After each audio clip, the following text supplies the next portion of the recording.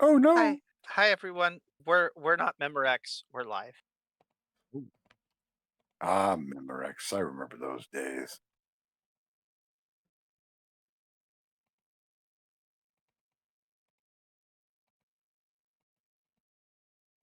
Just have to see how long we stay alive while live. Hmm. Well, that depends on you and your character's willingness to put their life at risk or not. And, our geometric random number generators. Yes. And the rain is back. I get It's a very, snow tomorrow. we're getting a very wet week, and then Friday was supposed to get snow. So we're probably getting the tail end of whatever you're getting in Wisconsin.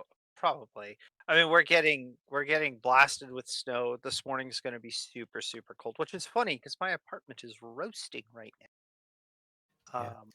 Good We've had balance. solid grey cloud cover for a whole week, and it's miserable. We've had solid gray cloud cover since Tuesday. Look, Tuesday I've morning. already heard I live England in the usually. dwarf hole. The sun exists. You need to come out of that dwarf hole more. Yeah. I do actually. But I've heard about England. You get like 2 weeks out of the year with sunshine. I don't And know, I then mean, that's sunny. clouds. that's been changing recently. Like pretty much July through August, you get pretty solid sunshine these days. Ah, But the rest of the year, it's like sunny but raining, or no sun but rain, or high winds and rain, or with snow and rain. with all the rain we used to get when I lived in Oregon, some of the British expatriates that were living over there would be like, reminds me of old Blighty, they'd say. So I always gathered that that meant England is under a lot of rain. Yeah, basically, it's a very soggy island. But Mm, I will say credit one thing. Whenever there's a really hot summer, we have to complain over here because all of our houses are built as freaking heat traps. But I will say, yeah. in this kind of weather where it is cold and grey and perpetually raining, indoors is perfectly snug. This is what the houses are built for. We're fine. Yeah. Oh no, I've heard Kathy Cup complain plenty of time because her house in the summer is a heat trap. All right, I've got everything set up. I'm gonna go get some tea and water. There we go.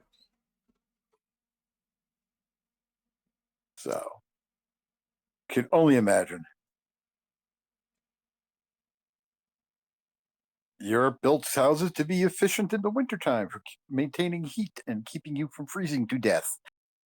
Not prepared for when suddenly you get the Africa hot. Yeah, no, we are quite literally not built for it, either us as people or our structures. Yeah, yeah, because I've heard of heat waves putting people in hospital due to heat exhaustions. Oh, that happens here too. Yeah, but the only time I had heat exhaustion was when I was stuck in Oklahoma for Army basic training and shit. Yeah, I didn't have any problems the summer I was in the UK. Well, I wasn't there for the whole summer, Yeah. but I didn't have any issues while I was there, and it was sunny most of the time. Mm-hmm. So, hmm. The Army of Fiora has a new officer. Welcome, son. Was watching an Oh, hype independent. training coming. Ooh, wish I could see that. Sorry, you were saying? The Army of I was Fiora gonna has say a I new was watching an officer. independent Welcome, film son. dealing with like the Godzilla universe and Oh, hell yeah. a different way of how the Biolante came about, and therefore making the use of G cells in anything else illegal. Yeah, Biolante is a very underrated kaiju. Definitely one of my Mhm. favorites. Yep. She now dominates the Yokohama forest in that story timeline. Yeah, yeah. Man, Godzilla is my jam. I think I've watched like 30 of the movies by now. There are quite a lot. Yeah. Although I must say, America keeps fumbling every time they get the rights to Godzilla. Like bad. Well, the Monarch films haven't been too bad. They were pretty decent.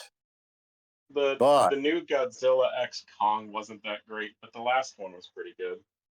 yeah, that definitely was done. Yeah, that one was a banger with Mecha Godzilla in it. Yeah, especially how they made Or- Mechagodzilla work. Yeah, yeah. I heard about that. I haven't watched any of those films, but they're the kind of films that I'm not really interested in going out my way to watch, but I will read the synopsis out of curiosity. And Mhm. like, yeah, that was an odd choice. Well, that's what that company chose to do to make their mechanical monster fighter. The oh god, if you have to watch like one Godzilla movie, I'd probably recommend Godzilla versus Destroya. Because Oh, that movie is just a oh. banger. Well, I mean, like the destroy all, the Godzilla King of the Monsters was like took The right army of from Fiora has a Godzilla new versus officer. Destroya. Welcome, son. Yeah, yeah. But Yeah. Destroya is such an interesting monster, Oh yeah, and but that whole movie is just done exceedingly well. yes, the origin of The Red army of Godzilla. Fiora has a new officer. Welcome, son. Oh yeah, Burning Godzilla. Yeah, yeah. He just goes nuclear. critical overload. The science that they come up with and justify things in Godzilla movies is hilarious. The Like army I Yeah. of think Fiora has a new officer. in versus Welcome, son. Destroya, they were like they came up with this idea that Godzilla was melting down and like his heart was like he was basically his heart was giving out and he was getting hotter and hotter. But then Yep. their calculations went The from army of Fiora has a new it'll officer. probably like Welcome, burn son. up the Japan, and then their calculations went, oh no, it's getting worse. He might just collapse reality. And it's like, what? See, That that's escalated kind quickly. of the thing for me Yeah. with The the army of Fiora has a new Any They officer. just throw franchise that out Welcome, there. son. keeps Oh. going has to keep inventing new bullshit, and like there's limited returns on that. So then one experiment would be to have a human being having some health issues inject themselves with G cells to fix the problem. What would happen? Nothing good. Probably not. You are an awesome But hey, person. suddenly being able to flame broil people who truly deserve it would be nice.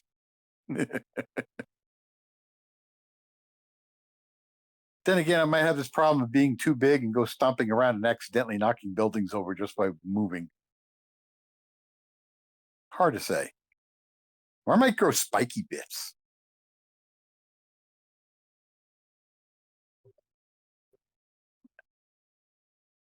Makes it hard to get close to people when you're spiky. Oh, I'm sure there are furries that would disagree.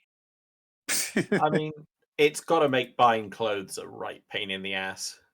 Oh, yeah. Kevlar. Everything's Kevlar. Well, you know why Godzilla can run around without clothing, right? He's a reptile. Yeah, I was going to say he's an animal fundamentally. Like Well- they don't tend to bother. Reptiles don't have their bits hanging out. It's all tucked up nice and neat inside. That's a sentence.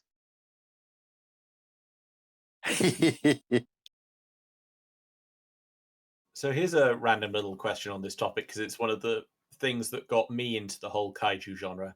Did What's anyone that? else play the video game War of the Monsters on PS2? You are an No, awesome but I person. played its predecessor, called the movie Monster Game on the Commodore 64 in like '87. And I've watched somebody playing the Godzilla and the other monsters on the GameCube. Yeah, that's the one I've played. The Godzilla fighting game. Yeah. Rampage. That's yeah. another one. Yeah, Oh, Rampage is Rampage. good.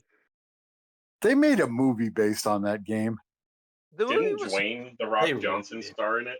yes. Yes. The movie was. It wasn't bad, but it wasn't good. No. I mean, But I mean, it's. Go ahead. there were some good bits between Dwayne and the gorilla.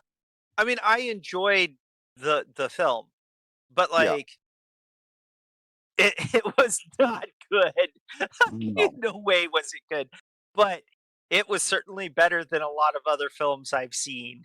So, yeah, They kept consistency like- from the game. It's a giant ape, a giant wolf, and a giant crocky. yes, I like that whenever they need to shovel out a movie that they know is either going to be mid or bad, that they either hire Kevin Hart or Dwayne the Rock Johnson. yeah. You gotta attract people to the movie somehow, I guess, right? They're like, I mean- this is gonna just be mid, so I let's mean- just hire Dwayne. I mean, Dwayne will do anything for money as long as it meets his contract. Yeah. And what is his contract? His contract is like he must always win. Yeah, he can he's gotta. he can yeah, lose temporarily, but he has to win in the end. yeah.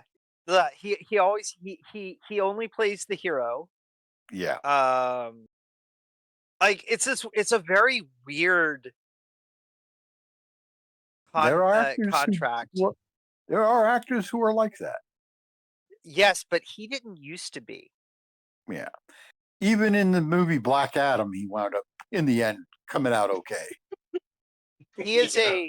I was about he- to say, in Black Adam. He was nominally an anti-hero, kinda.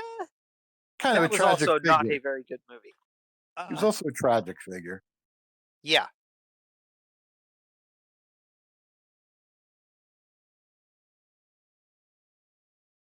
I think he inherently increases the comedy factor of whatever he's in, even if it tries to be serious. Yeah, Yeah. it's really difficult to take him serious. Like, I don't think I've ever seen him trying a truly serious role, and I'm not sure how well it would work.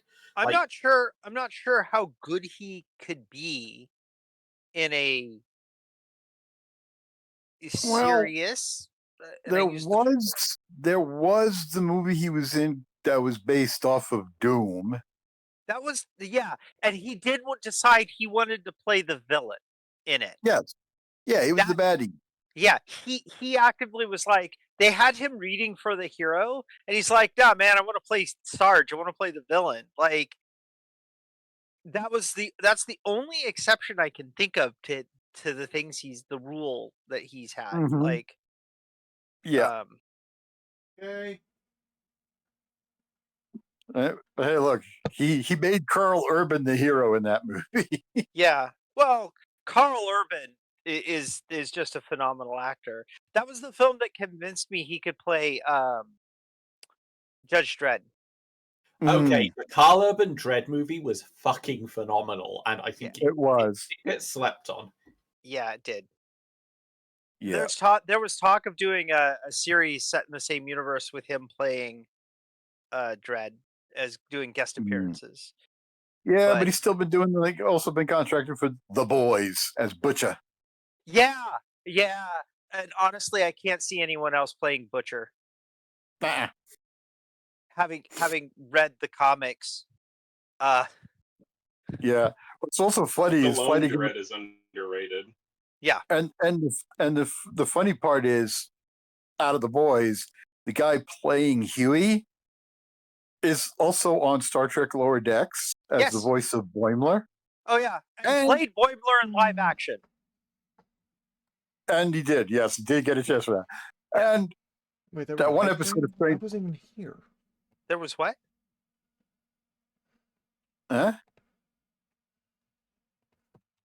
but I also found it funny that he voices Superman in the newest My Adventures with Superman. Yeah, he's pretty good in that, honestly. Yeah. Like, I've got mixed feelings on the show overall, but him doing a Clark Kent Superman is like, especially the Mhm. younger, because that's presenting like a younger, more inexperienced Superman, and I think he does a really good job in that role. Yeah. Okay.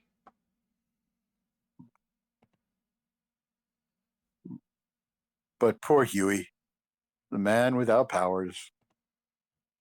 I must admit, I watched about half of season 1 of The Boys, and then I haven't checked out anything else.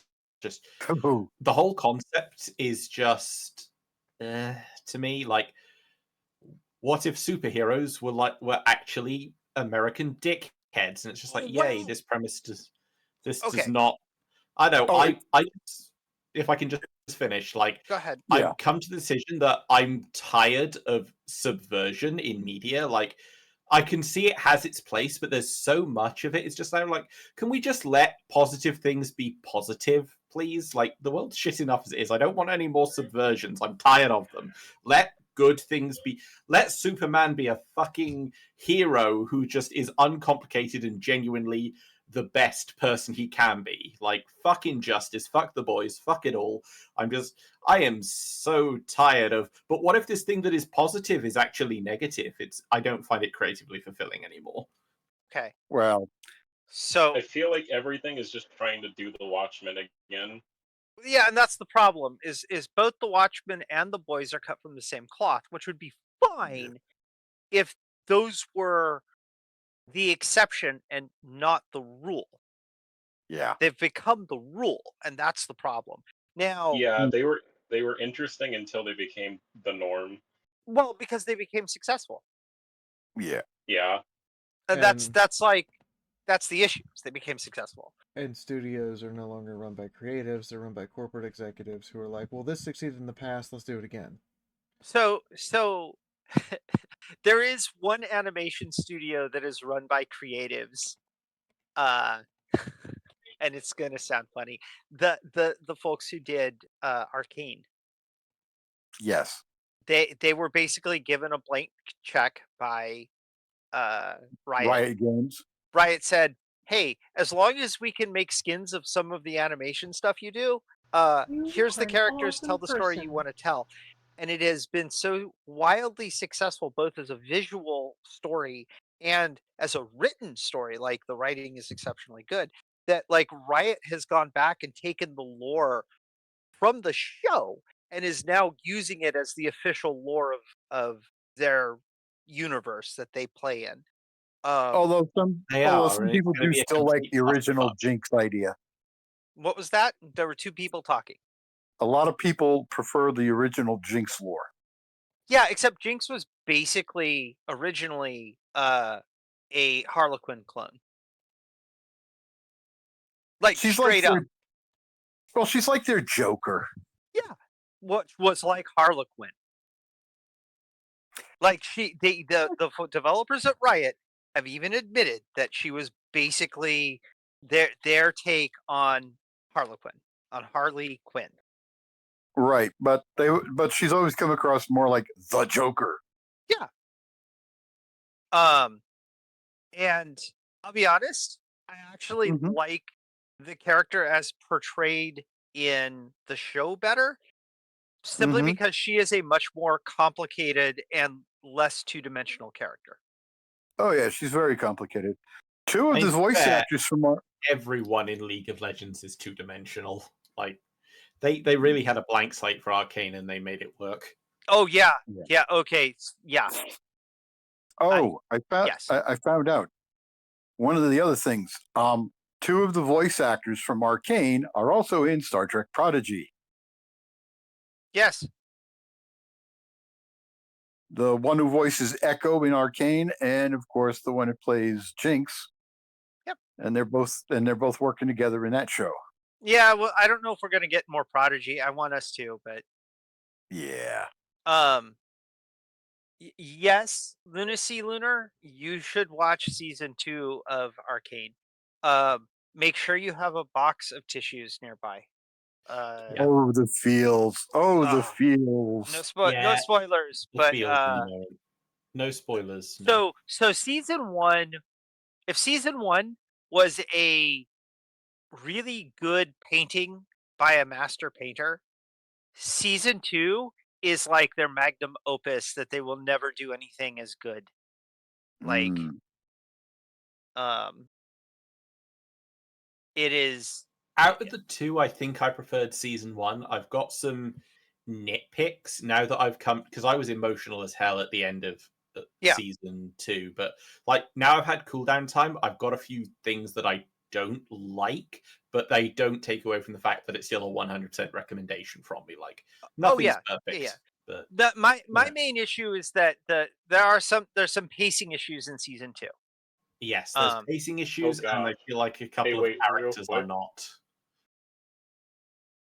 Without going into Um, spoilers, there are a couple of characters who could have been better used. Yeah. There's random floating edit buttons over my character sheet area. Mm, Is that just on my end, or no, okay? I'm presuming it's part of the new layout that's being worked on, and not really worried about it. All right. So one of the main Sorry. reasons it's okay. One of the main reasons why they decided to rush a few things in season 2, and this is a fair, like we only see it when it's released. But there was an interview with like their developer, the guy who was like kind of the showrunner, and he's like, "Yeah, you guys don't quite understand. By the time we started on season 2, we'd already spent 5 years with these characters. mm, When we started on season 2, suddenly it's become 9 years with these characters.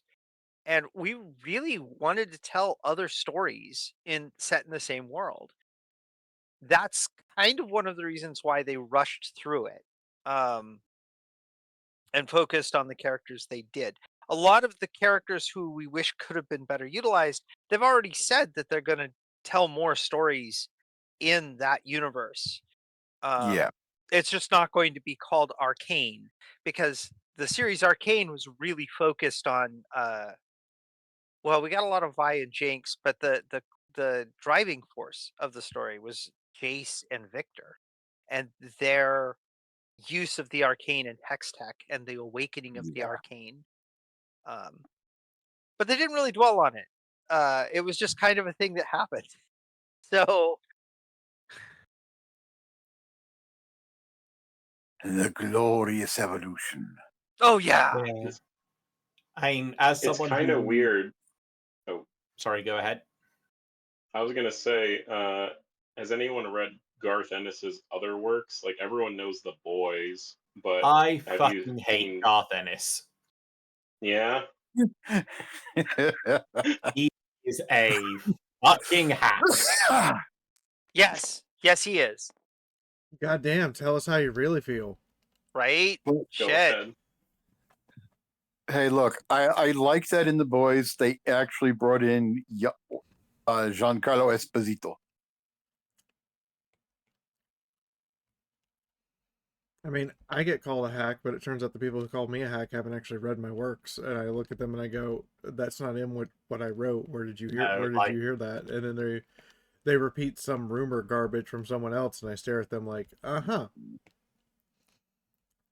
So you didn't Really? actually read the work. You took someone else's word that something was in there, and it turns out it's total trash, and you've been lied to, and now you don't want to admit you've been deceived.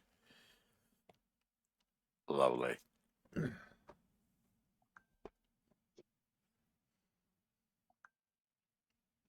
Mm. No, I've tried to give his stuff an honest try several times, and it's just...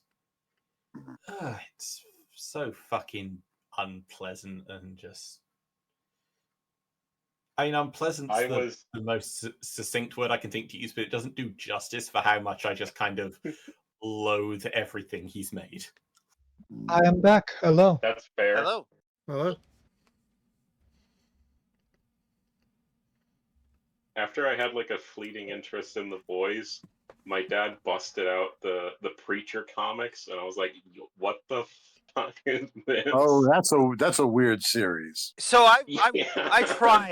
I tried so hard to watch the television series for Preacher? the Preacher. Yeah.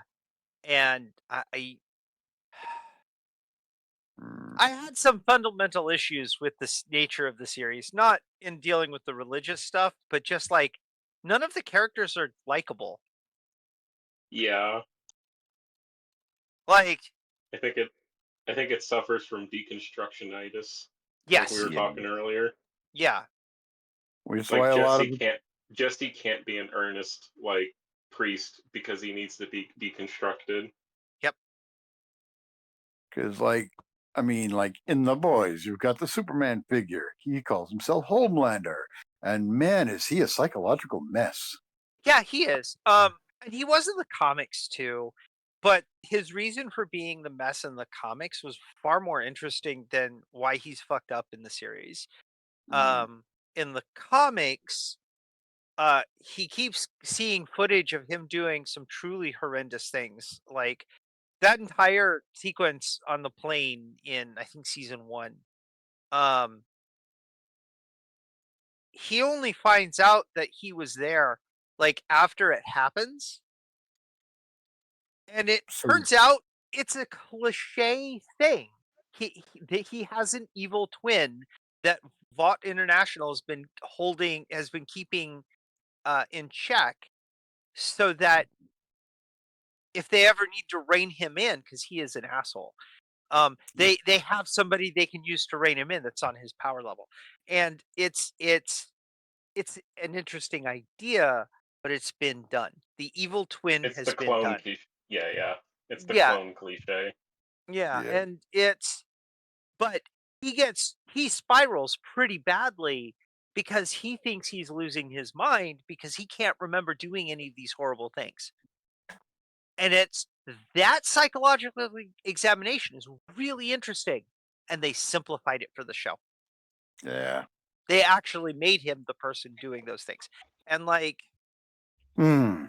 I don't I think the comic would have been better served. But then everyone would have known what the punchline of the series would be. So To be fair, I think well, I do know one thing about the show is that at least initially, I don't know, I think they had some I think part of the reason the show has been less successful of late is that it has gotten blurrier in its vision and has been less focused on what it was trying to do. But one thing that it was trying to do, I know, was make it a lot more grounded psychologically and Yeah. materially, like the like the sexual assault that what was her Starlight. Starlight? Yeah. Yeah, Starlight went through was a lot more over the top and exaggerated in the comics. Yes. Hmm. And for the show, they decided to base it. Okay, so how does sexual assault actually happen in the workplace? What's it like? And try to make something more replicable of that. Mm-hmm. So the TV show, they toned it down as sexual harassment. No, she had sexual assault. Okay. No, she was assaulted, but the way it was It was coercion rather than force. right. Yes. Whereas in The original material is not subtle, and it is No. very comic booky. Yes. Like it's just unapologetically tropey. It's just been a while since I went through season 1. I recently rewatched mostly season 1, I think. But I don't really have much interest in The Boys. I do Mhm. have an interest in the spin-offs. The spin-offs so far have been pretty good. Have not caught the one of the future generation of supers. Yeah, that's V, or what is the Yeah. name of it? Generation V because Generation of the V. weight product. You know what was a superhero show that I think had a lot of potential but kind of got scrapped for internal reasons? Hmm. Jupiter's Legacy. Yes. Yes. That one was really good and had a lot of potential. I feel like it's almost like the opposite of The Boys, in the sense that the main one is what's gold, and the spin-offs are good, but not quite as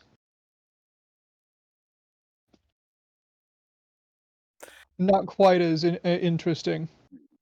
I was like sad to find out there was only the one season to binge watch. Yep. I think I think Daredevil's probably my top superhero show, which I'm glad they're finally bringing it back.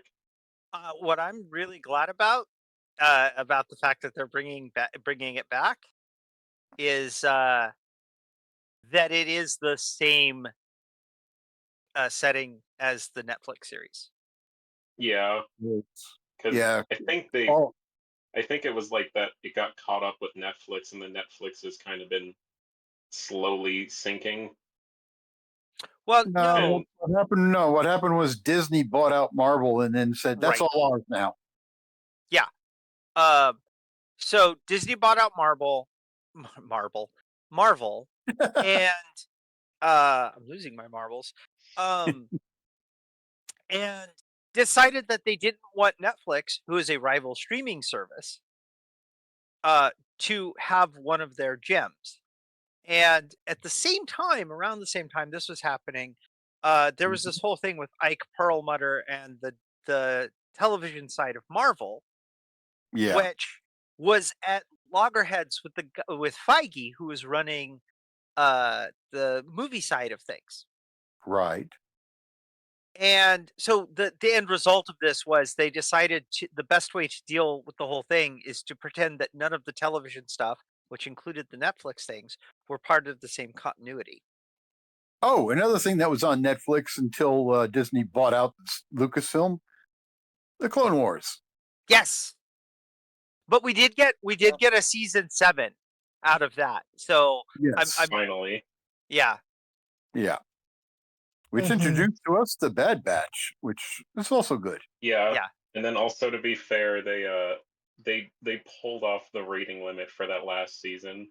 oh yes, Like, they were not afraid to be Well, in theory, pushing the envelope.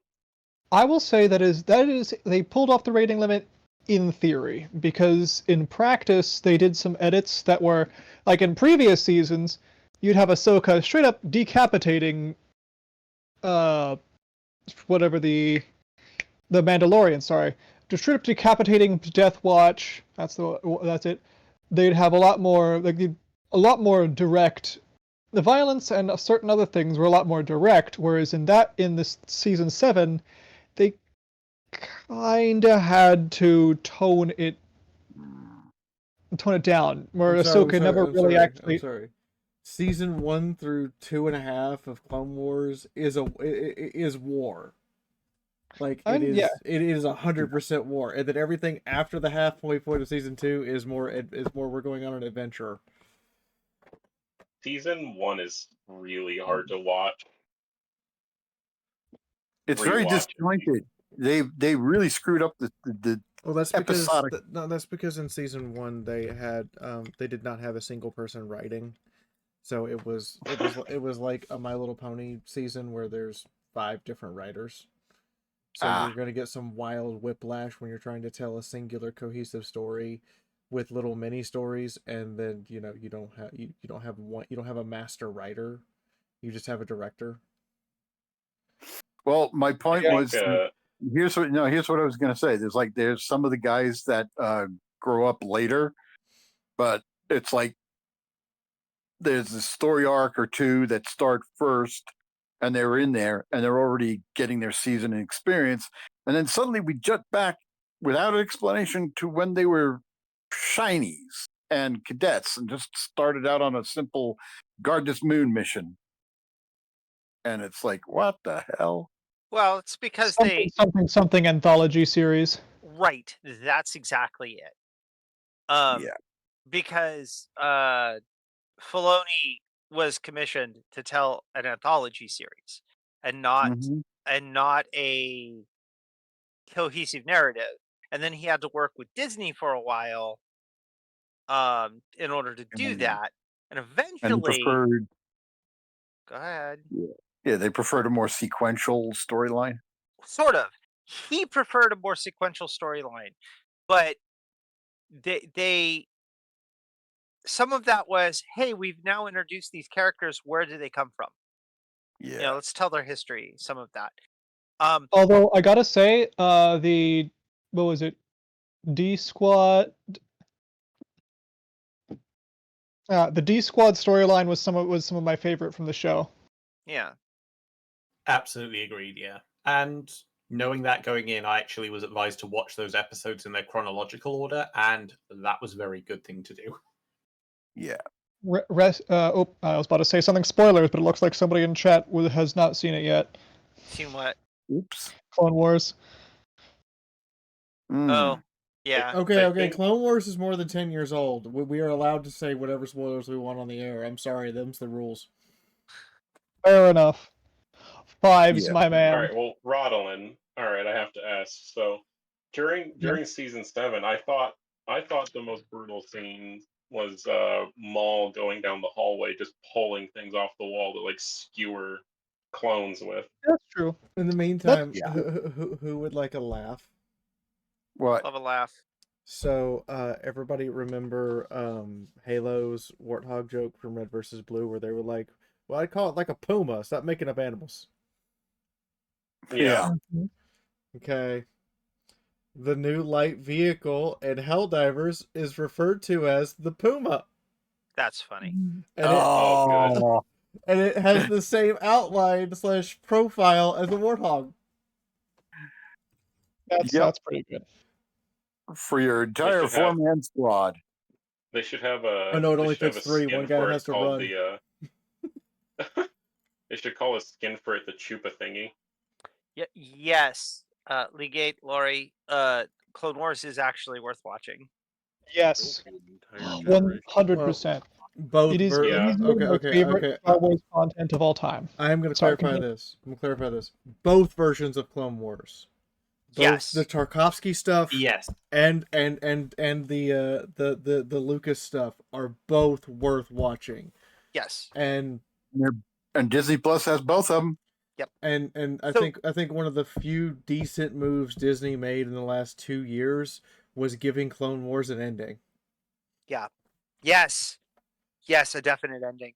Yeah. So the Gendy one, the Tchaikovsky, I can't even say his name. Tarkovsky.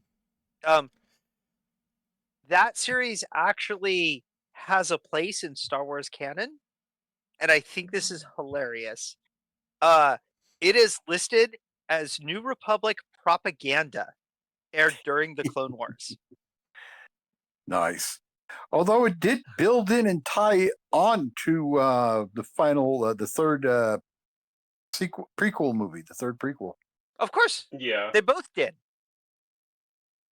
But the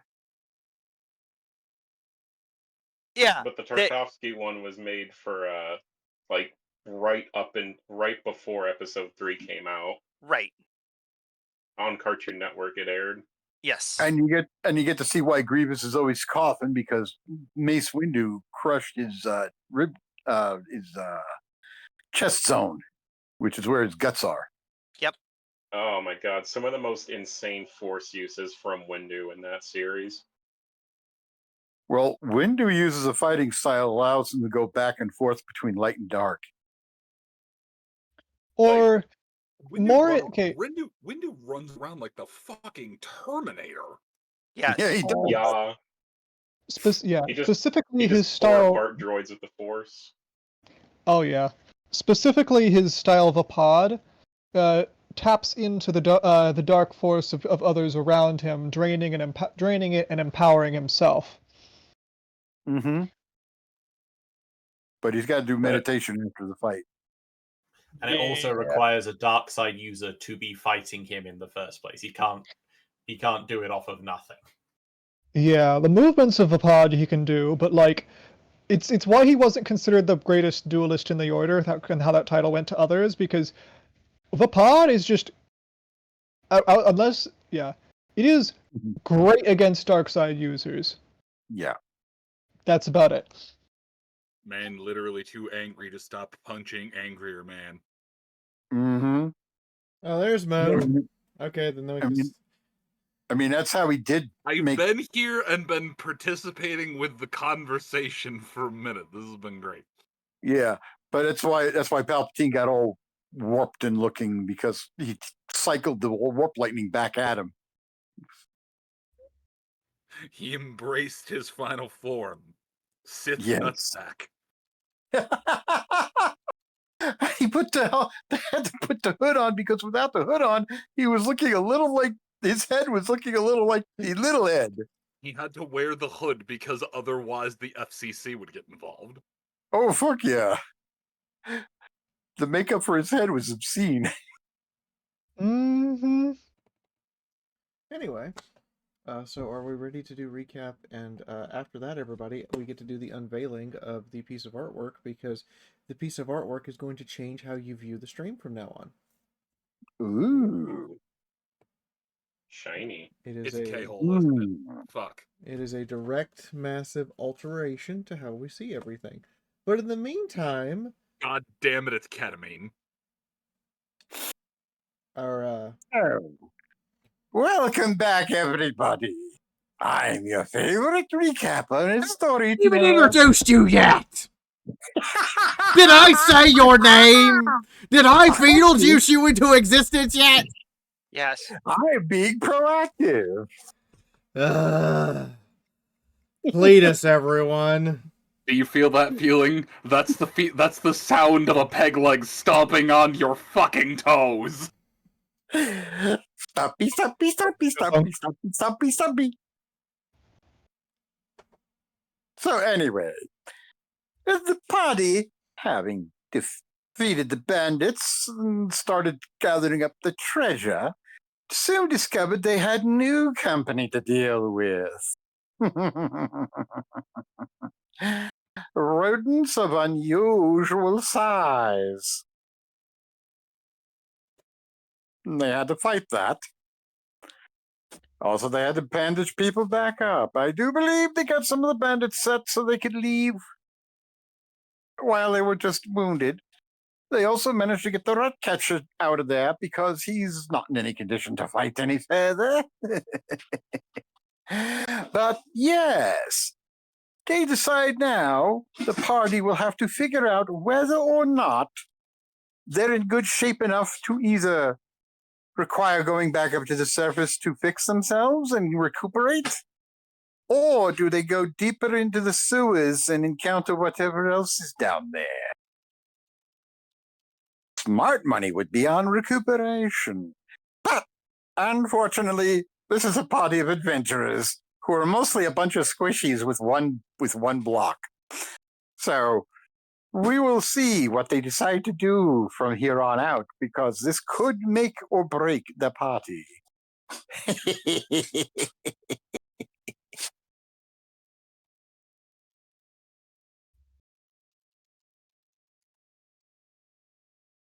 Uh-huh.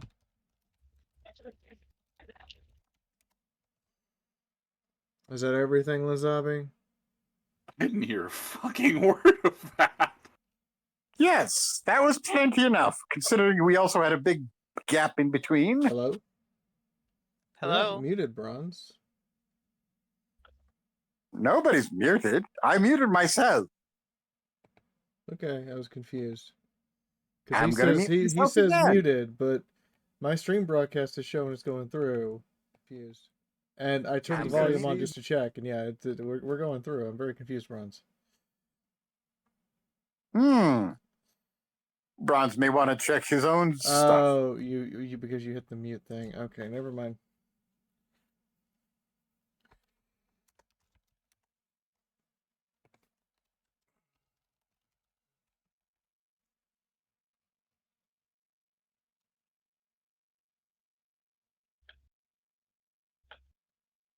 Anyway. The hobbits are back to Isengard. Wait a minute, wrong genre.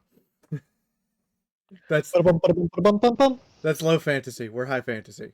By the way, I saw the Lord of the Rings movie this week. It was amazing. Which Oh, you've never Ro- seen them? Rohirrim? Yeah, the new Rohirrim movie. Yeah, War of the Rohirrim. I can even. I was like, okay, I need to know who was in charge of drawing the. Who was in charge of the studio? It's one of God, what's his name? Miyazaki's apprentices. Oh yeah. I remember reading interviews about them working on the film. And it's amazing, and it's like, this was $30 million to create, and it has limited to no advertising, and I'm sitting over here and I'm like, this is good voice acting, this is excellent music, this isn't just rehashing old Lord of the Rings music, you made new music on top of that, this is a brand new Lord of the Rings story, and for spite purposes, it's actually incredibly well written. What the hell's wrong with you people? They decided to get Peter Jackson to help with it. Like that's what's wrong with them. No, Do you like think you why need to watch why the aren't other more Lord of the people going Rings? to go watch it? It's actually good. I haven't had time. I mean, I've heard the only things I've heard about it have been. I think I think their lack of marketing may have ended up. Well, it was certainly for a It's design. getting the I think it was Transformers decided- 1 treatment where there's no marketing, so the executives can say, well, adults don't want animation. That Yeah, is some except- vitriolic Peter Jackson hatred. Except look at like any number of shows that are animated and well done and are some of them not even aimed at adults. Yeah, no, Indeed. they're living in a fantasy world. A little bit. I mean, the only thing that I've heard about it was some random interview talking about it being like it was so the interview was aggressively self-righteous and actively made me less interested. So that's the only thing I've heard about it. Okay, now if you're all curious, we have an actual, this is the beta for our interface. This is not the final design, but we have an actually designed interface for our game here. So our characters have little boxes. These boxes are going to later be transformed into rooms that we're doing stuff in. So like, Thess is going to get a kitchen, Rodelyn's going to get a study, that kind of thing. Moon's going to get like a DM screen and a table and stuff. The thing that I have to work on now is finding someone who can program a bot and a mod. And the bot mod will record the dice rolls in our tabletop game and display them in Twitch chat. I know it's that's pretty good. possible, but just to show you guys everything that's on here. So we have individual Zinch tokens for the GM over here. Underneath those, we have our player fate tokens. We have enemy tokens that look like orcs. And then we also have a boss token. So when you guys elect to buy the fate points or GM tokens or boss tokens or those kind of things, you'll actually have an icon on screen that's for that, and it's easy to understand what that's for. Cletus is also going to get his own room. I'm guessing the boss token's the 8-pointer. Yeah, the boss token's the 8-pointer star. But yeah, I and you guys can now see more of what's going on the board and that kind of stuff, and also it with Whoa, wait. The recapper is getting a room? Yeah, off in the corner. That's currently a black box. I can't see the black box, but okay. That's free real estate. It'd be like living in someone's head rent-free.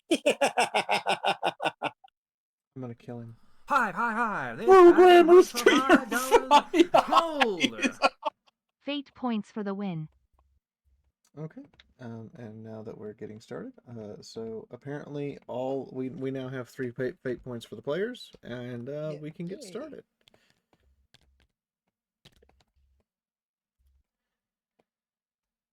None for the GM. As soon as Moon logs into here to actually run the game.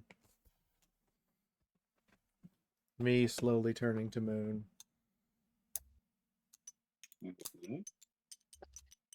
Not just you. Oh so wait, you mentioned- Shadowhawk. I'm dumb. There you go. You know, Moon, since you changed the Steam name, I don't recognize it as you anymore. Good job. I didn't change my Steam name. I've had the same Steam name since I was 19 fucking years old. I'm giving you a fucking nickname, you little edgy bitch. Yes, Oodle. New Steam name Who Dis. New Steam name Who Dis.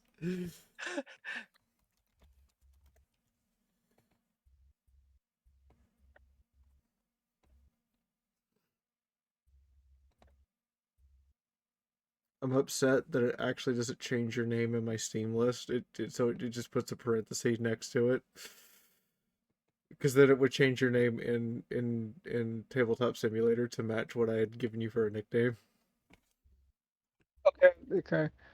Though that's a little different Oh way I God, thought what it was. was It it? was kind of hilarious because you said, "Oh, it keeps the thing in parentheses." Like so. So I was like, "Oh, he changed his Steam name, kept the old names off to the side." What is it like? Steam just Steam fucking dead naming your account. Oh, Steam, you could do better than that. You're not Elon. Your nickname for me on Steam now is Moonfuck. Which, Yeah. by the way, Moonfuck, game's all yours. I'm gonna shut up now.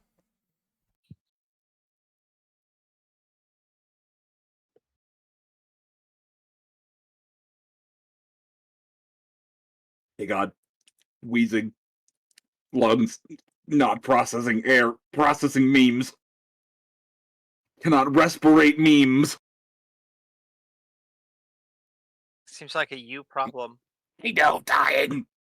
Your lungs have a skill issue. Sorry to break it to you.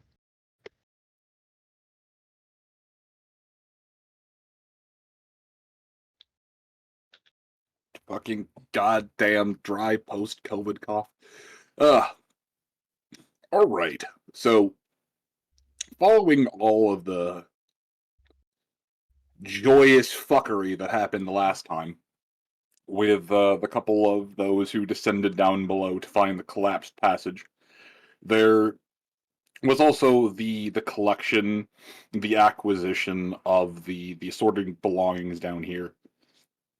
Which, going through, it would be a lot of older shipments of things that had been long since left in here, as well as some freshly stolen gear, the armor and gear the bandits had. Stray chests of trade goods and things that were nicked off the back of carriages. But there is still the far side room, which dear Rodolin had gotten a momentary glimpse of, as well as the stone having been moved out of the way.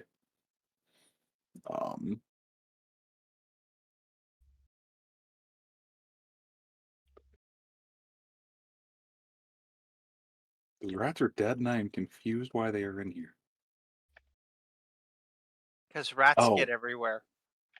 They really do. Oh, that's right. I was just moving the dead tokens off to the side. They're Okay. like sand, but for pests. This dead. This dead. This. I love rats. Of course, they're rough. Like, genuinely, they are very friendly pets. Just not sewer rats. Sewer rats are angry, violent creatures. Genuinely a subspecies. Remember when a buddy of mine went to New York exactly one time, and he said he knew he was in the he knew he never wanted to go back when he saw what looked like a fight group around a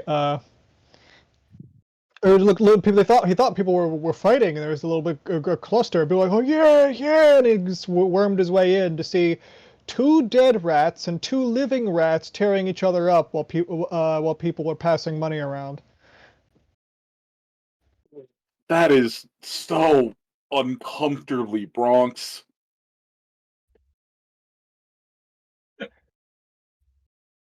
Like, you never want to go back. It sounds like a hell of a story. Yeah, no, I'm really sad I missed Rodent Fight Club. And Yeah, all that's you a got to good do, time. and all you got to do is throw a pizza rind in between the rats and let them go at it. Man, Fucking seriously.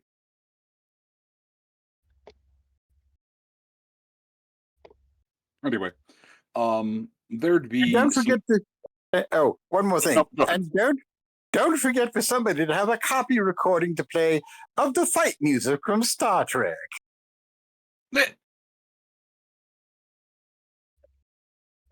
That or the final countdown. Diddle-dee-do, diddle-dee-do.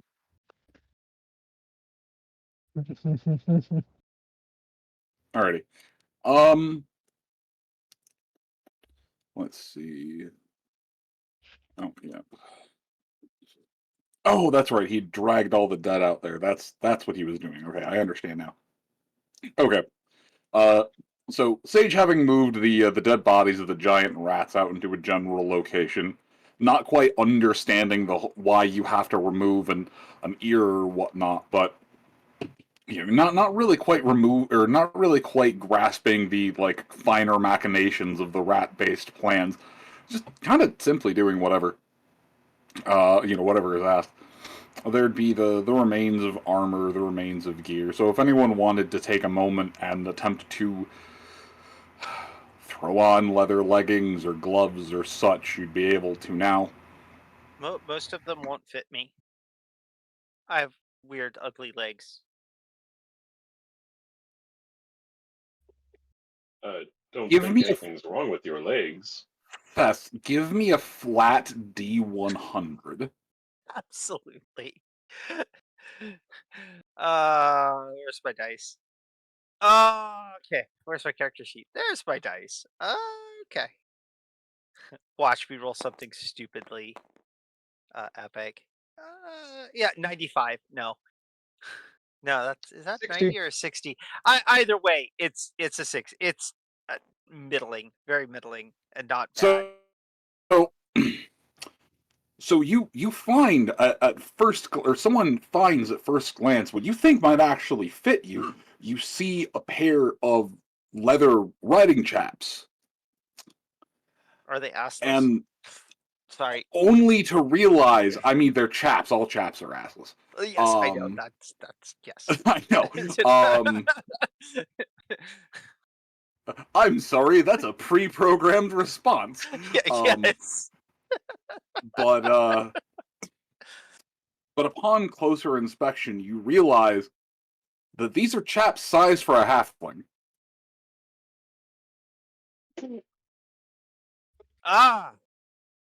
Shorty chaps.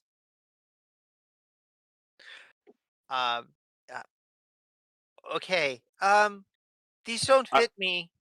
I'm sorry, you failed spectacularly, so I had to give you at least something silly. What did Sage and his boys jump a halfling cowboy? He just throws up his hands. By Sigmar, I have no idea how those got in there. Well, yeah. I don't know how they got in there either. They're black and kind of rough feeling. I thought they might.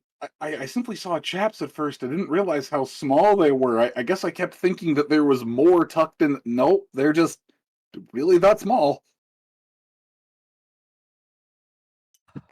Must be There's from the been a very Western Empire. mischievous halfling crawling about.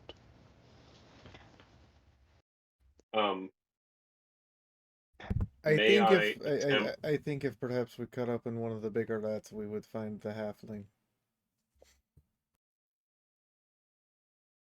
Go ahead, Andre.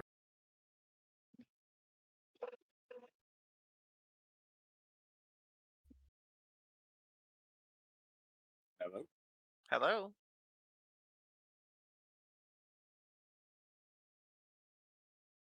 Oh, Dungeon Master! I heard Andre start to say something, and then I didn't hear him finish saying anything else. Sorry. I was gonna say, if I could attempt charm to quell Thess's lizard dysphoria.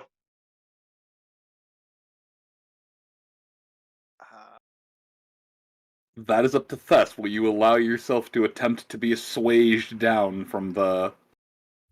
I mean, sure. Go for it. Lizard-based dysphoria. The lizard-based dysphoria is ever present, so this will be interesting to see if you can accomplish this. All right, let's roll and see how I have to role play this, either good or bad. Oh God. Well, give yourself a plus 20 to this roll. You've been with her for a little while now. Yeah. All right. How do you make them jump up and down like that? R. You highlight them and keep tapping R. It lets you roll. So with a plus 20, that's a degree of success. Okay. Let's hear it. Let's hear it. Yes, please, roleplay this out. These don't fit. Excuse me, Thess. Excuse Yes? me, Thess. Hi. Yes. What? Hi. I don't find anything wrong with your legs. They're I weird. don't believe there's anything weird or strange about them. It's just that you aren't fit for clothes that are not tailored suited to you. Yes. It's Yeah. kind of frustrating. Of course, I understand that must be discomforting, but know that truly and verily there is nothing wrong with the stature of your legs. Oh. Take a moment, kind of tilt my head sideways in a very weirdly not human gesture, which there's still some lizard body language there. And kind of like I'm peers well at my acquainted with legs. that. Peers at my own legs. I guess you're right. They look okay from this angle, I suppose. Leans Yeah. over to Oscar. Did our knight just refer to the lizard folk as attractive? Oh, good. I'm not the only one who picked up on that. I need popcorn. You just hear I mean, Sage echoing out from another part of the room. I agree with whatever my lord said. hey, I wouldn't mind getting leg replacements with bionic versions of Velociraptor feet.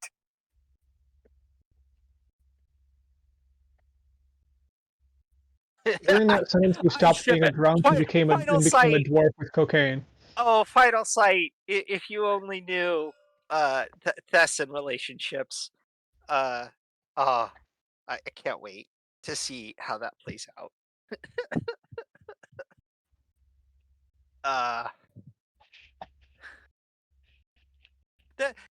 There's a there's a lot of trying to look at her own legs from an upright stance, which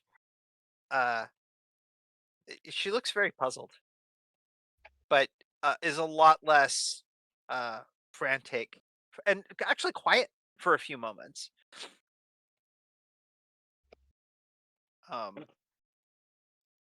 Good. Just don't lem your eye in solemn contemplation.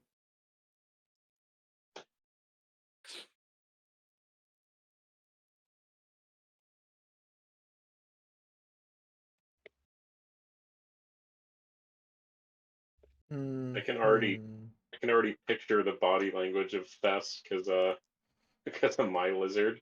Yeah, Just that like side eye stare at all times.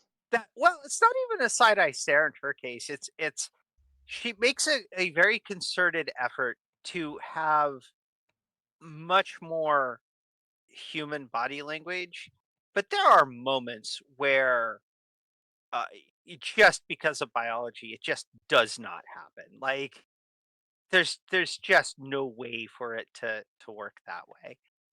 And this was one of those instances.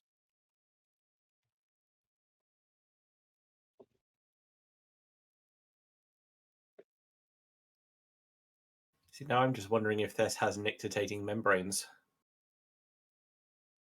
That's a good question. There's really not any references to that anywhere in any of the Warhammer lore. Yeah, lizardmen have never been explicitly mentioned as having them. Yeah.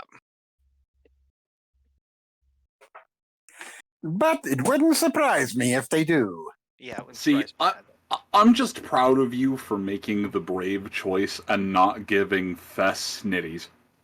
Right. You heard me. I'm not touching that one. I am walking It is away very now. glorious milk. Oh, I wonder. Can Cess clean her eyes with her tongue? That's a question that no one knows the answer to, and thus doesn't try. At least not in public. Nope. Doesn't try, even in private.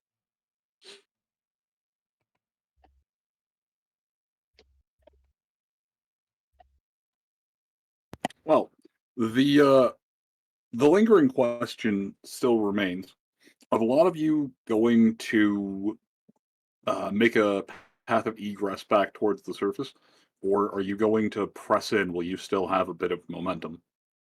And I'll remind Andre, you still have, it's subdued at the moment, but you still have the lady's blessing in your sword.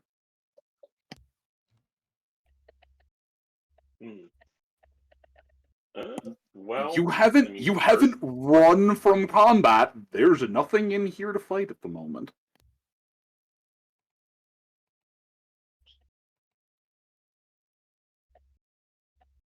Well, honestly, I think we should probably press on. What does everyone else think? I think we're doing pretty well, and we should probably press on. I see no pressing reason to retreat as of yet. Well, if my compatriots are confident, might you grant me the opportunity to scout ahead?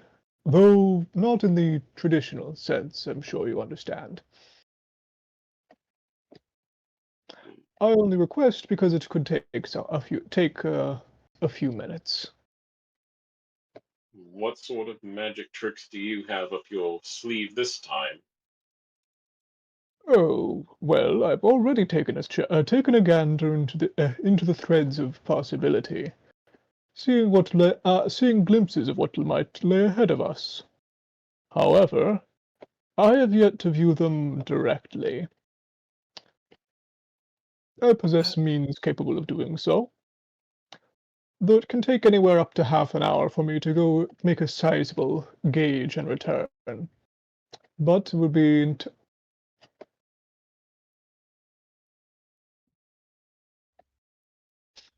far more accurate than simply saying, yes, winds of magic, please tell me what's going to happen next.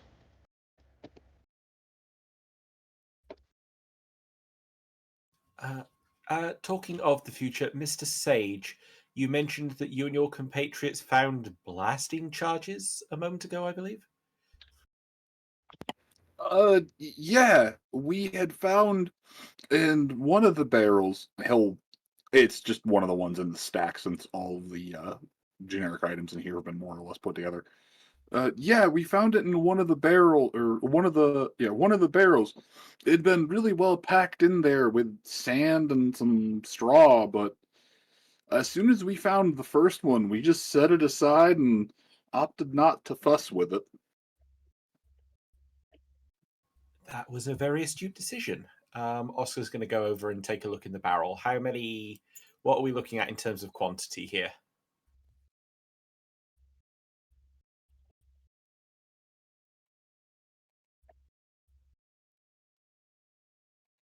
Let's see, you have 3 chat fate points at the moment, so That's terrifying. As Oscar is apparently looking at explosive explosive compounds that were just hurled around in hurricane force winds. They didn't explode during the hurricane force winds. No, and there's no active flame near them, so it is literally just wants to open the barrel and see what kind of quantity we're dealing with here. Like, is it 2 or 3 sticks? Is it a dozen sticks? Is this thing like packed to the gills? Is he going to take a moment and actually dig through there to ascertain the quantity, or? Yeah, he's gonna ascertain the quantity. He would end up finding a grand total of 9. 9. 9. He is going to stick 2 in his backpack, and he is going to carefully reseal the barrel. And he's got a note to take that back to his ad hoc workshop he's setting up back at the house when we leave here eventually. All right, I'm going to. My dear compatriot, do you think you might allow me to possess one of those for the time being? Barrel's right here. Help yourself, my friend. Thank you. The wizard says, bending over and scooping up a single piece of dynamite and sliding it up his sleeve.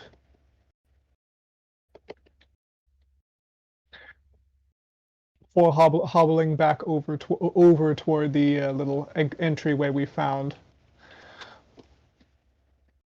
Barrel of Mother never showed him that trick.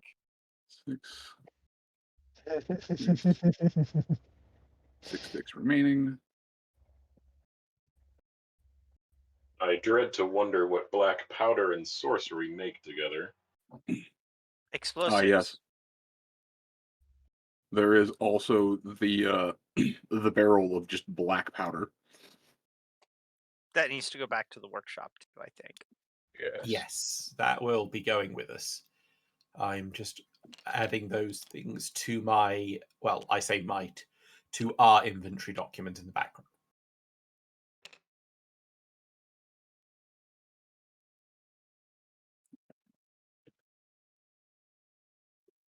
Black powder. All right. Are you going? Excuse me. In the process of stacking things up, because there's been at least a 10 or 15-minute lull while people were moving things around, getting things into position, and scouring through the down below. Had anyone taken a moment to rummage through any of the containers, or had they just been set off to the side to deal with later? Why not look through the containers? I mean, everyone else is doing the moving stuff around. I'll make myself useful and start an inventory. Thess, would you give me a couple of perception rolls? Sure. As soon as I unresize the window, I was just going to roll dice. Yeah, you're fine. Let's see. Where's my perception skill? What is my perception skill? Pretty decent. 44, which is not great. These dice closer together. Click them and roll. That is a 0.7. Oh, that's very good. That I would would be Fantastic. almost 4 degrees of success. 3 and a bit. I need one more roll, and it doesn't even have to be that good. I just need one more roll. Okay. Today it is a 29, which is still a success. That is If delightful. If it is a perception roll, anyway. It is. And I will be back with you in just a few minutes. I have to step away for just a second. I apologize. Sure, no worries.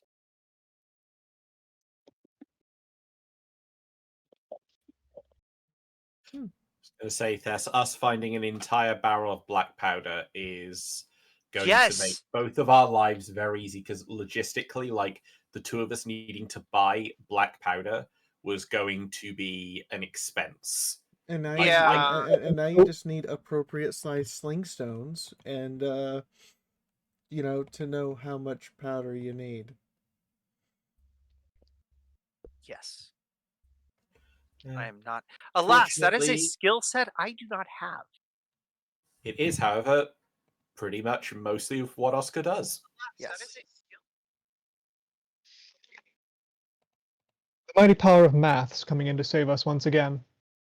As Maths- opposed to the lizard folk bard. Which, okay, I would like to clarify something for chat. Bard is not technically Thess's class, if you will. It is merely the closest thing to her skill set. I've been thinking about this off and on, like how to describe what Thess does. Thess talks, Thess shoots, and cooks. Thess doesn't really sing or do bardic inspiration or any of that stuff that bards in D&D typically do. So Thess is more like a real world bard would be,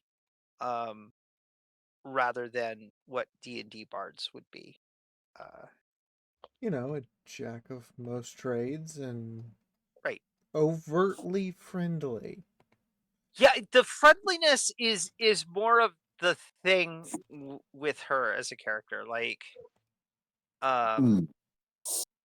We're in a world. Charming and diplomatic. Well, no, we're in a world where like most things that you don't know aren't really to be trusted. And here's this creature that is just entirely too enthusiastic and friendly about everything.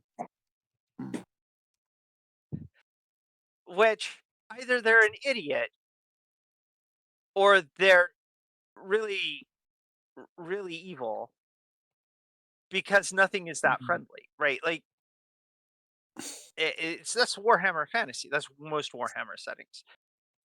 Thess is unique in that regard, and she firmly understands that what she is and how friendly she is it's a self-defense mechanism. And tonight's philosophic episode is brought to you by Squinty's Rat Croquets.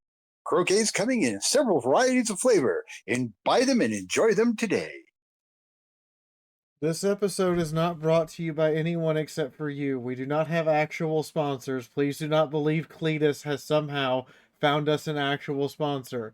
If you don't drop tips, I can't pay the artist the $200 I owe them for our new interface.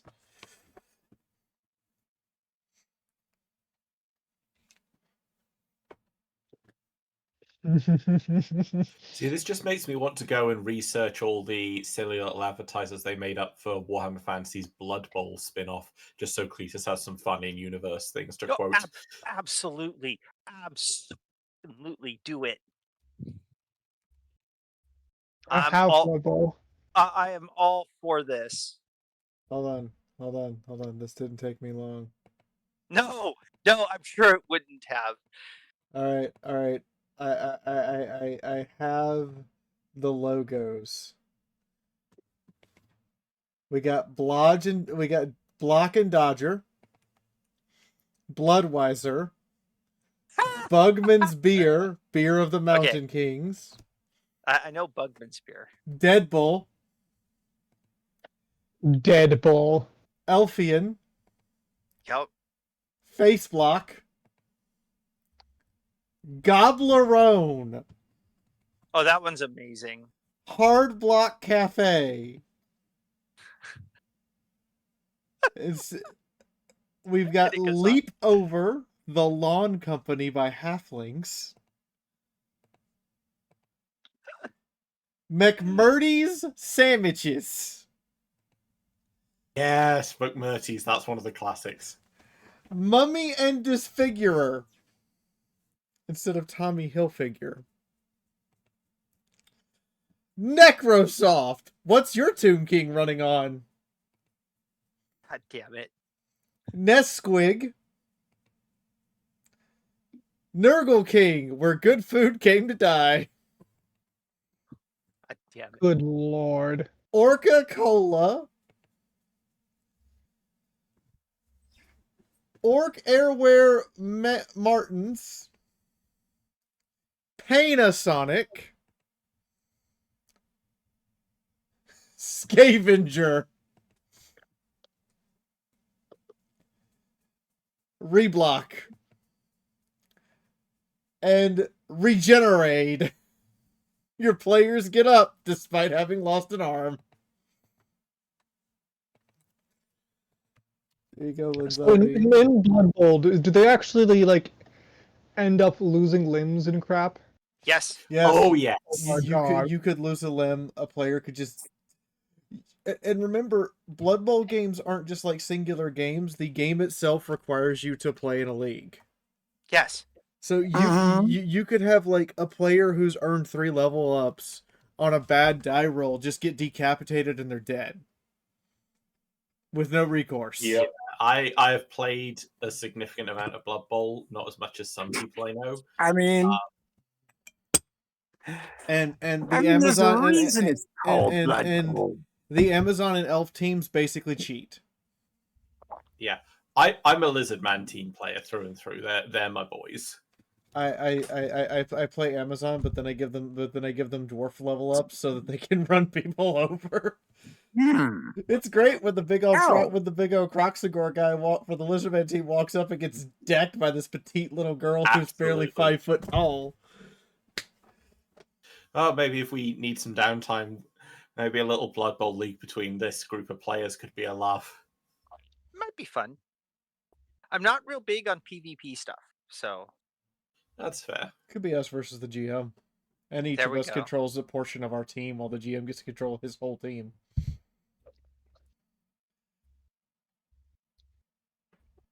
That'd be fun.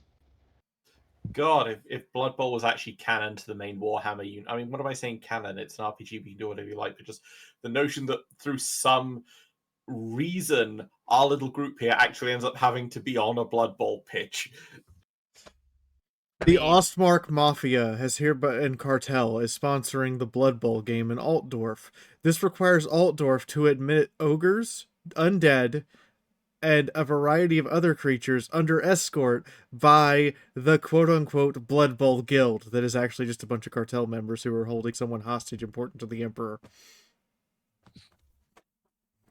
Seems legit. Consistently, All right. My favorite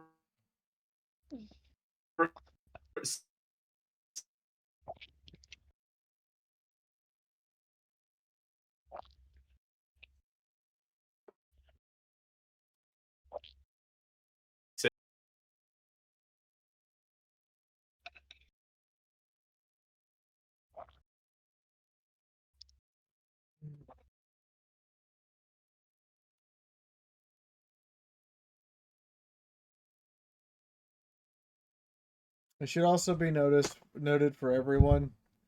Popeye the Sailor Man and Tintin enter public domain on New Year's Day.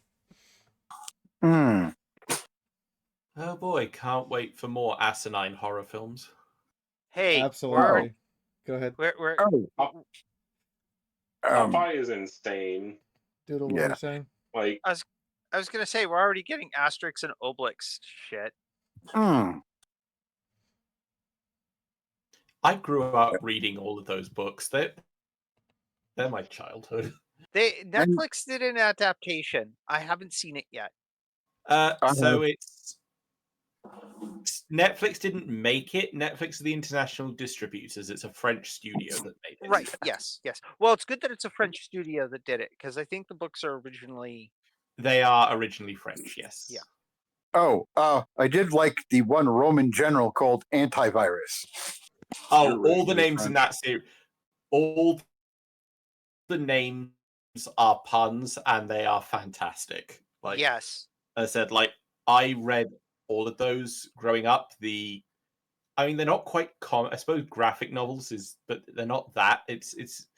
They are just books, really. They're comic books, but full length, and they are absolutely fantastic. And funny little thing, we actually use them in the English education system, the original French versions, because they were used as part of French classes. I remember reading them. My dad had a few in French and a few in many in English translations. So they were a part of my upbringing. My upbringing was very weird.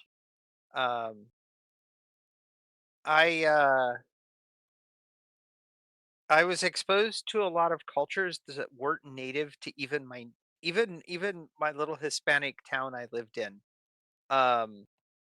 Just because like my dad had hitchhiked across Europe and picked up a bunch of this stuff. So it was interesting. On a different note, does anybody know like if Moon is alive? Yeah, I'm alive. Oh, we were waiting on you to say something. I had said something a minute Yeah. ago. She was talking and I didn't want to interrupt. Oh no, I'm sorry. Let us continue. Please interrupt for the game we're here to play. We're filling air for the stream. Yes. Excuse me a moment, stream. I have to make extra wide Moon. Extra wide moon. What? That's no moon. That's a space moon. It eats up a lot of space. I'm just trying to make you. I'm just trying to make you fill your box up there. There we go. Oh, you're filling Moon's box? I know, right? Right? He Kinky, asked and me it's on. over to do it too, and everything. It's on stream and everything. Yeah, I got to his house, and he immediately pulled out the collar and leash, and I looked at it, and I'm like, all right, well, I guess we're doing this.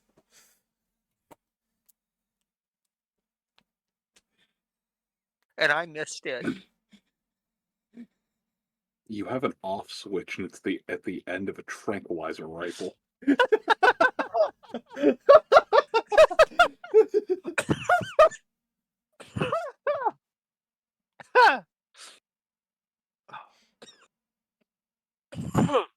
Ah. Anyway, thus you find stowed in one of the barrels betwixt some personal belongings, some rather fancier clothing and such. Huh. You find a singular suit coat pistol. I don't have a holster for it. It goes in the belt. It is a little lower damage, however, it is concealable. Yes. It goes in my belt like a good pirate lizard. I mean a good pirate human. And in another one, you find they're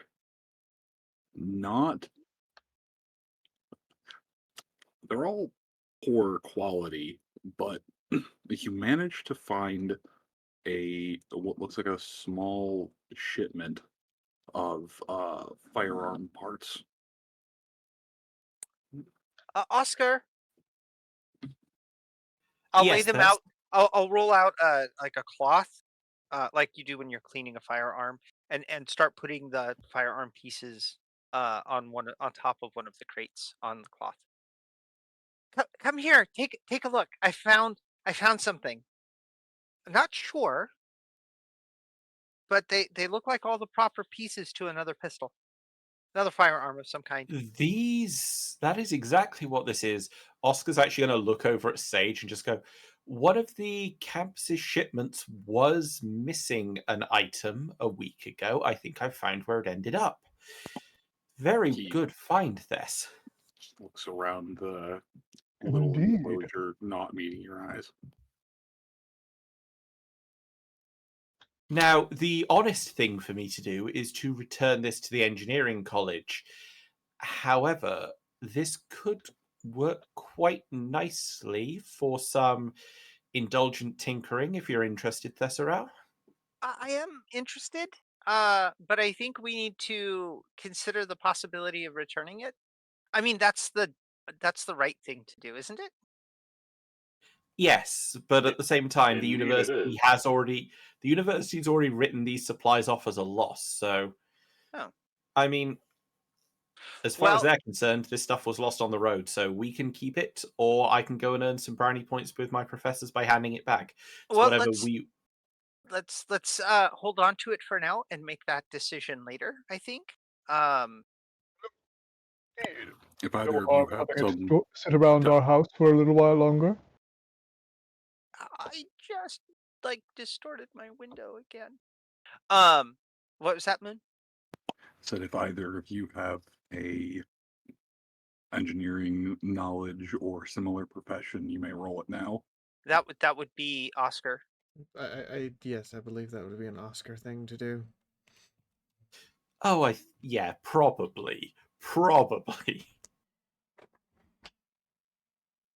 Why is my character sheet all weird?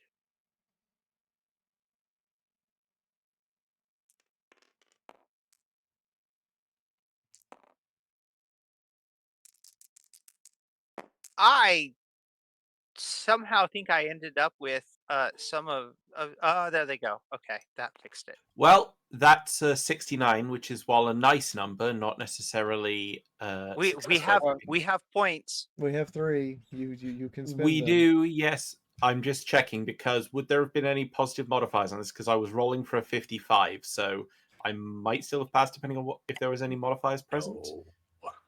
In that case, I'll go ahead and use one of our points and re-roll that.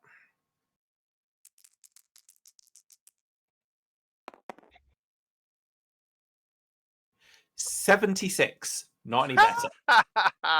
Yeah, no, we're gonna have to research these more later. I don't have any of my blueprints with me, and it's precious dark down here. We'll have a look at them when we get home. Okay. There's a handful of Meanwhile, while barrels they're and- doing that, I'd like to cast a spell. Hang on, before you do that, there's a handful of barrels and stocks, but more than anything, there's a lot of what appears to just be clockwork components. Okay. Which, yeah, it looks like they threw in half a grandfather clock inside of this thing. But yeah, go ahead, Roland. Repeater, maybe? Interesting. Okay. We'll look at it when we are not here. Yes, I don't have my my diagram books with me, but once we get home and I compare them to what's in there, we should be able to identify all these. Okay.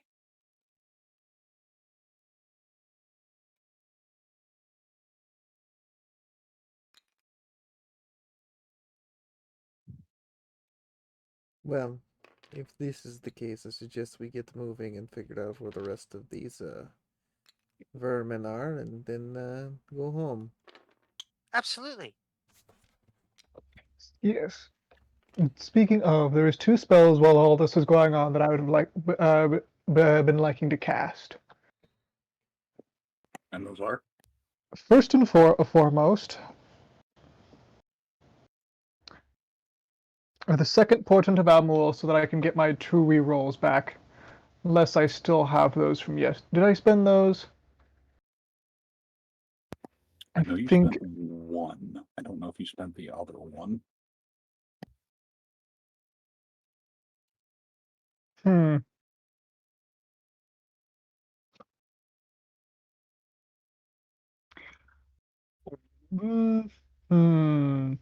Well, technically, I cannot cast this again until I have re-rolled my second thing. So I will go ahead and do. In that case, I'll do this. Try to cast the other one first. If I fail at that, I'll use that. I'll use a reroll on that one. But as for what the other spell he's going to cast, he's going to say, "Well, if we're to be off, then I should get to my little scouting." You asked earlier what this spell does, my dear knight. To be more specific, Indeed, I did. To be more specific, I can. It's well, complicated, but it's like slipping my skin and going for a walk without having flesh to carry me there. No part of that sentence made me feel any more comfortable. Oh, indeed. Except for the appearance of all outside, I will simply be falling asleep for a moment. By the time I awake, I should have traversed the hallways ahead safely, and made certain whether or not we are likely to be ambushed at any point in the near future. So if we hear screaming, come running. If you hear screaming, that means my soul has manifested into the material, and you should probably leave because there's a chaos rift. You know he's got a good point. Yes. I'm very glad that I deal with things that strictly obey the laws of reality.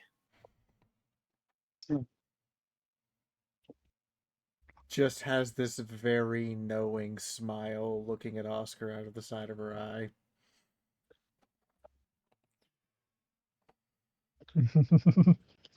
Indeed.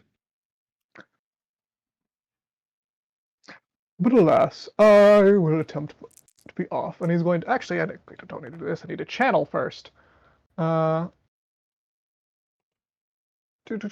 Attempting a channel. 34, successful channel. Attempting the spell. Rolling 2 dice.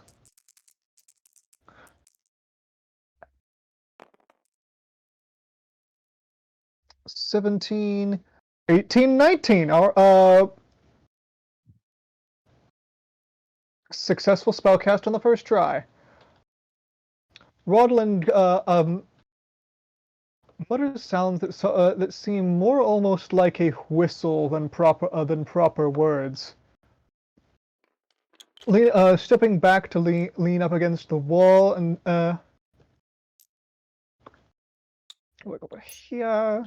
Stepping up to lean up against the wall and holding his staff close. As his murmurs and whispers seem to almost carry a glow out of his mouth and out of his eyes, which flashes for a moment before his body slumps limp against the wall. And I step out of my skin. Do we need to make him comfortable? I don't know.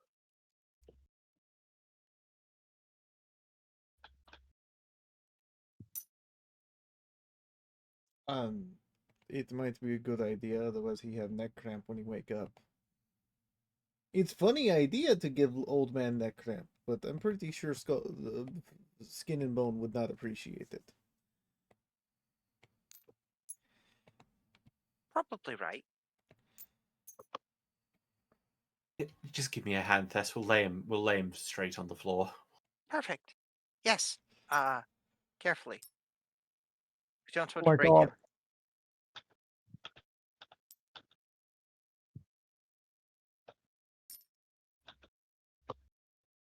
Meanwhile, no one can hear it. But his soul is whistling to himself and skipping down the way before crawling down this little spot. I give him 20 minutes. Okay. Until the spell wears off? If he's not back in 20 minutes, then we won't have to worry about him coming back to body. We'll just have corpse. I don't like magic very much. On that, I have to agree. 20 minutes, give or take. We hope for give. Also, if he gets up and starts acting funny, demon has body.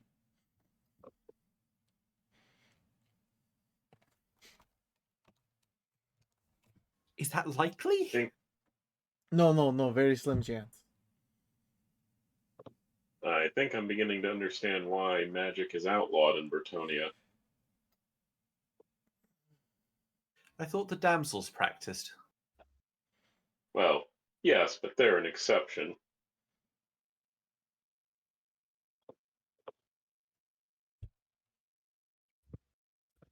Anyway, to the GM and Rodolin we go.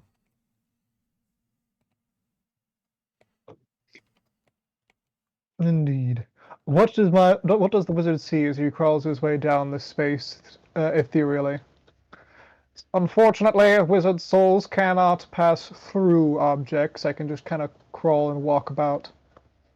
Which way are you going? I believe the only way ahead is through this. I don't know how to make a where's the marker? The arrow designator. You could just move your token. Oh. Over here. He's doing clairvoyance things over there. Right down this hole.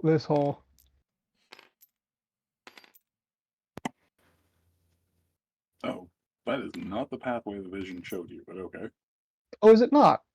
Nope, it was the other I side. thought the other side. Oh, never mind then. I'll be going over that way. Why are there two Rodolins? You know what? We'll make one real Rodolin. The other one, I'll dye it blue.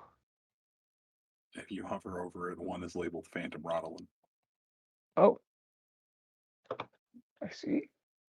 Ah, Phantom Rodolin. You will Give be me a blue. moment. Phantom of the Rodolin. I'm going to move you to a different map. Your rear Rodolin goes back over here.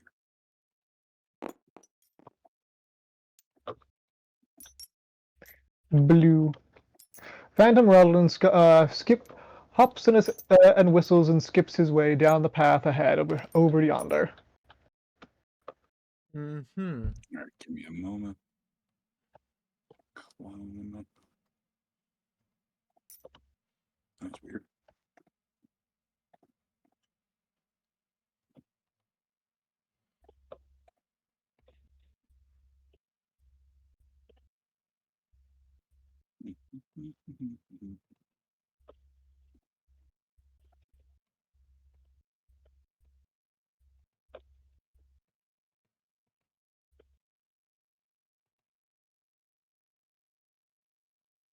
The Phantom Rodel. I see you, Final Sight. Don't you put the old man's hand in warm water.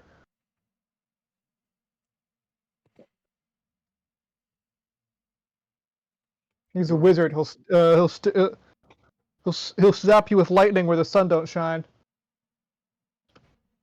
Moon, what did you do? I had This to is change different. maps. As I've mentioned.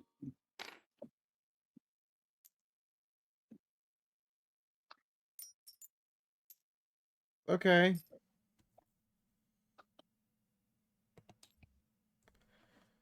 Oh yeah, safe.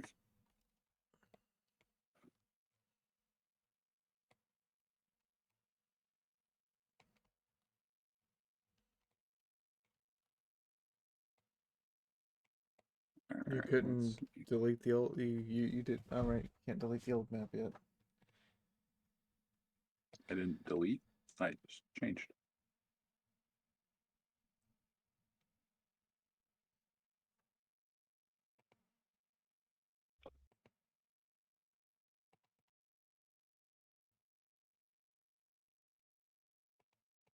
Anyway,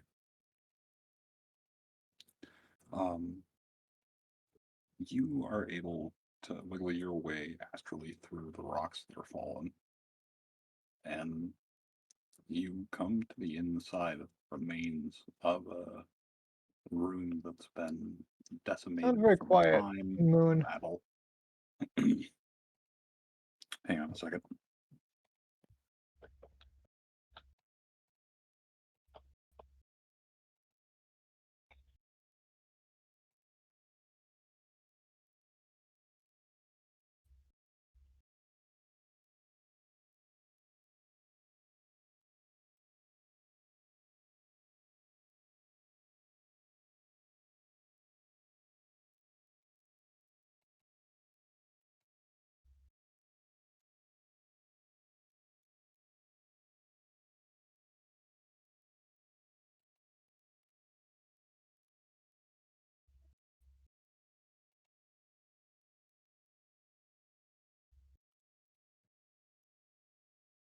All right.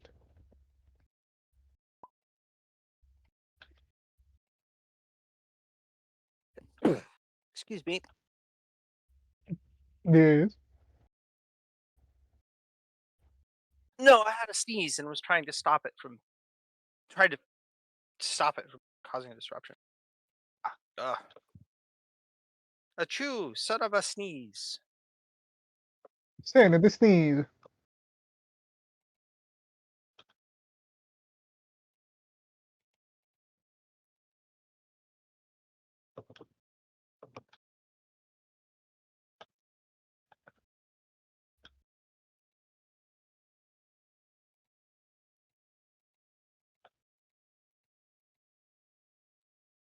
My dear DM, are you back? Yep, the interwebs right, are then. being finicky. All right, I should rejoin. The cord got kicked. Aha.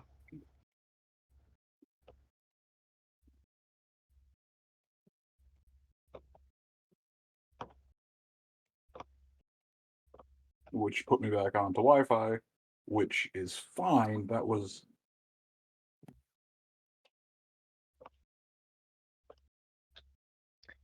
All right. So. yeah, it was fine. It was enough to maintain pretty much everything else except for Tabletop Simulator.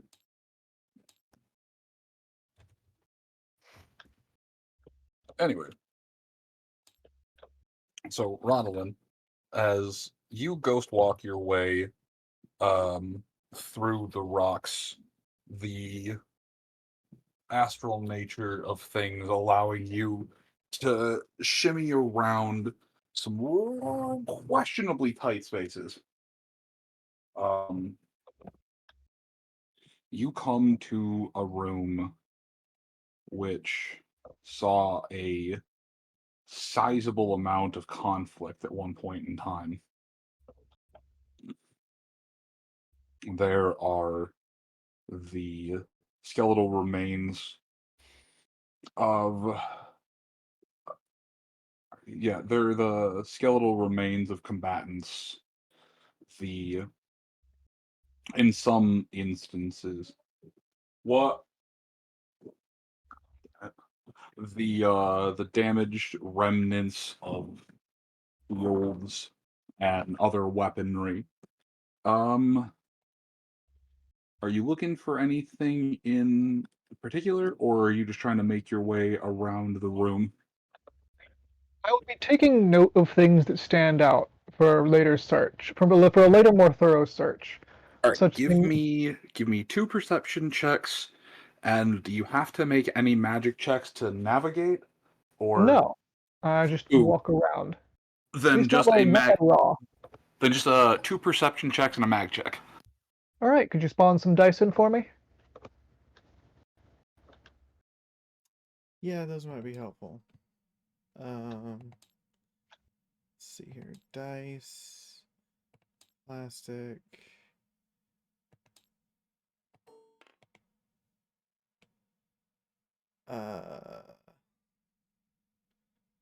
That's a problem. Is there any way you could just like copy the map that you have here and then paste it Not into the other without map? replacing the other map that's in the middle of the board, which some of us are still on. I'm going to turn one of these a different color. Blue is your D100. Got you. All right, perception check. There are some limits to what we can do. That is a 95. Yeah, I'm gonna use my other reroll on this.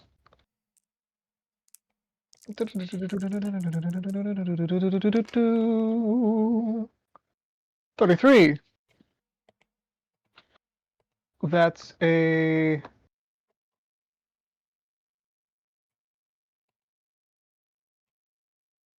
It's based off of intelligence, right? Yes. Well, that there is a degree of success. Or maybe 2, it's just, like, it's 12 under.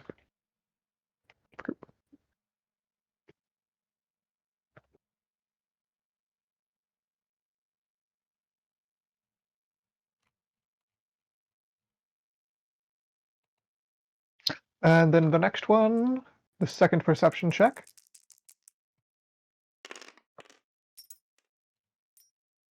$70.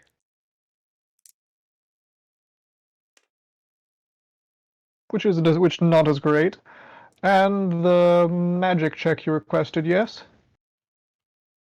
Or is that sense magic or performing magic?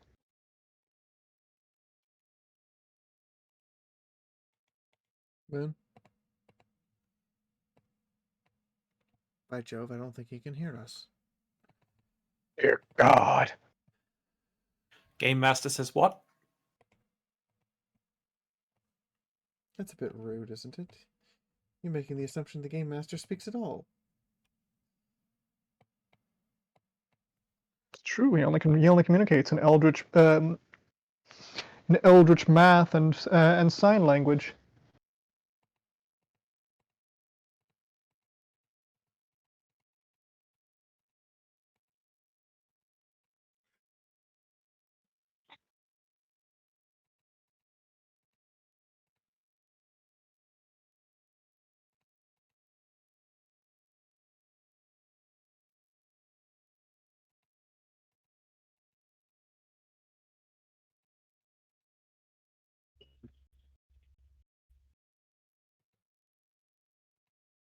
Ooh, sorry to hear that, Gaffergon.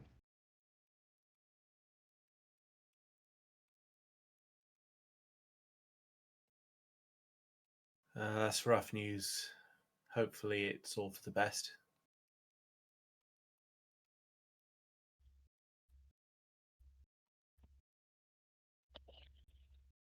Yeah, forgotten honey. He's lived a nice long life.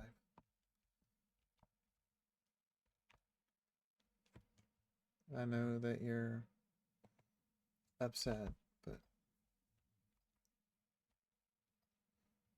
I'm sure it'll be fine.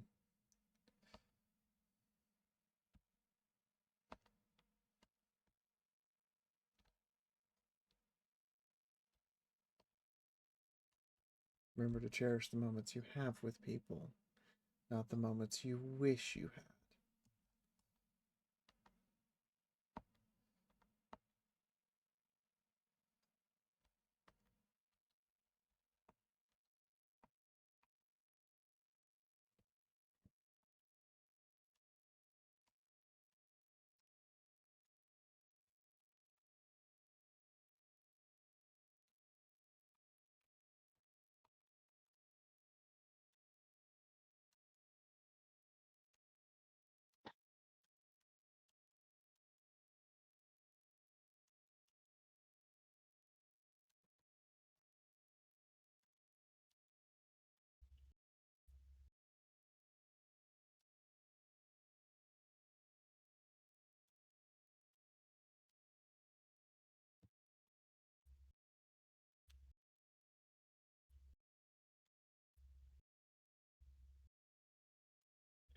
Yeah.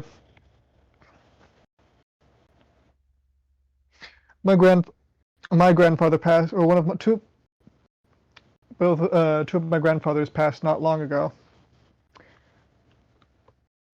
So I definitely get it.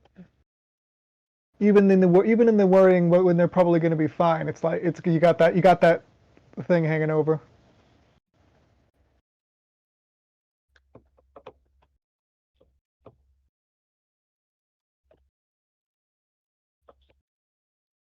Hmm.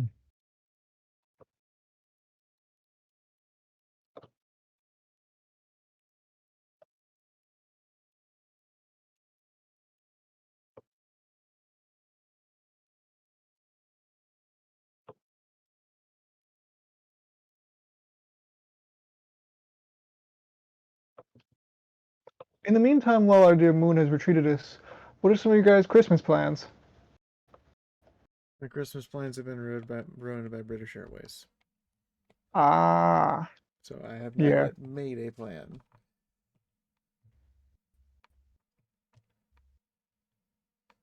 Be spending it with the family as usual. There was some umming and ahhing earlier in the month, but it's all been resolved.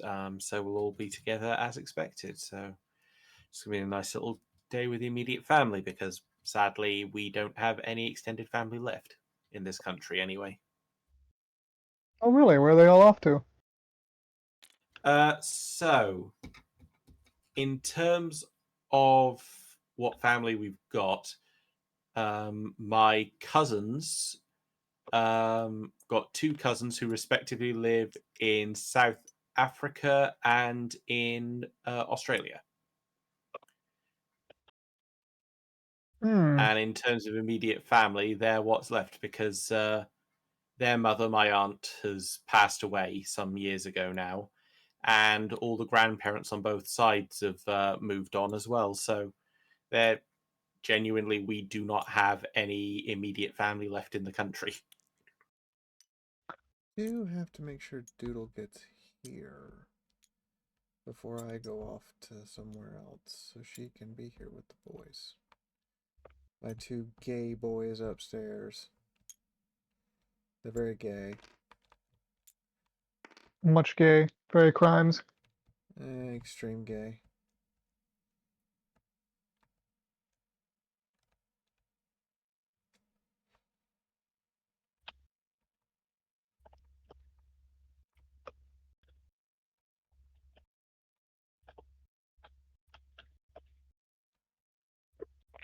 Yeah.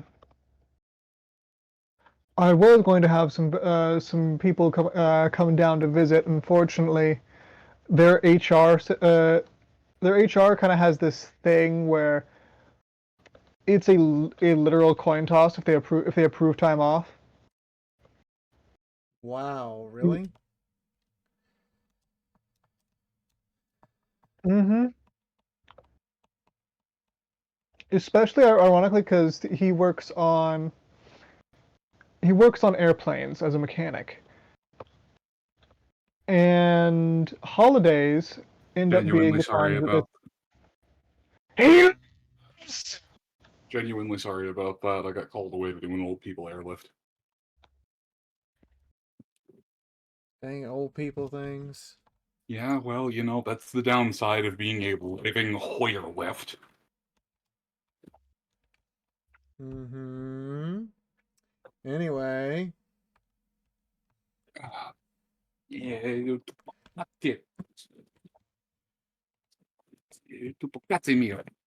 anyway. All right, the two perception checks got one with a 33, that's 12 under my target, and a 70, which is needless to say is a bit over. And for the magic check you're asking for, is like a sense magic or like a? Yes, it would be a sense magic. Got you. I wasn't sure. Important. Yeah, I was trying to yell that one off before I had to dip.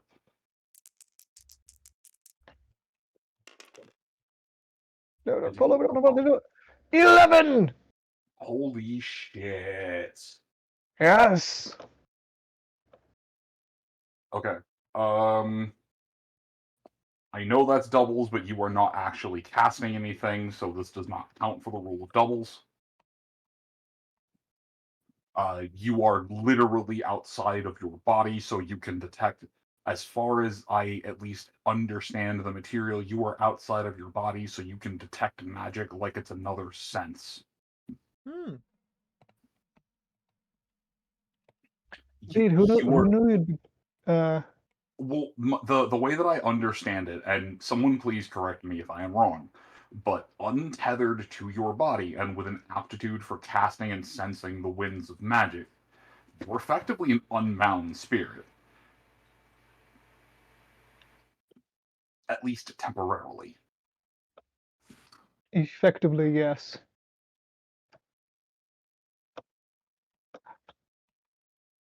Though I don't. Though the only difference I know of is that I can't. Is that because this is a projection spell, I can't quite lift and throw things like a free spirit could.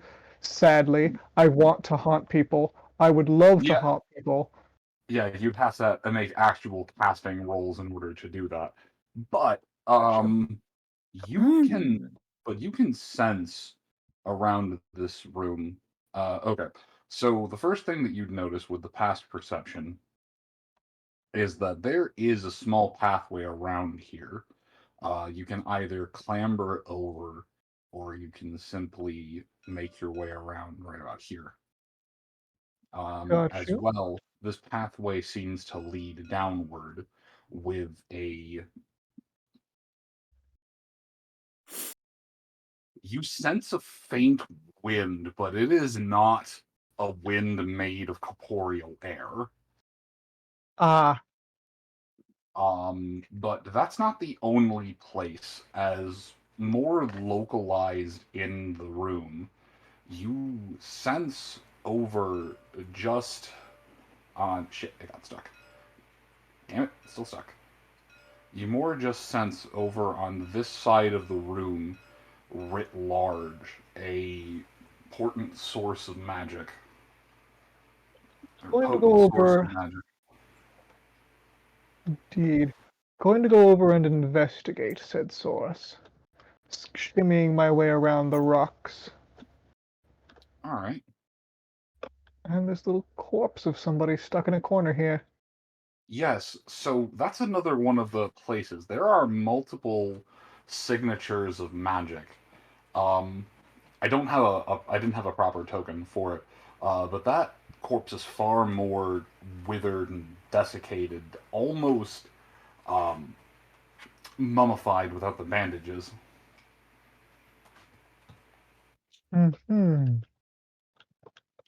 But there seems to be, all the remaining metallic bits of their gear fall into the ground around them. hard to tell at this state whether the body was male or female, given the state of decomposition and the remaining bits of armor. But to the side, you notice something. Mm-hmm. Leaning in the corner of the room, or leaning in the corner over by the body, there appears to be. It's I didn't have the right token, but it appears to be something between a mace and a hammer. But you recognize, at least on it, the emblem of Sigmar. It's hard to tell if it was the belongings of someone of the priestly order, as the armor they were wearing is desiccated, or if it was simply just, cultural significance of it putting on a hammer. But unlike everything else, the hammer's in pretty good shape.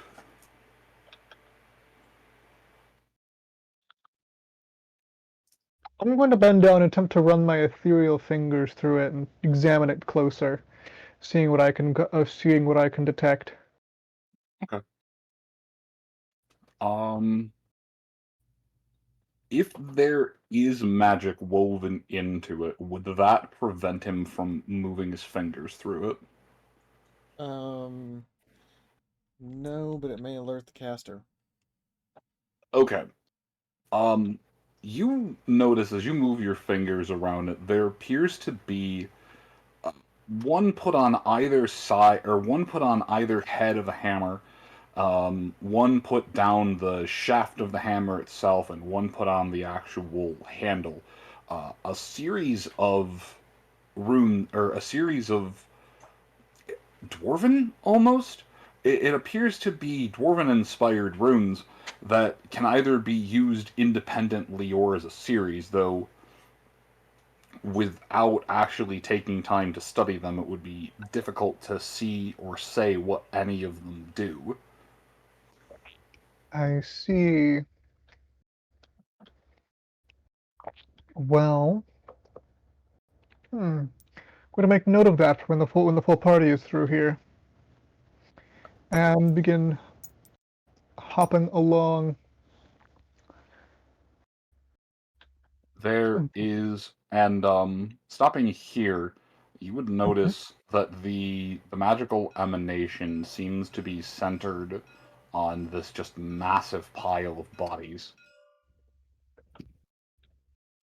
Right.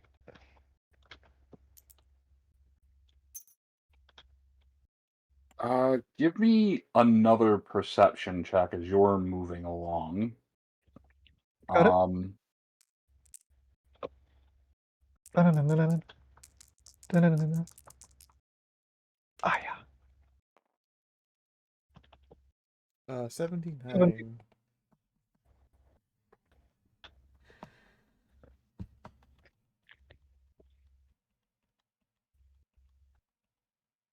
Mm,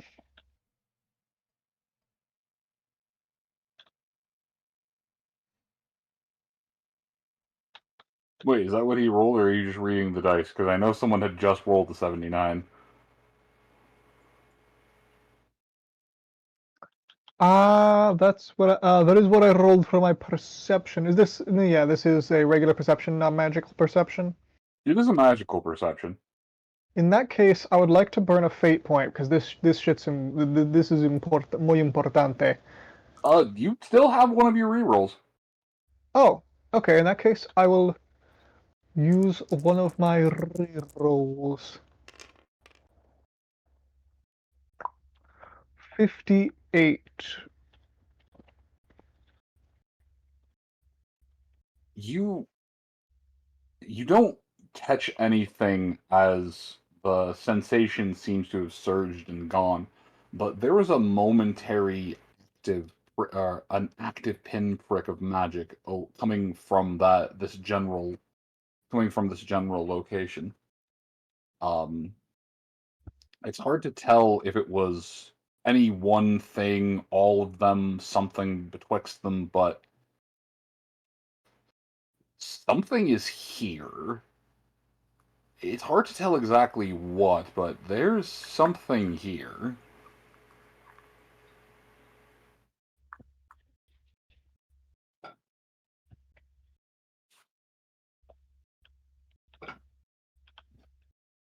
Hmm. Hmm. Hmm. With the Concernedly, I'm going to run my ethereal fingers through these books here and scrolls, seeing if those any of the attempting to identify if any of those happen to be the source.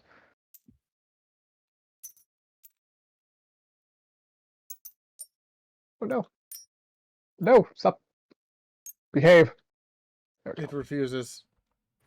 Make it behave. Yes, the fucking stone, or the stone rubble that I put on there for decoration that has been nothing but trouble.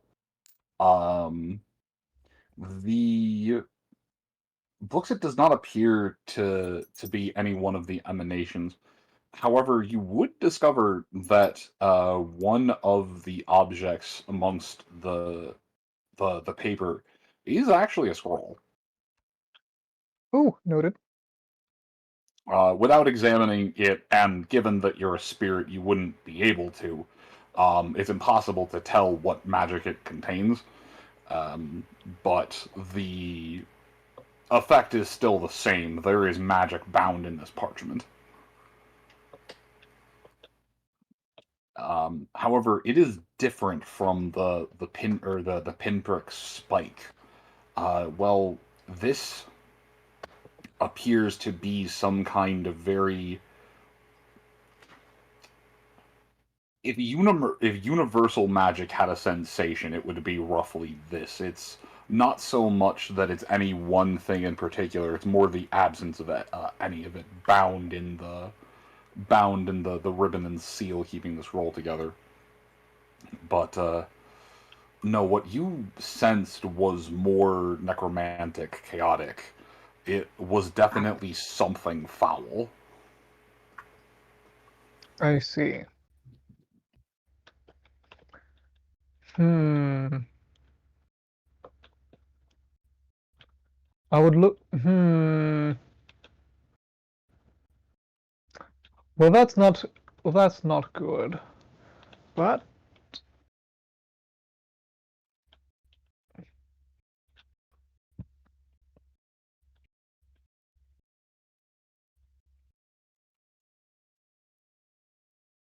I'll. Hmm. I'd try to use the little you'd mentioned the goat rolling for magic to try and use my ghost hands to investigate further, but I probably should save that. Considering it's necromancy and I'm a soul currently, I should Oh probably my God, he's Danny Phantom, but old. This My is what God. happens when he grew up. Danny Phantom got his.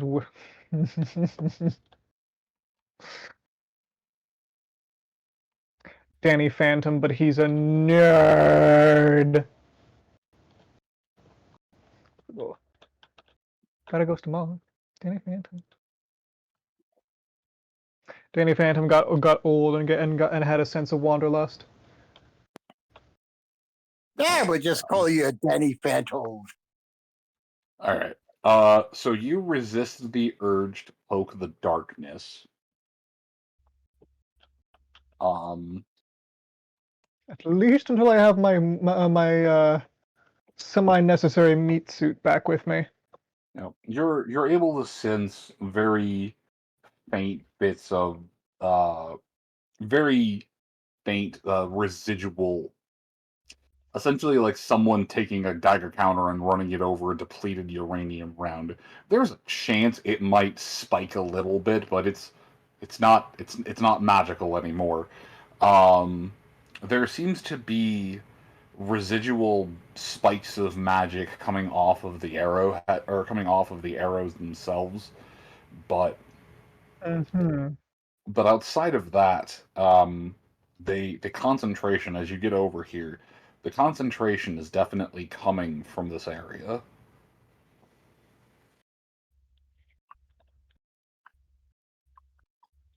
Where you sit? Your mouse is over here. Oh, I'm sorry. Okay, yeah, definitely coming from somewhere. Got it. In the bone pile. In the bodies, not the table. Got it. How do you do that? Tab. X? Tab.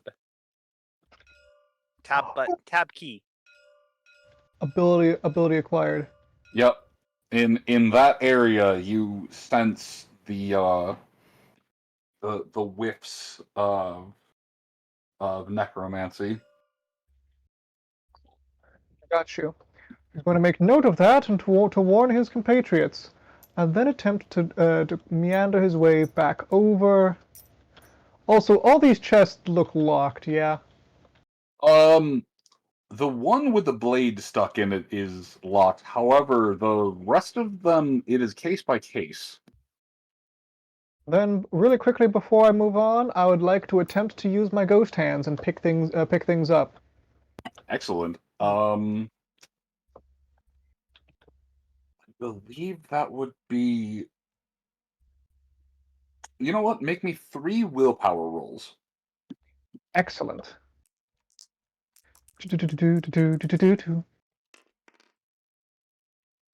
44.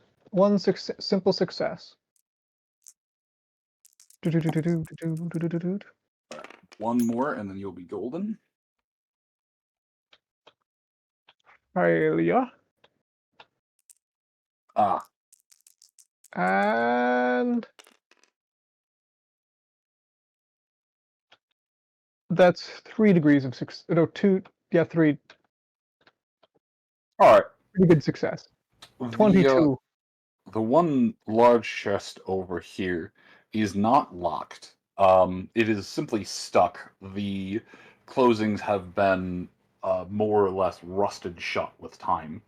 Though a swift boot or some tools and a little bit of leverage will be more than enough to get the chest open. The other two, one of them still has a lock on it. The other has had the lock popped open and appears to have. Let's see, what was over in. Okay. And appears to have various dried alchemical ingredients and such. There are small dividers inside of the chest. None of them look too overtly rare or difficult to get. However, it is a very well sectioned out chest.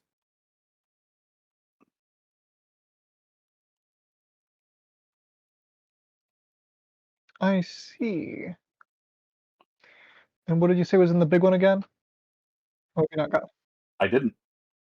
Oh. It is unlocked, but it is rusted shut.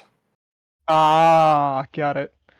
Your ghost hands, while strong, are not enough to force the rust open. Got you. So alchemy and that. In which case, I will move forward, shimmying around back to this side and going down the staircase.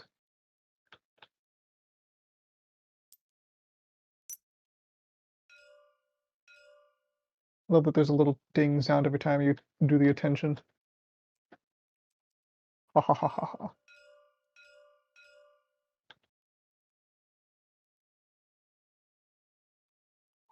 Oh, and you can just click and hold tab to measure things. Kind of a Yeah. function key. All right, going down the stairs then. Hang on.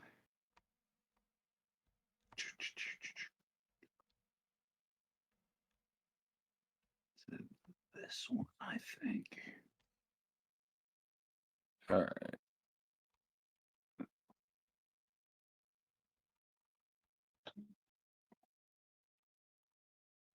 No. Shit. I don't think I can load that. You don't think you can load what? I am trying to load up the downstairs map, and it is literally saying, save is too large to transfer. Ah, Yup. you I think know, I have to. I think I have to be hosting it in order to load that out. Let me see if I can find.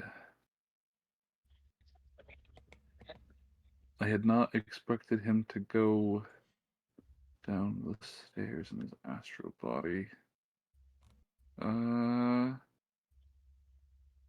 You know what? There's actually a reason for there to be variance.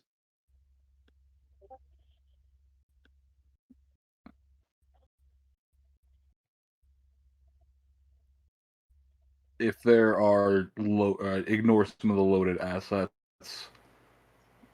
I am just trying to launch the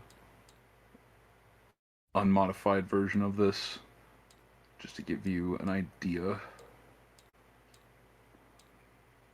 Yeah. Error, problem, blah, blah, blah. Shut the hell up. okay, there's gotta be a better way to do this.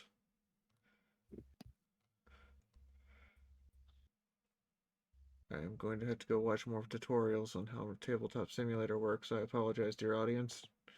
I'm not used to not hosting it. That's also half the problem I'm having on my end. I mean, you can host it. I don't mind. I just don't know if your internet connection's gonna hold up. It should. Anyway, this is at least one of the. Oh, okay. That's what was taking a minute for it to load in. Where is he? Wait, I can paste. I have the paste command.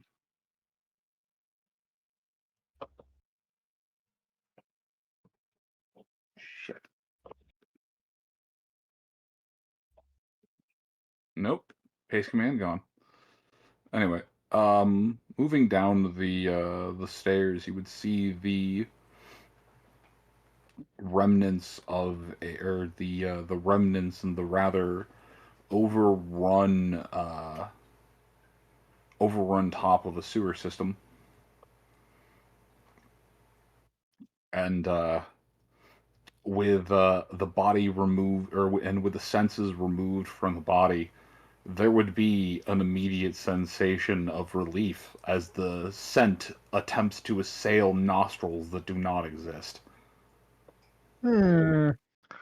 Fortunate then that I happen to be slipped free. Now, where are the things I saw?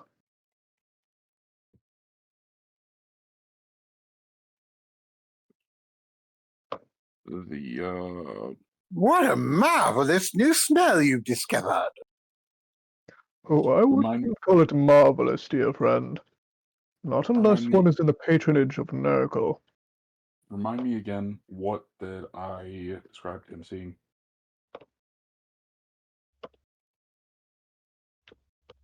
Man, do you have this saved as separate games or? No, I have them saved as where the hell is it?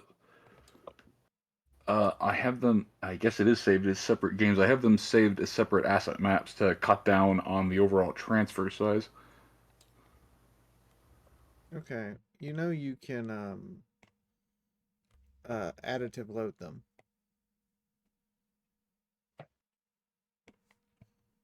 Yeah, if I attempted to additive load, well, I was attempting to do just that, and it wouldn't allow me to. It kept saying save is too large. I couldn't even do a transfer over. I had to go to a secondary one. I was not expecting it to say save is too large. I've never seen it do that before. Anyway, no, I was simply asking, Ronald, remind me again, what did I describe him seeing? I'm suddenly having a moment. Describe me seeing overflowed sewage waterways and overflowed sewage waterways, a foul scent, and a few more detail of much the same. Ah, coming down here, this place begins to match the description. In places the water laps up over top the shore, threatening to crust over the small retaining walls that keep it in place. There are the odd piles of refuse, dried and otherwise, and much smaller than the ones that you had recently dealt with, but rodents scurry all over the place to and fro as if they own the place.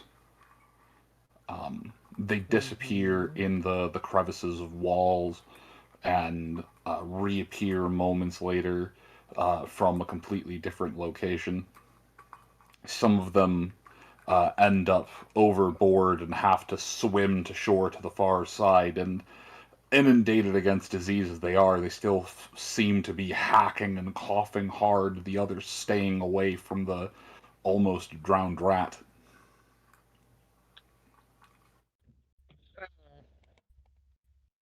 But this place has more than just a foul scent, as the longer your spiritual form is down here, the more a scent somehow manages to permeate into your very essence. It's something I would assume he's never contented with before, but it feels. Hmm.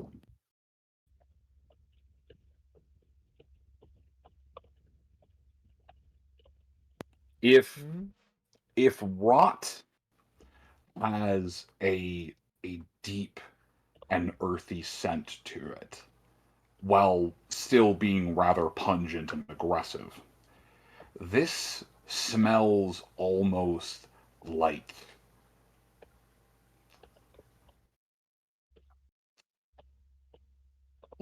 rotting air right before a thunderstorm. There is a putrescent magical sense that permeates into the wizard. I see. Um, That's not sketchy at all. Yep. So, It is not the same magical source that you would have dealt with. Well, well, I don't want to say putzing around, but while contending with the events of the house that was and possibly still is haunted. Uh, it is, however, a much angrier sensation. so considering what I know of the rat folk and I know of world, would I be able to potentially know more about this using my lore chaos? Yes, you would. Excellent. And actually, having recently looked over dear Oscar's timeline, you can have a +10 to this particular roll. Excellent. Would someone manifest some dice onto the latest table for me? Ah, yes. My apologies. Objects. Ah, dice have been manifested.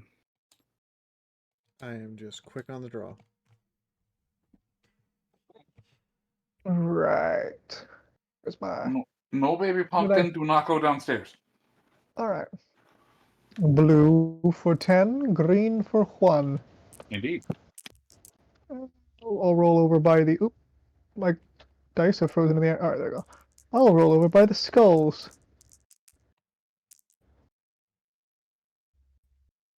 That one's a little... Yeah, it's a little cocked. It's a day 100, so. Ooh. Yeah, I'd like to fate point that 99. Alright, leaves us with 2 audience fate points. Audience, you can interfere.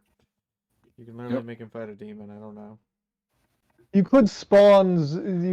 Yeah, probably. I Force me to will fight say, on the ethereal plane.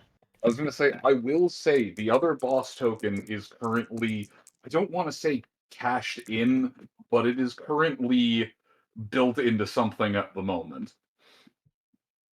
But there are still a couple of floating enemy tokens.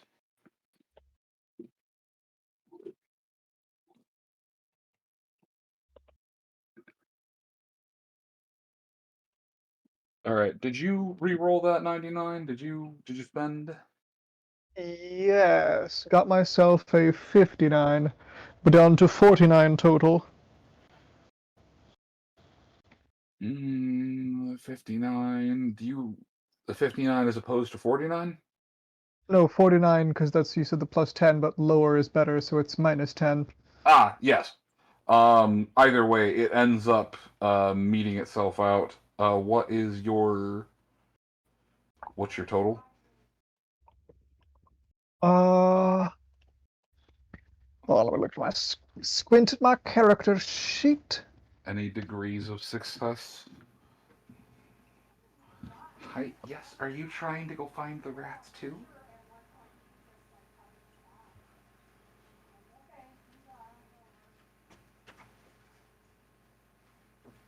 Popcorn so much. It's so hard to. It's so hard to think that you have a confirmed kill count.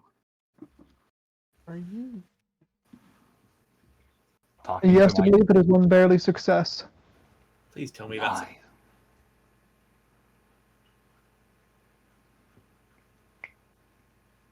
All right, you said you just barely got a success. 49 out of 56, so that's 1 degree of success, I believe. Oh, excellent.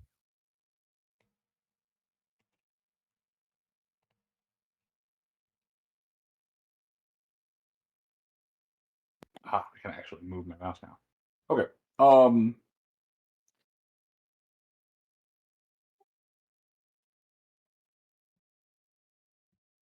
With what he knows about Skaven and what reports had come back out of the city of Mordheim,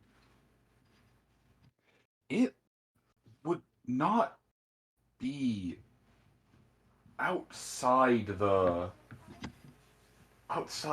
scope of admittedly insane rationale, but rationale nonetheless to believe that they are attempting some kind of unspeakable magics. But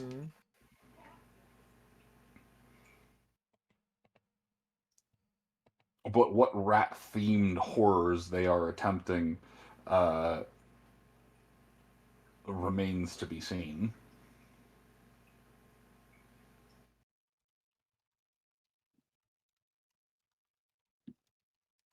I see. There was a half moment where the demons of the warp all went, "Hey, you smell that? It must have been the winds."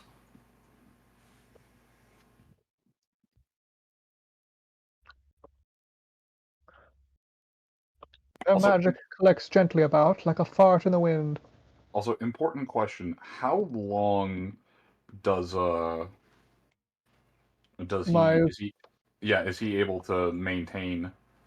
I can stay out for 4 hours before before I will suffer an insanity point. It Holy would be 2 fuck. hours, except I have a insanity armor, so it bumps up the time. Insanity armor! That's awesome! He does, in fact, have insanity armor. It also works against corruption. Alright. How long does he stay down here? Long enough to ensure that I'm not going to that my will probably going to walk around the immediate area long enough to be sure that as to whether or not there's any what proper analysis of rats and if making sure these any points of interest, then he's going to skedaddle his way back up. there's a handful of points of interest. However, it would only take him a few minutes of being down here before there starts to be a faint. It almost sounds like a discordant screaming. It's very quiet, as if it's someone trying to yell to someone from 4 closed doors away. But it's this low, persistent help,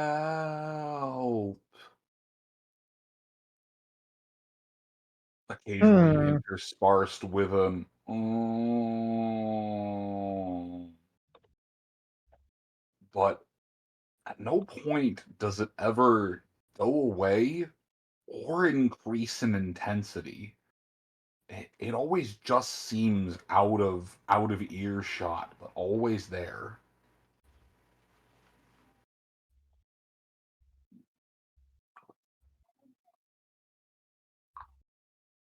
I see.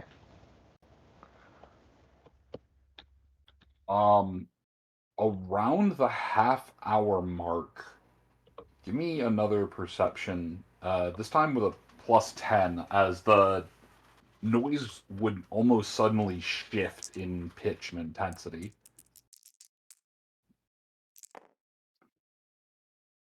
So that's a 3. That's a 3. I got 13 minus 10. That's a 3. Oh my god. Okay. Or no. So the way that works, I know it's lower is better. Take your base skill and up that by 10. So if you ended up rolling, it works out to be roughly the same thing. It just doesn't generate a crit that way. Oh. Yeah. Okay. It ends up getting to roughly the same thing either way. But regardless, that's still a very good roll. And listening, moving around, taking note of some of the points of interest, seeing a handful of I got time for piles of rubble 350. that seem rather more Enable move the interesting than curry some of the points. other ones, the voices would stop suddenly before all around him. All at once, the rhythm intensifies, or the pitch intensifies. The tonality of all of them spikes suddenly, and seemingly as if they were right behind him. The voices all at once in unison.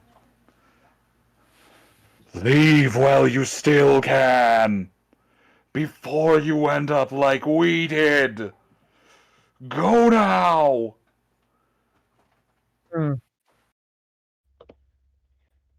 He's gonna come back stinky. They do not seem to be threatening. They seem to be pleading. They seem to be mournful. They seem so desperate. Right. Well, that's my cue. Goodbye, Suez. Goodbye. At which point he does the Zoidberg equivalent of Oh, but Just a little bit.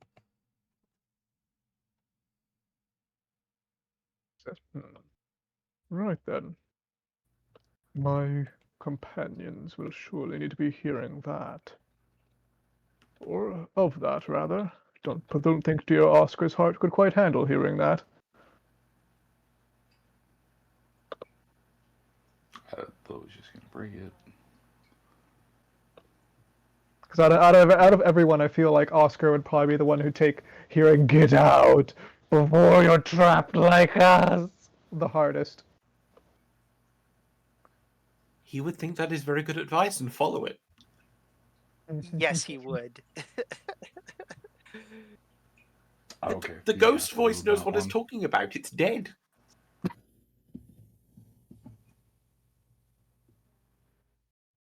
The ghost voice does, in fact, know exactly what it's talking about. Do you want me to load the original map?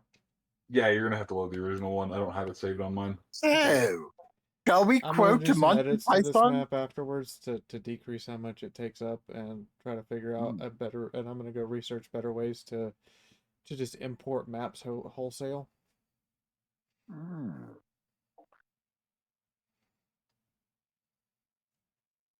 And then I'm gonna have to teach So- Moon how to do it so he can do it off stream without me knowing what's going on. So, why do I get the feeling Oscar will quote Monty Python by screaming, "Run away"? Had he heard those voices directly in his own head, he may well do that. Yes. Had he heard those voices directly in his own head, I think Oscar would already be back upstairs on the street and in the house hiding under his bed. Correct me if I'm That wrong. said, there would be a moment where, right before Rodolin returns back to his body, Maury's ears would perk up a moment, twitching around, looking in roughly the general direction the wizard's astral form went off to, and snorting out once.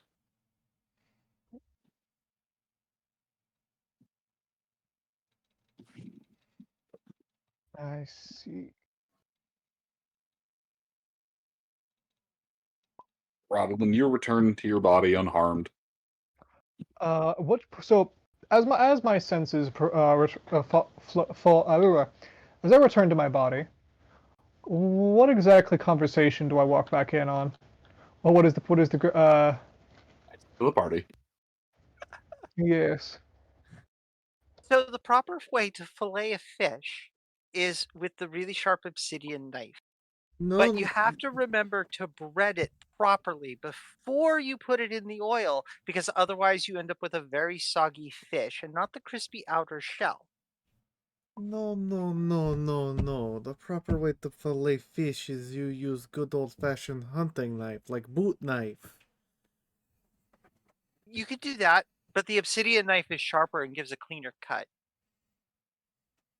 The texture is was just told you so should much be better in sautéing the them. mouth. I'm from a river city. Most of the fish that I've ever eaten in my life was boiled, to be honest with you. Oh, you poor thing. We'll have to It's fix more- that. It's more of game bird territory, to be honest. Now, You must simply birds! try it sautéed with lemon and butter. Birds, you What's can true do that too. Brettonnian delicacy? Okay, Brettonnian delicacies are well, I'm going to be polite. They're kind of one note. That's not to say they're bad, but they're generally one note. So Skin and let's talk. bones. Oh, hi, welcome back. Oh, but I would not noticed a moment longer. I would have heard a good few recipes, I imagine. Well, anytime you want to sit and talk recipes, we can do that. Indeed. He says, slowly getting up and just kind of stretching. Ugh. How can we be sure you're not a demon? How can you be sure I'm not a demon? Well, let's see.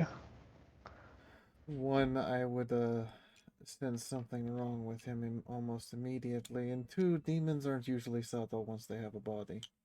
They also aren't really interested in food. Mm. This I mean, is true. unless you But count living but people to as food. assist in assuaging your concerns, I remember your discussion about your brother being off in the Pegasus nights, and also remember that the bear snores on occasion. On occasion, I thought it was every night. Did he not snore one night? Yes, actually. Interesting. Fair. I simply That shall thought. suffice for now. Quite. Well, certainly. What did you glean? A great deal, my friends. A touch fascinating, also a touch concerning. As I am The areas ahead, from hobbles over to the rocks, the entrance of this room. That's the wrong. Points. Makes a point over in this direction. He says, The pathway down that way is most assuredly not filled with ambush or threat. Most of the rats I've saw, almost every rat I saw that way was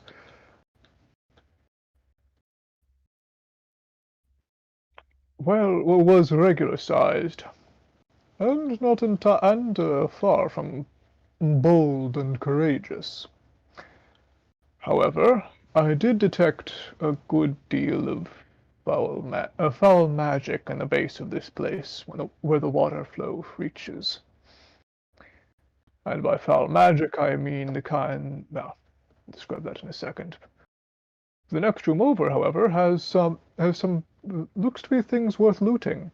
A hammer covered in runes and something that something that might be necromantic. So we should prepare. We should proceed with still with caution.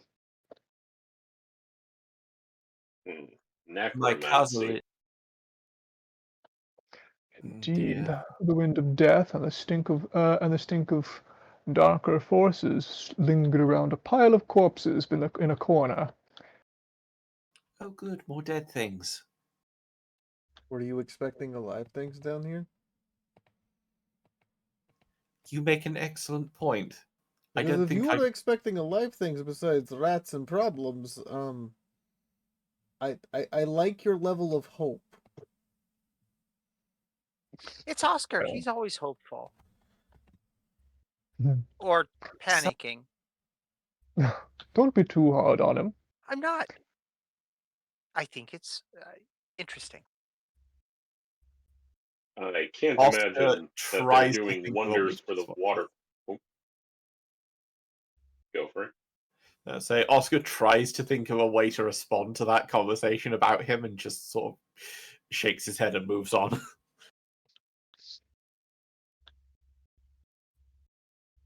I can't imagine the presence of a necromancer is doing any wonders for the water supply quality of the town.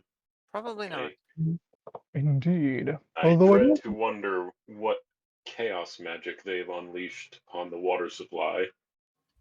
None of the sources I read ever indicated that the rat men of the underworld make use of necromancy, but the tomes are rather vague on the subject.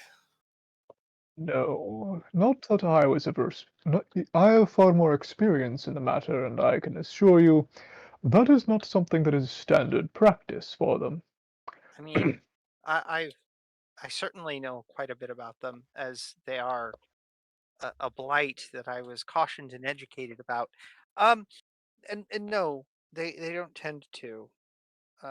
Mostly poisons and corruption kind of things. Which that seems to be what I felt down there.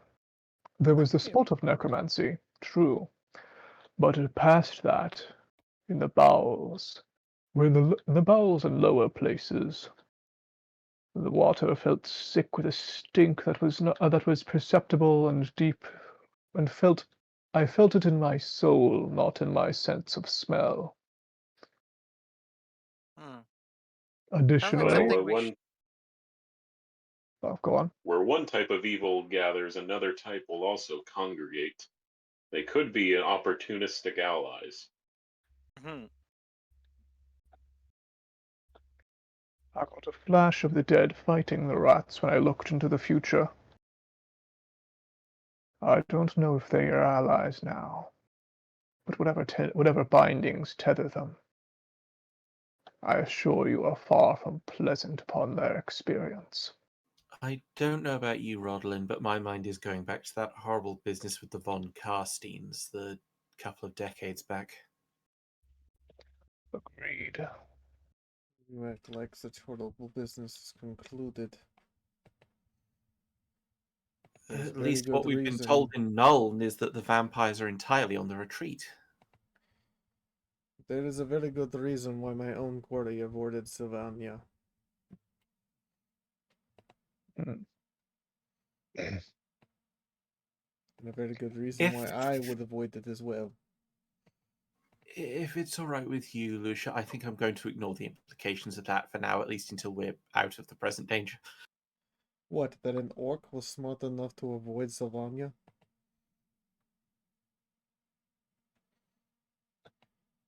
That it still needs avoiding. Oh, That good seems point. unusual. Greenskins love a good fight. Greenskins like fights they can win. Or at the bare minimum, are close enough to have a chance. I always wondered why there weren't any of them greenskins up in Sylvania.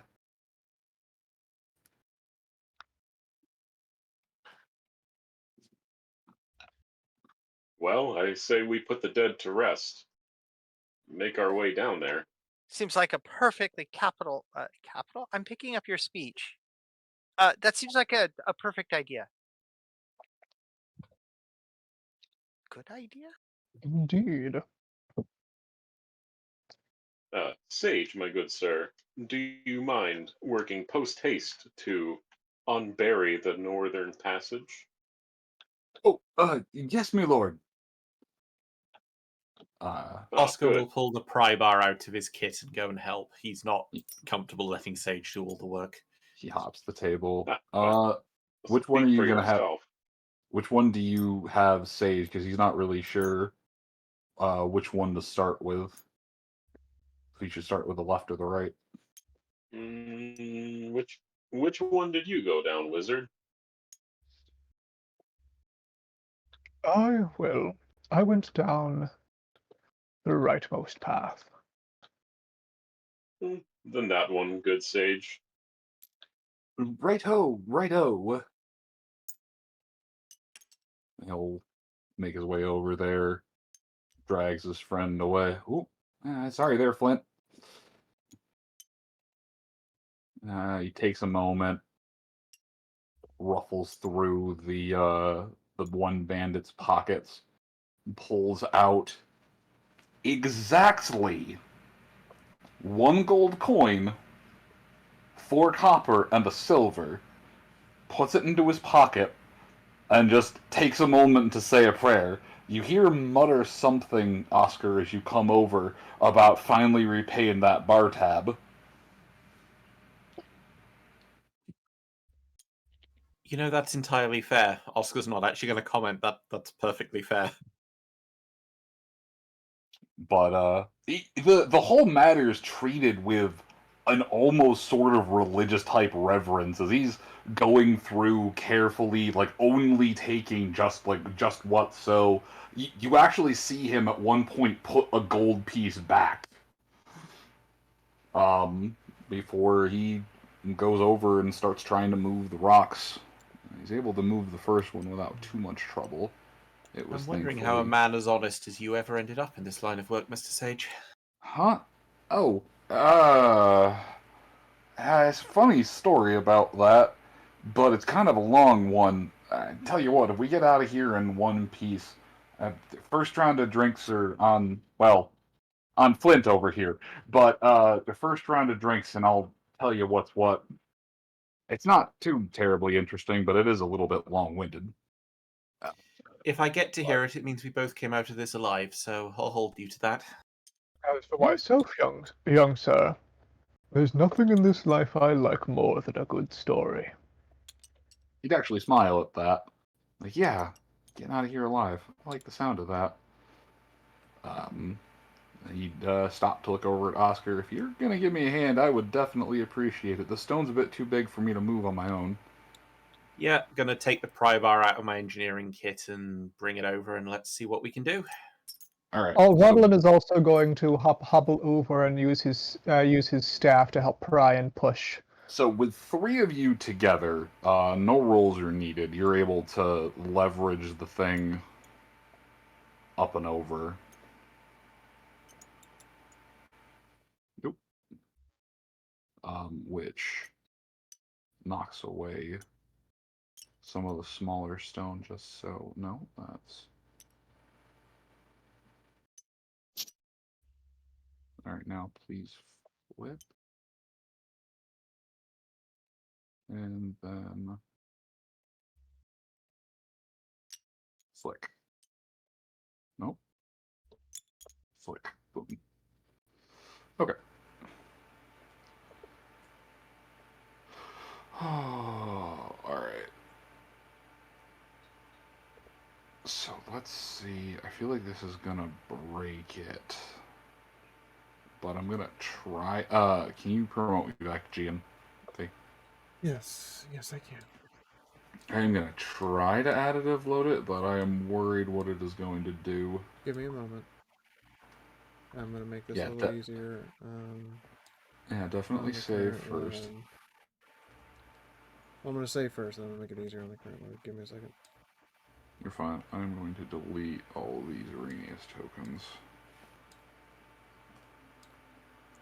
Okay.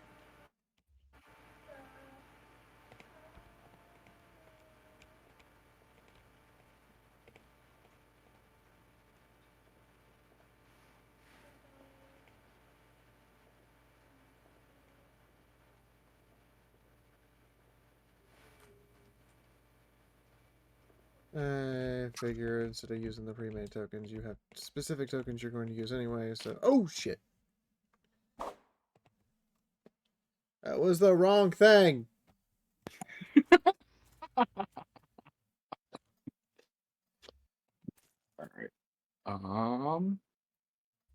Hopefully this doesn't break. You know, I actually haven't been connected for the last little bit. I've been watching it on the stream. That's pretty entertaining. We're learning how to use a new system that visually looks better and gives the stream a feeling that they more belong here. I am sorry that it is not 100% perfect yet. We're working on it. Oh, hey, failed to connect, failed. Fail to connect, fail. Yeah, absolutely no, like real error message. Just failed to connect, failed. Yeah, but we have Moon's also loading something discovered. at the same time. I will wait. But we have also discovered that the tabletop simulator doesn't work that well with certain antiviruses. God damn it! All right, Oh, no. I'm going to try and additively load this. Disconnect from server. I told you to wait a moment. Failed to connect, failed again. Apparently. Okay, everyone has been kicked. You can all now attempt to reload. I need to be careful with what I'm clicking on. Okay, connecting. Oh my god, let's see, here we go. All loading in at once. See if that causes a problem.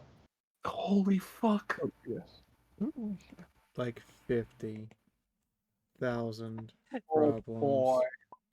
Hilarious as fuck. I was wondering why, like, because I'm reading a weirdly a book on cooking.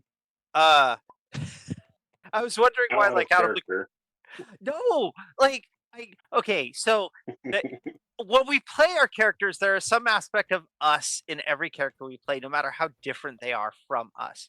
There's only been one occasion where I played a character so radically different than me that I had almost nothing in common with them. And they made my head hurt while I was playing them. Tess's love of cooking is kind of reflective of my love of cooking. Okay. I have removed all of the excess easy to use tokens. That should make this much easier to load and unload, and also should make it easier for you to modify things now, Moon. I'm sorry that it took me 3 sessions to do that, but here we are, folks! In Crashland, USA!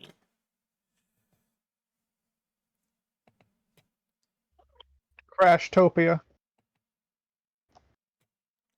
I mean, it's better than starting it. Look, with an actual crash landing. The real chaos god we're having to face is Clang. I was going to say, most of us are using Microsoft systems, so that kind of makes sense. Alright. Power of Clang is great in this place. God damn it, Clang! Alright. I'm gonna try an additive load. I really hope this doesn't break it.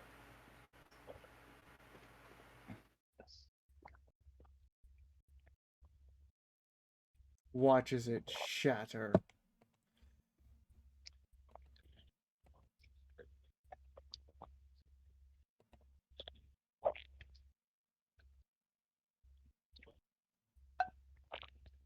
Yep, okay. I don't... Oop.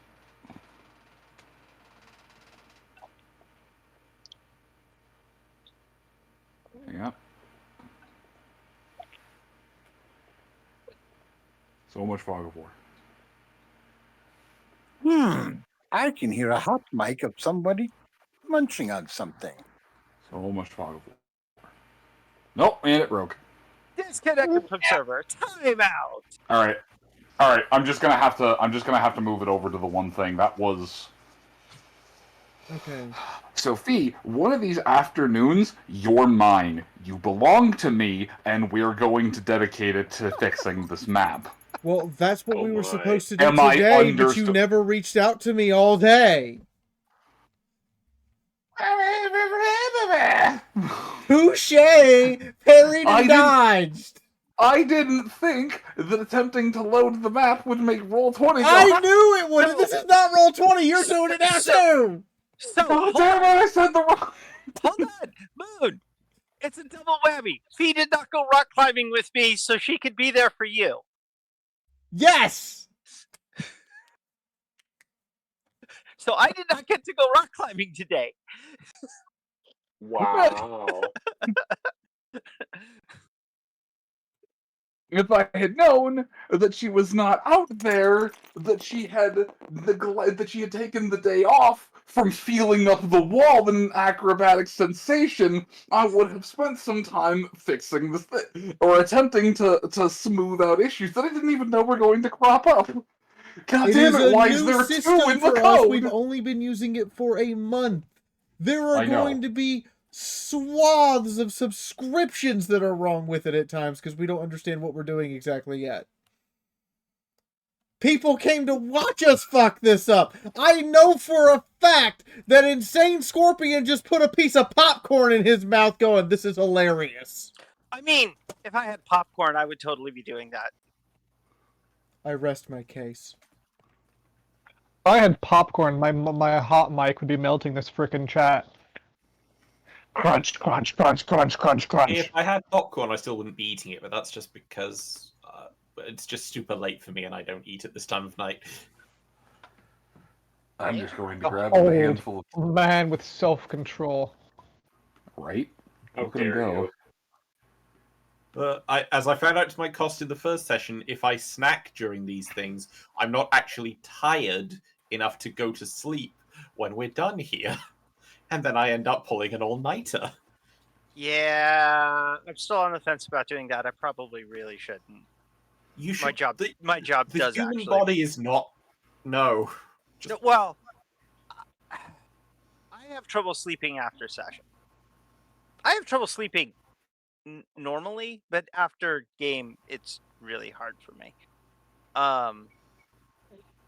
Especially any game I really enjoy, which this is one of. Yeah. But I also that like. you appreciate this artistic train wreck. You know what? Artistic train wrecks are kind of my thing. I mean, I was BabsCon staff I still am BabsCon staff, but I helped found BabsCon. So, I'm not responsible for the train wreck. I tried to fix it multiple times.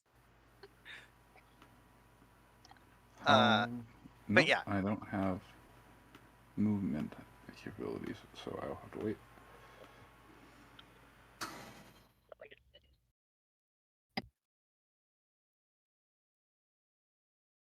In one positive side, I've made more progress on the minis I was painting this evening than I was expecting to. I specifically feel like I should apologize for that. Oof. As soon as I can pull off the Fog of War, that will help too.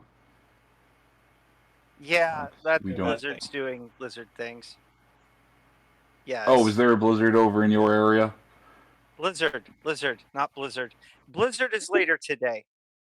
There's a Oh. Blizzard in general chat doing Blizzard things. Yeah, that looks about right. Yeah, her legs aren't quite that chubby.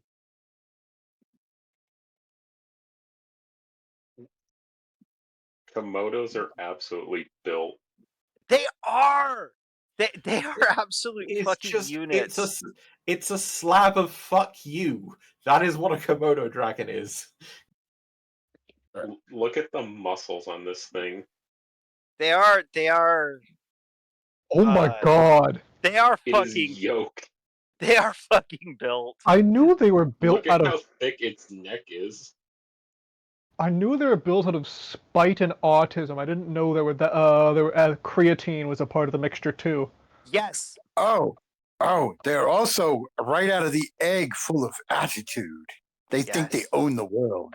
Yeah, them and fucking basilisks, which is actually a real lizard. I've owned a basilisk.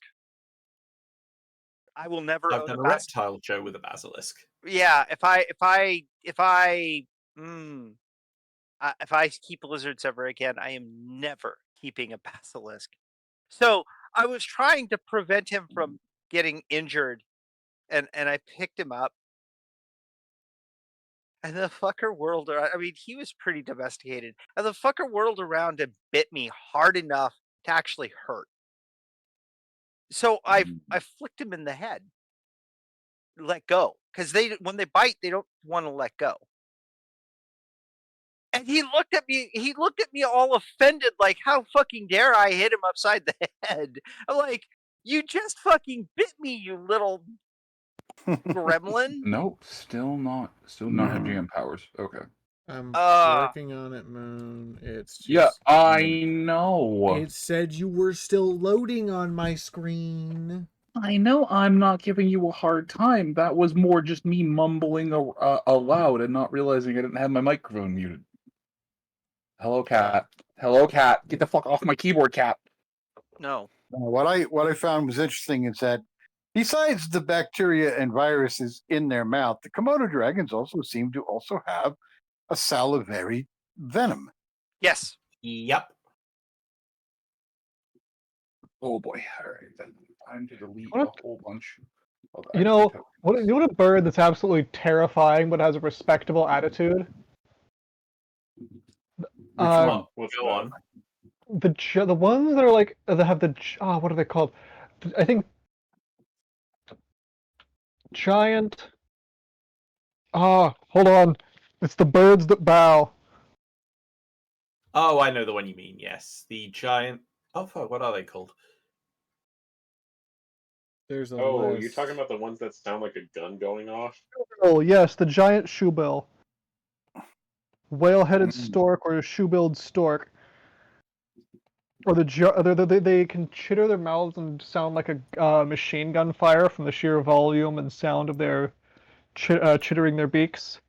But what's absolutely lovely about them is that you could, if you do a bow in front of them and they bow back, you can literally just approach them and be generally friendly. They have like a whole social thing where they're like, oh, you're not a problem? Oh, hi then, hello. Anyway. Whole thing smaller than me. Hey, look, Moon. It removed the That's Fog fucking of War for you. Yeah. I'm gonna move Phantom Ruddlein off the board for a second. Oh, yes, please do. I found out today that there's a species of starling called the collared starling, and its cries sound like a baby. That's fucking terrifying. Especially if they're up in a tree. Oh, yeah. That's a new form of horror I didn't need today. Thank you. Thank you, Wait, hold on, what creature was this again? I totally signed up for, and I quote, horrors beyond my comprehension today. Wait, you didn't? You can comprehend it. I mean, it came free with your Warhammer package. Also, What critter was that again? Because it sounds like a critter I heard about called the bush baby. It's called the collared starling.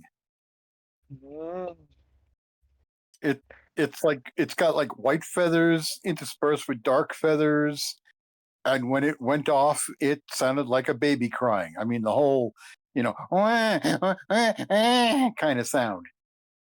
Hmm.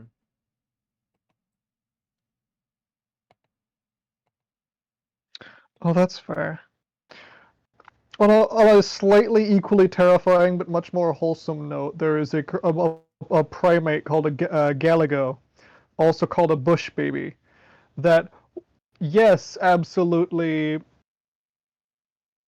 It's like if you took they also earned the nickname bush baby because they can sound like an infant crying, but unlike the other ones where that's like eerie and will flutter away, no, these will just kind of stare at you out. If they don't like you, they'll stare at you out of like the shadows with giant freaking beady eyes. If they do like you, however, they make really good pets because they're handhold-sized primates that like snuggles and bouncing like a rabbit. Ah.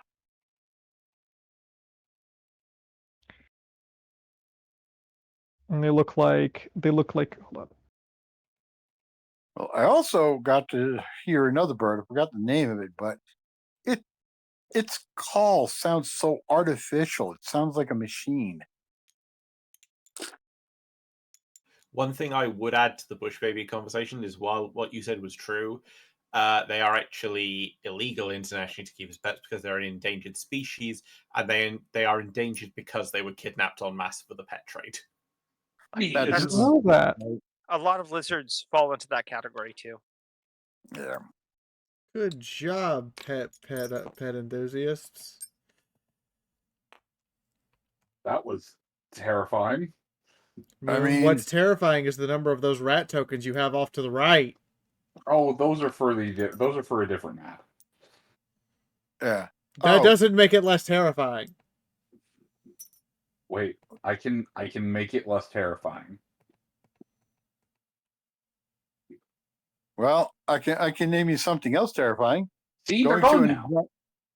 Going to an exotic pet store and finding out that they're selling the large centipedes as a quote unquote pet. I can see that you hid them, but I can also see in the game code you spawned 5 more while you had them hidden. That is untrue. Baseless accusation. No, it wasn't 5. That's the lie. But yeah, the kind of person that wants to have a centipede as a pet. I don't know. Insects can be interesting. I knew a cousin of mine who had 2 pets. A scorpion that he said likes to ride around on his shoulder, and a hog. Did you say a scorpion? Yes. That's terrifying. I would never. Why? Well, the only scorpion that you don't have to worry about being toxic to you unless you're allergic to bug venom would be the black emperor scorpion. Ooh. Yeah, like 99% of scorpions won't give you much more than an itchy hand if they sting you. But a rock scorpion, tiny as it is, yeah, you gotta go to hospital. Terrifying. I could be wrong. Yeah. I never got to know what type it was, but it looked similar to the types I've seen in the wild. I think it's a bark scorpion, but I could be. I don't know. Those can also put you in hospital. And it probably wasn't that. Also, fascinating paradox with scorpions. Did you know that Texas recently Texas and a few other nearby states recently experienced an as of yet unexplained scorpion plague? Must have been one hell of a breeding season. Oh yeah. It was literally to the point that I have only ever seen like a couple scorpions in my. Of the 10 times I've encountered scorpions in my life, 9 of them were in the last year. And I've there was like a encountered whole. scorpions a couple of times, and they're unpleasant little things, little Mm. creatures. Well, okay, they are they are a form of arachnid, like spiders, and like both types of creatures, they're a little bit on the insane side.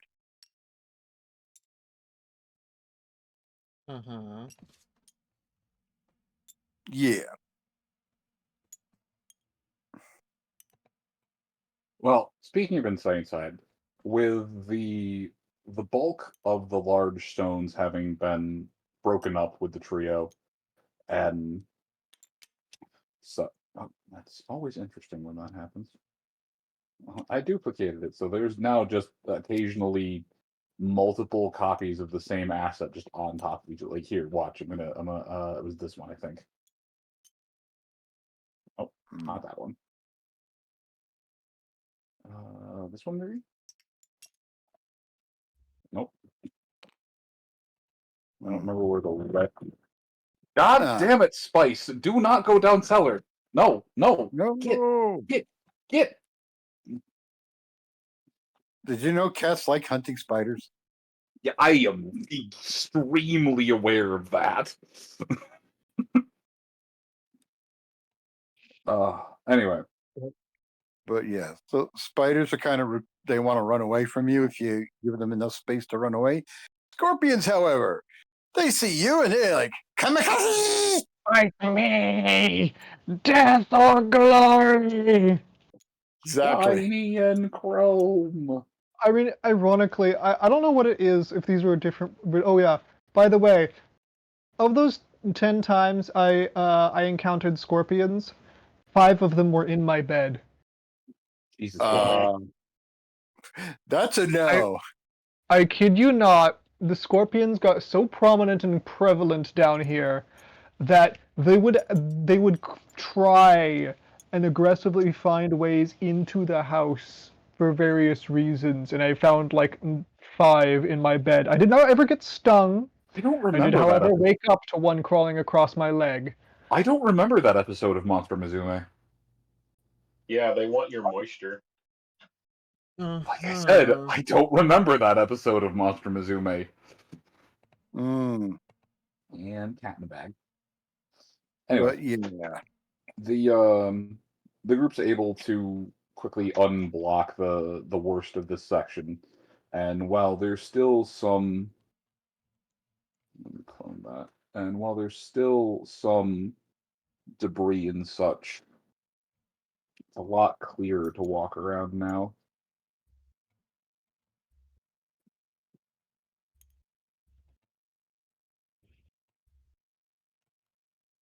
Well, right this way, my compatriots. Oh, you did successfully additive load it. Yep. Hell yeah. I just had to remove some stuff from behind the GM screen that we weren't using. Yeah, there was just a bunch of extra bulk. I'm just keeping the other side grayed off because, oh dear God, I don't even want to take a look at that room. That's just gonna be bad.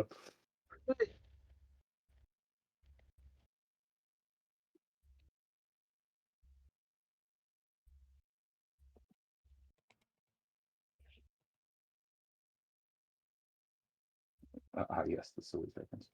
Anyway, but yes, there is a room. You are able to enter it on a 2x2 file, but there is quite a bit going on. Would you all like to reroll for initiative? Absolutely. As soon as I'm logged back in. You're fine. I am not saying that for you or anyone. Oh, Let's I'm see. A D20. we'll see how long I'm in.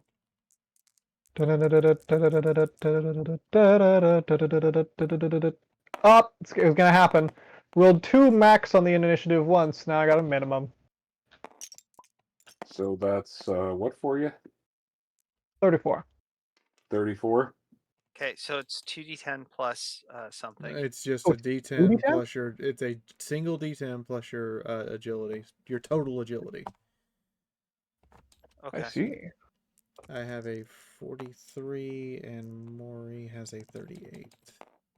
53. I have a 30. I have a 32. Which means those sneaky knife-ear bastards almost always go first. Maury has Ah, 38. by the sound of it, Oscar's the one who'll outrun all of you when escaping a dragon. Mm-hmm. High physical fitness is important when you're working in machine shops. That's why he has high agility. Also, in case anything he's building needs to timber. Yes. An important part of working with gunpowder is knowing when to drop the alembic and just run.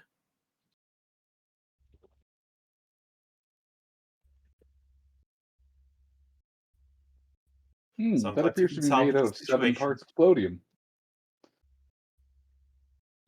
Leave. Ooh. Let's see. There's a reason all the workshops are built with very solid walls and very flimsy roofs. Concentrates the blast straight up.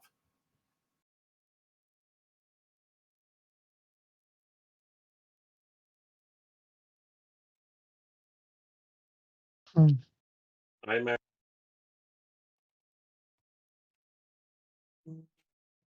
You're at what?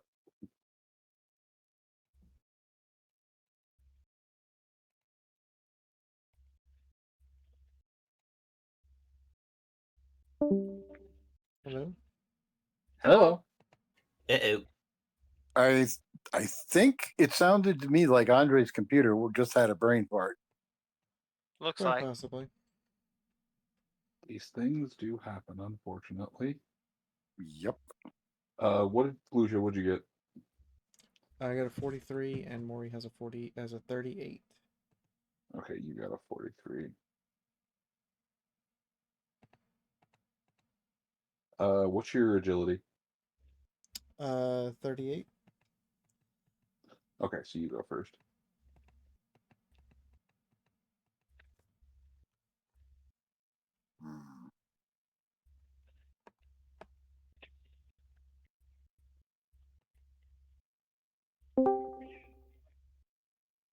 Hello. Hello. He's back. Yes. Back. What it is? There. There. There. There. There. There.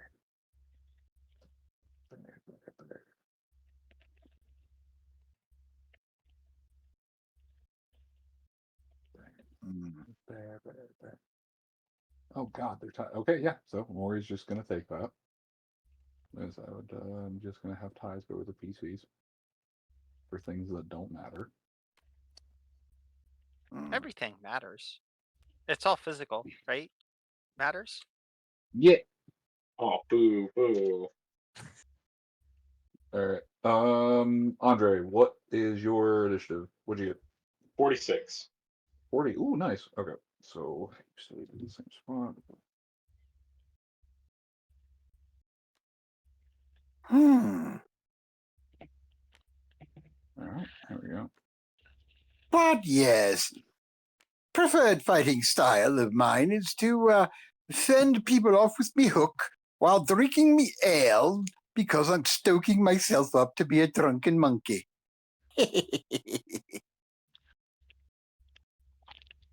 If you gave me the choice between fighting a devotee of Corn, an ogre, and Cletus, Cletus would be my last choice. Yeah, honestly, it would be a hard choice. It would be Cletus and the Core Knight are definitely tied for first, with that ogre coming up strong behind. That is 3 individuals I would not like to encounter in either a dark alley or a dry county. Anyway, What if it's Oscar. a dark alley in a dry county? Oh fuck! I'm so dead. Verena, help us all. They're just okay. Yeah, nope. Someone start praying to more because you're already dead. Anyway, Oscar, you would have the Imagine floor. a place Let's that I see. can't get ale at. That's just wrong. Gadzooks. We need to airdrop Cletus onto the Elven lands if we ever go to war. So, just to remind myself, this is the area where Rodlin found the cadaver with the hammer, yes? Yes. The Okay, so hammer we're sure. cadaver. No, we're sure it's the cadaver with the hammer and not the vessel with the pestle. Thank you. Yeah.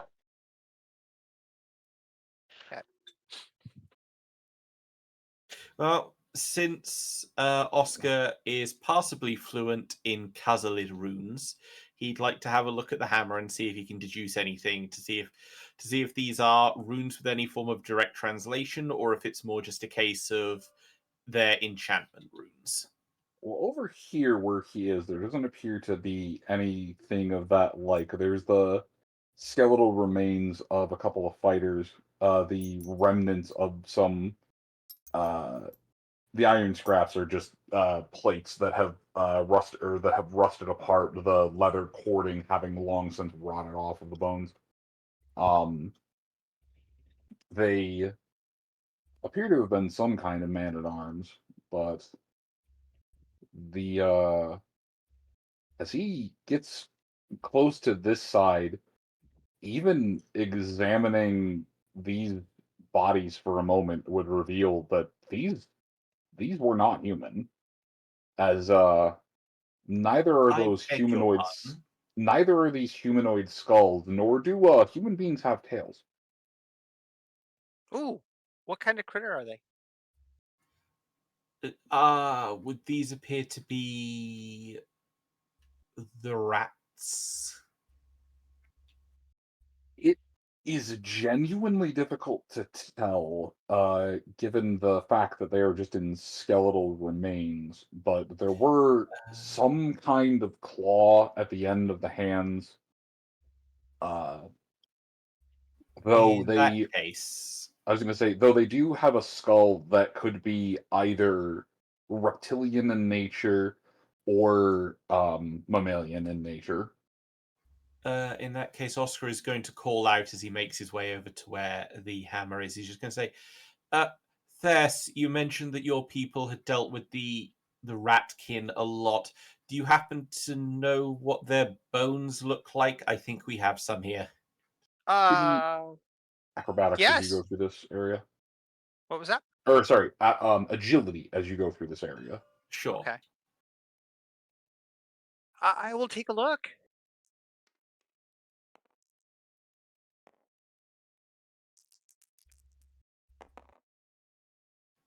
That is a 5. Okay, you ninja warrior your way through that area. Perhaps even walking over the shiny metal plate and just completely ignoring the fact that for a moment you were walking at a 30-degree angle. As Try not to Cat, think what about the fuck? As he continues to walk forward, nose in a book, unaware of the world, unaware of some of the worlds around him, until making his way over to the remnants of a human fighter. A fairly still intact breastplate, minus the holes in it, and a hammer that looks like it was dropped from the dead hand of the fighter. What did you say you were fluent in? Dwarven, Khazalid. Oh, Khazalid. Okay, you didn't. It didn't translate through all the way on my side. Yes, they. While they are magical in nature, they do have a pseudo literal translation. Oh, see, for a moment, have you ever played Skyrim? Yep. Okay. You know how the dragon shouts are literal words, but they're not it's not a conversational translation. It's a literal translation of words and phrases. It is a word that embodies the concept. Yeah. Similar manner, these are the runes each correlate to a direct word or idea, but they are more magical in nature than actual writing or adornment. Makes sense. All right. Let me on this one. The runes are force.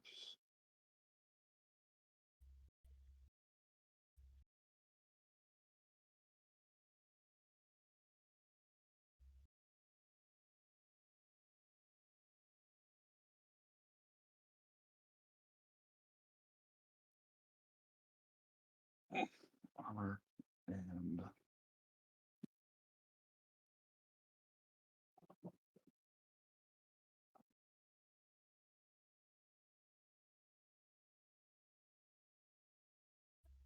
well, one of the runes around the handle seems to be a composite rune.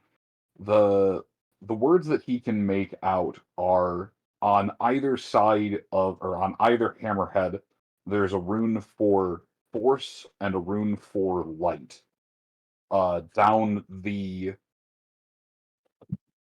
shaft of the hammer is the Khazalid rune for armor, and on the grip itself is, it's far more of a cognate. It looks like an almost purpose crafted, but you can see a couple runes bound together to create a fucking cat, to create a kenning that just makes out the phrase death grip. Also, if you mouse over the hammer, it will display it. Oh, excellent. Hi, can I help you? Please do not be right there, Spice. Force light. You know what? Fine. Fuck you. So- Go in there. Go downstairs. I don't even care anymore. Oscar is going to wrap his hand around the haft of the hammer and give it an experimental lift. I wonder if this means light as in it produces, or light as in weight. So, giving a good grip of his arm, what's his total strength score? No. But, No. okay. No, Is seriously. His strength score is 28. So basically, no. Okay. He can lift it. However, he is not strong enough to use it effectively. Okay. Not light as in lightweight. Got that much. As this is heavier than a sledgehammer. Oh boy.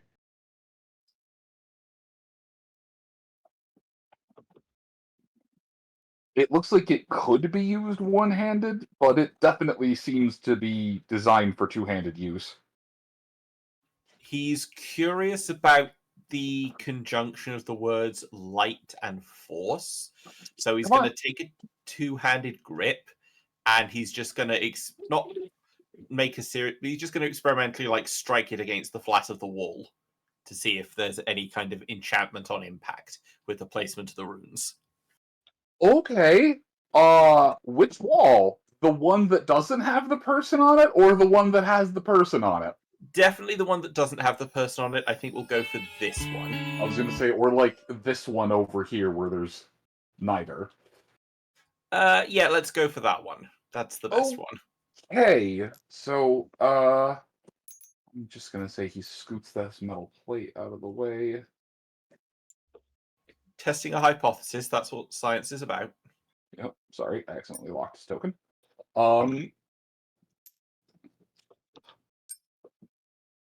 Please simply make me a weapons skill check. This is more just to make sure he doesn't crit fail. Can do. Weapon skill.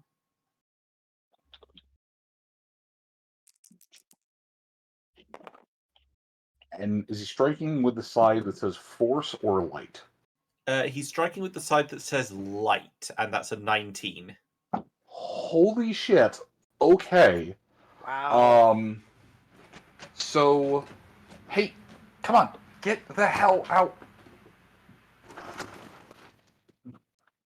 I'm sorry, my cats are enamored with the downstairs where the mice are, but I don't want them going downstairs because that's where all sorts of dangers are. And they keep trying to go downstairs. Anyways, so roughly, is he going for a sideways swing, vertical? I'd say sideways. He's sort of swinging it parallel to his torso. The Okay. main goal here is to impact the light rune against a flat surface to test his hypothesis that the impact is going to cause some form of light generation.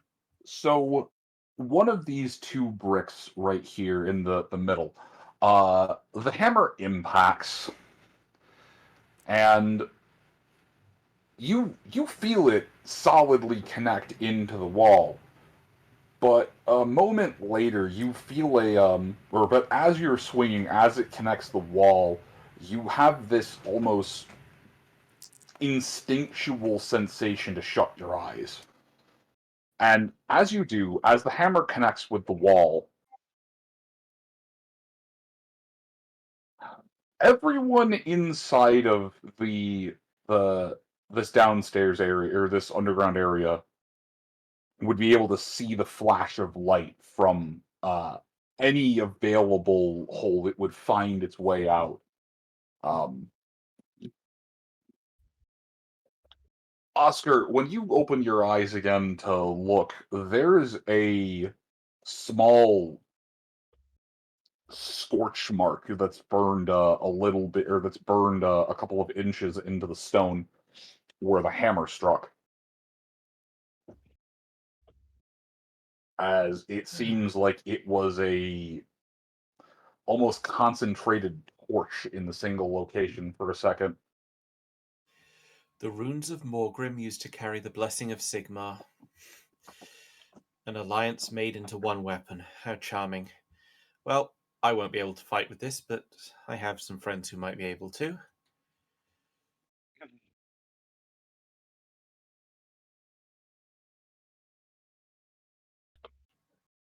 Are you all right over there? There was Yes. a rather bright flash. So the hammer that you spotted, it has the dwarven rune for light on one of the hammerheads. I can confirm that. Well, you saw the result from there, I'm sure. Indeed, I did. Oh, you would also see, as Oscar, as you turned it around, part of the runic structure appears to have gone dim. It's still there. It hasn't burned out or burned off. It's just no longer being mildly illuminated with the energies.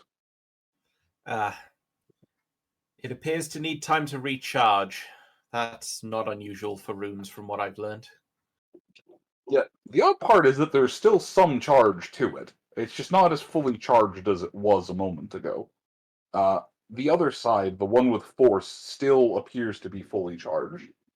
Or actually, no, I'm sorry. The one with force appears to now match the one on the light side, as it seems to also be missing one of its charges. Or wait, no, it's been long enough. Never mind. The one with force has a fully recharged. Yeah, words. So.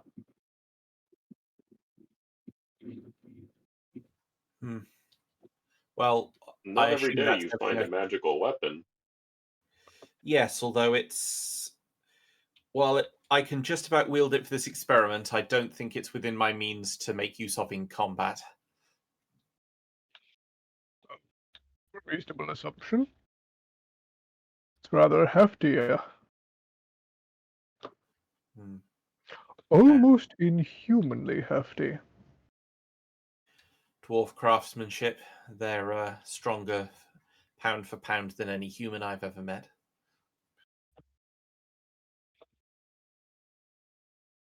Quite the tenacious little creatures they are. Never let one of them hear you call them that, I beg of you. Ah, I understand. They do have quite the reputation. I am fairly I'd work- convinced that one of them could dent your helmet by headbutting it. He's not Try wrong. just to prove themselves capable. But I must point out, I am convinced that his head is harder than his helmet.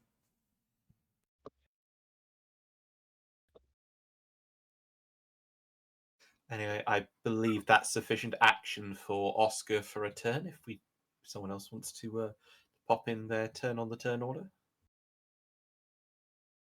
Nope. Hang on a second. Hanging on. So everyone takes a moment to. You can move your tokens into the room into position wherever you want to. I'll give everyone a second to reposition themselves. While we're moving in, Radlin is going to note that, by the by, it was these corpses over here from whence I felt the faint wind of necromancy. Yeah. Andre, I know you tend to favor swords. How are you with hammers? I mean, I practiced with most long arms. Is my figure. Is. Is it on my sheet? It is probably on my sheet. No? You know what? I think I know where it is. I'm in the other room. Back the hell up. We lost Thess. Tess got distracted by something that could be made into food. Ooh, lichen. This very easily gets distracted by food. It is what this is. Yeah, Thess is a little more professional than that. I'm gonna take a look at these bodies. I have seen dead Skaven.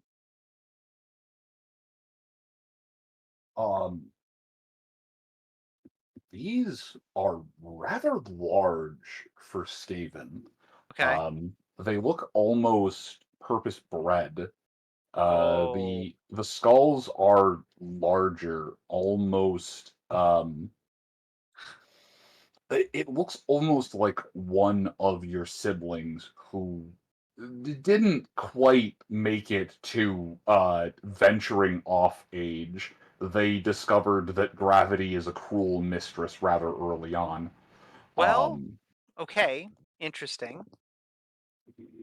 But the tails, the bones in them. Do you have heal, or do you have I have any? heal. Please make me a heal.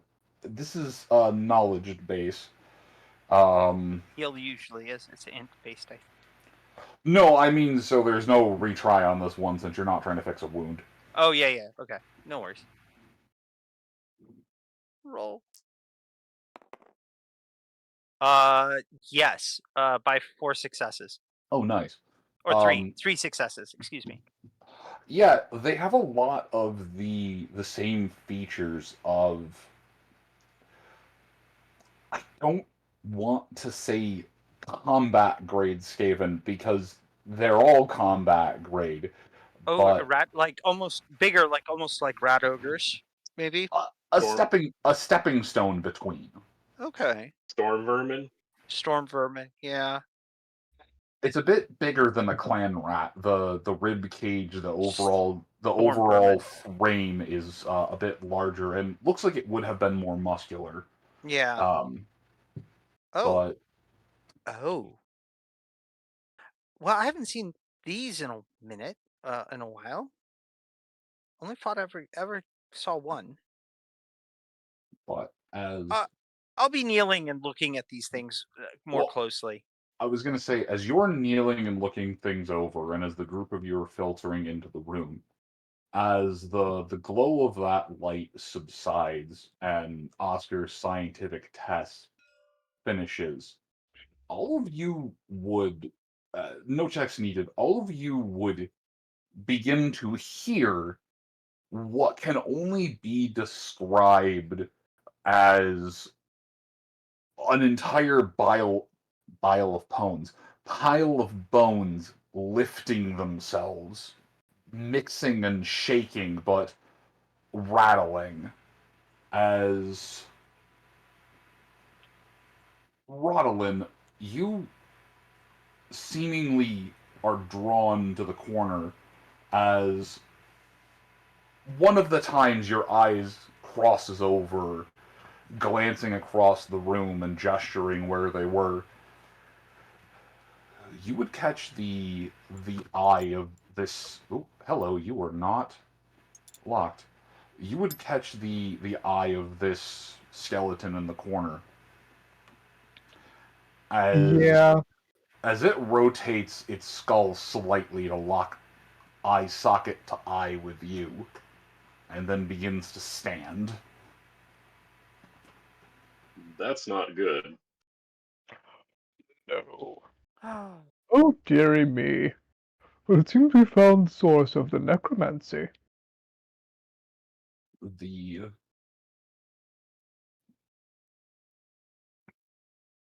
surge We of found the magic. source of the necromancy.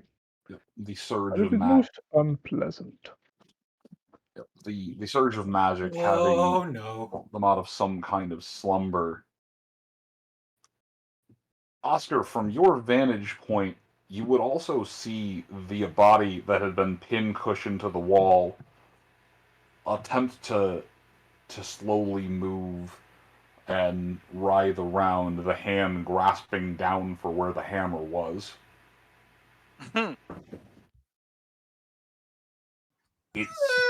Its eyes, or its head, focused forward on the skeleton's rising, seemingly ignoring you completely.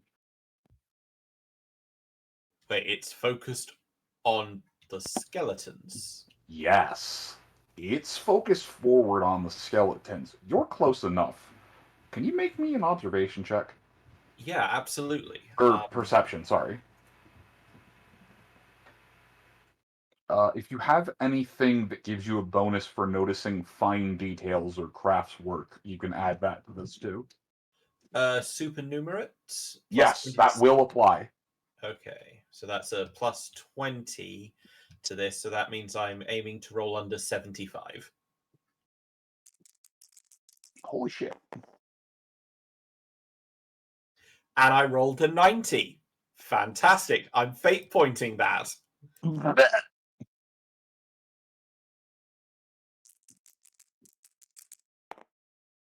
That's our last audience fate point, but that's what they're there for. That's a 26, much better. Okay, so that is multiple degrees of success. The sound of a body spontaneously moving next to you, Oscar, would be enough to catch your attention.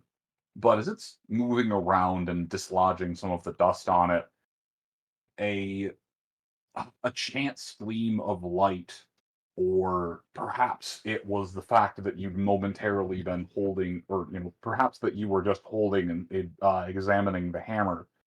But you'd be able to notice that on the center of the chest plate, even though it's punctured through by one of the arrows, you can still make out enough of the symbol to be able to ascertain that this person slain, at least in some way, belonged to the Church of Sigmar. I'm going to do something potentially very stupid. I am going to offer the handle of the hammer to the figure as it tries to rise.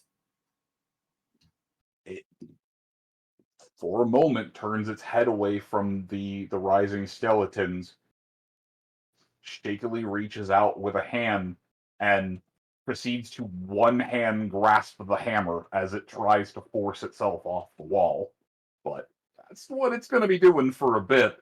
It kind of groans in understanding, but still gestures forward to the rising skeletons. One last battle for Holy Sigmar. All right. Stand with us, brother of the light. I need to delete these real quick. All right, and now I can drop these that are behind one of these fog of wars. And me not playing the Skaven Paladin of Sigmar. Yes, let's not. Let's not. Oh no. I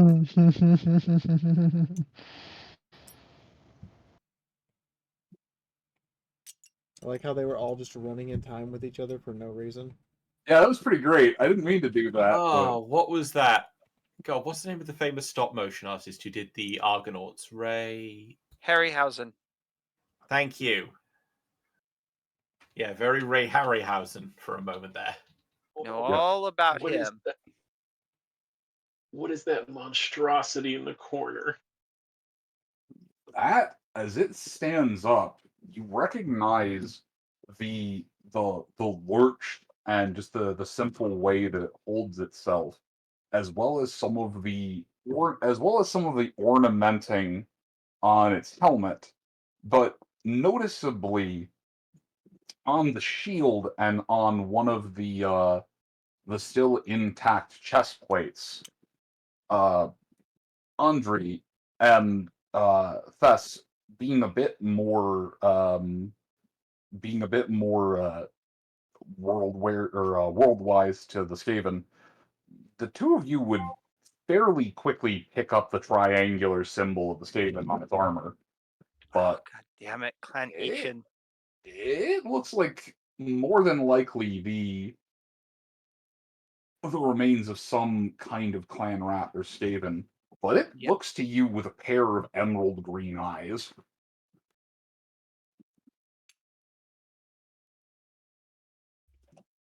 Before turning its gaze forward to the thing pincushion on the wall and raising up a rusty blade. Okay. What's it pinned to the wall with? The thing, it was pinned to the wall with arrows. Okay. I got a plan. I think I have the same plan, and I'm standing next to it, so Yeah. I think we're on the same page. Yep. But the environment took its turn. That's the environment taking its turn. The rest of you can go down initiative. So, Oscar, you handed over the hammer. Andre.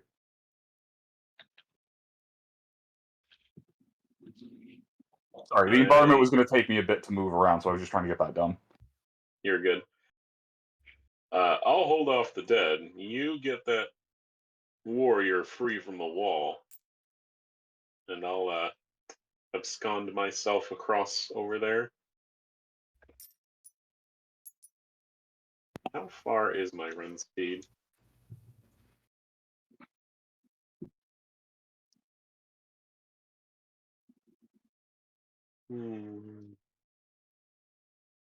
Charge is 16.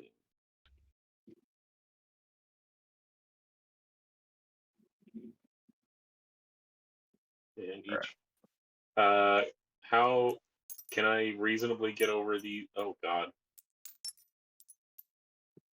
Can I reasonably get over those rocks? Like difficult terrain.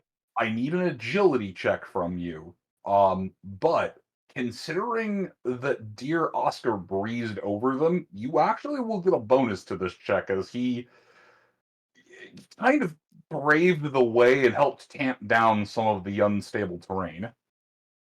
All right. It's not much. It's only a +5, but we got a 10. We're good. oh, you're fine. Okay, you also proceed to Ninja Warrior over the stray, smooth piece of metal. The next person gets a +10 when they go over that. Hot damn. Woo! They make it look so easy. It was pretty much someone who fell against the wall holding a shield. The shield got weather-worn and beaten down, and the two of them just hop over the shield, just not caring at all. It's delightful. But yes, you can. But yes, you can reasonably get over there. 3, 4. Oh yeah, I got plenty of move to get over there. Okay. So I make myself tank and I move up to the first batch of skeletons. And I will do my charge attack. Ignore these. I only have, unfortunately, the humans. Oh wow. Okay, I did need to use the other one. I shrunk these down a little too much. I wasn't sure how size the tokens would be. So I came prepared, I think. Come on. And a charge plus 10.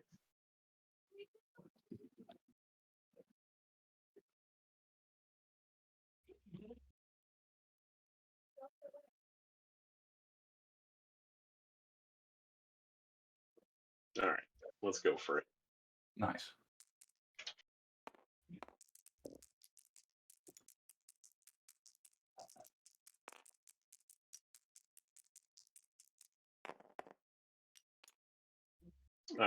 We succeed with a 13.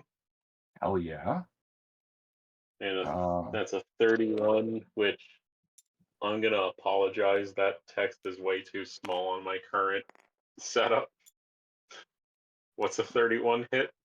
Oh, you're fine. 31 flips to a 13. That's a headshot. Oh, no. 31 was already flipped. Apologies. I do that compulsively. 31 is arm. Arm? Yep, right arm. Ah, yes, the arms. And then I still have my blessing up, yeah? Yes. As the I'm just moving the larger tokens out. They're literally the same. They're just scaled up. As the first of the undead begin to rise, before you even attempt to consciously think about it, Andre, your sword begins to glow again.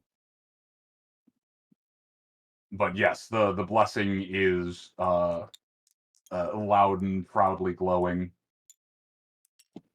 It smells. It smells heresy. May more have mercy upon your souls. All right, let's see here. Oh yeah, that was a 10, and then the follow-up die is a 5. So 15 plus 5, 20 damage to the right arm. Holy shit! Nice.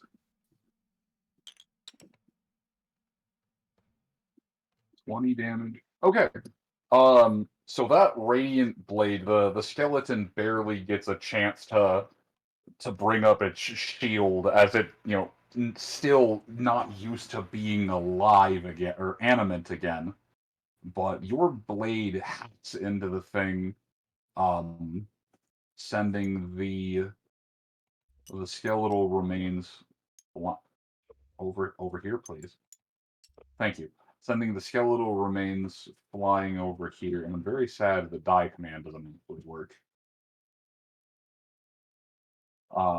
Sending the skeletal remains off to the side, leaving the once animate bones still.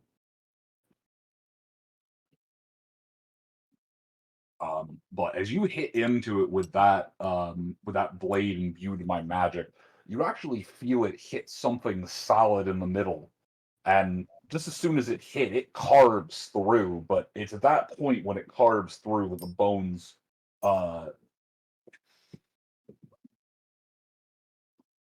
convulse and then lay still. Rest in pieces. There we go. Okay. All right. Andre, you get the one. Lucia. Yes. While Andre has managed to stand and hack through the one, there are still multiple that have stood up over there, and with them animate now, the minor surge of necromancy that filled the air would be palpable in your very bones. Pardon me, my friends. I'll be right back. Yep. Gotta use the you'd feel Ursus chill your blood in an attempt to stave off the worst of it, but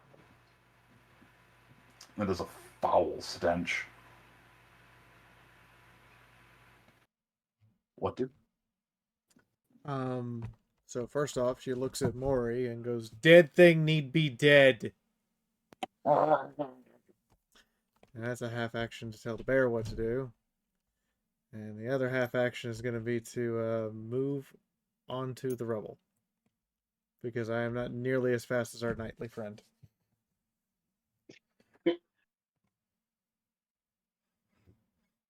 Alright, moving the rubble costs double the movement to go through. So how far can she move with a half movement? I think half move? Like 4, right? 2 on a half No, on a half action, half. No, it should be. Well, no, half move is your full move score. Yeah. So 4. 4. Okay, so that's 6 meters. Yeah, that's enough. That can get her. She wouldn't be standing. She'd be effectively kneeling on the rubble. Unless she went through. Yeah, that entire middle section is going to be the lower point. So yeah, she'd be not quite prone, just kneeling on the rubble. But she'll be able to, if you take another half action next turn, she'll be able to hop off the other side. Actually, no. A 1 meter adjust would be enough for her to hop off the other side. Yeah, okay. So next turn, you take an adjust, and you'll be able to have a full turn. You're pretty close to the edge. So let's see. You had 38. Fuck. Sage is gonna make a willpower test because those are actual undead, and he's just a bandit.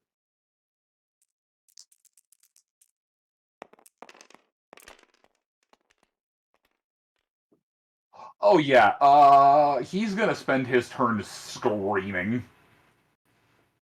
So he panics. He spends a full round action panicking. Shit, I did not mean to do that. I'm sorry, I did not mean to actually knock your tokens over, fuck. Alright. Yep. So he panics, he cowers. You hear him, oh no! What? Told there were dead here!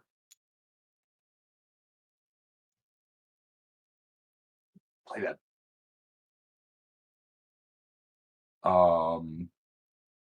Alright, Maury's gonna rush the dead things. Is Maury smart enough to not go over the rubble?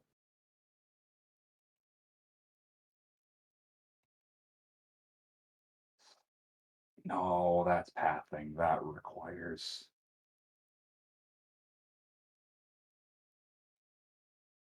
One, two, 3, 4, 5, 6. Okay. Well, he won't be able to. He's too large to go through the squeezy point.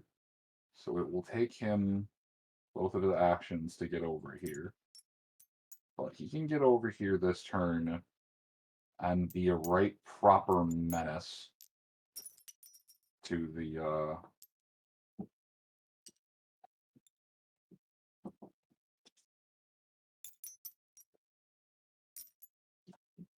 good enough.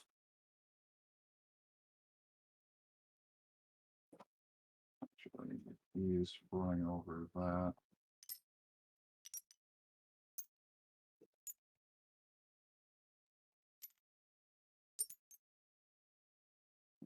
Yes, the battle axe is in the way.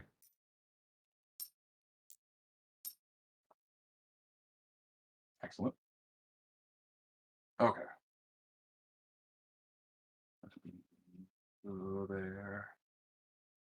Move the bear. There we go. That was cool. Okay.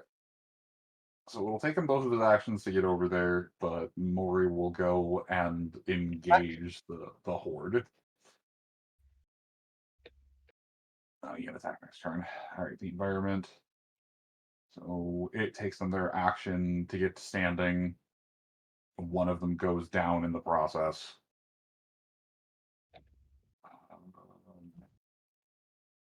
They've got a half action between them. So they stand and right themselves. And I wish I had them all in better mode. Yep. And they all proceed to. Oh, that's why I don't know anything. They all proceed to raise up their shields in a defensive stance. All of them taking a very practiced motion. Moon. Yep. What am I doing? Mori doesn't go until 38.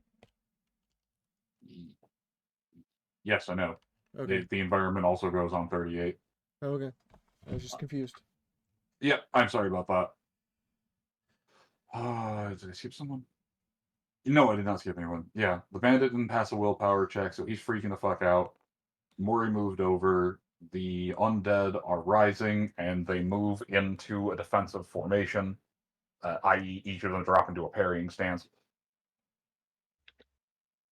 Fair. Yep. Yeah, they just saw you walk over and with a blade of magic, one of their members down. No, man. It's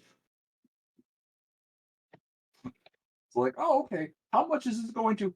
20. Oh, okay. From a Brettonnian Holy Knight. Nope, it's dead. Yeah. Okay. Rodolin. Oh, right. That was the one thing I forgot. I'm sorry. The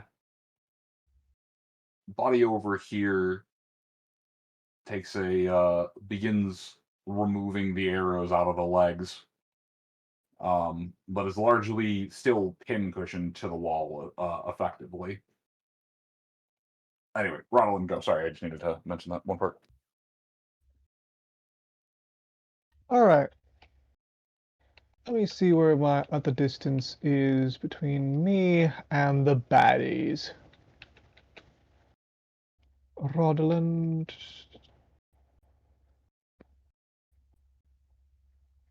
14 to that one. 15. Oh, are we roughly using 1 inch of the measuring stick to be a yard?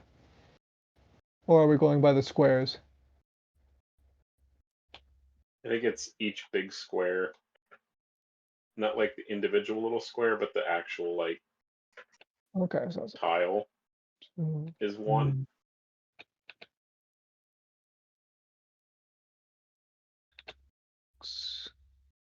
3, 7 yards.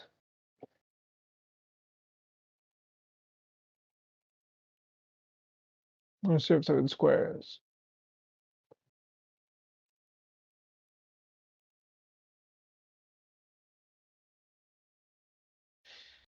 In that case, I won't move. I won't be moving at all, actually. Instead, going, no, don't like that. Plopping my staff down and attempting to conjure some magic.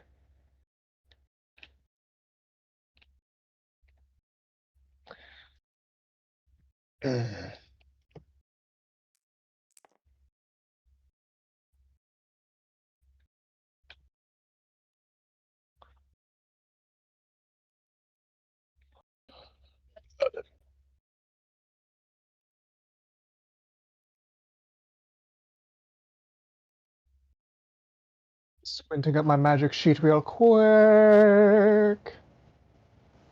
All right, I'm going to do doubles and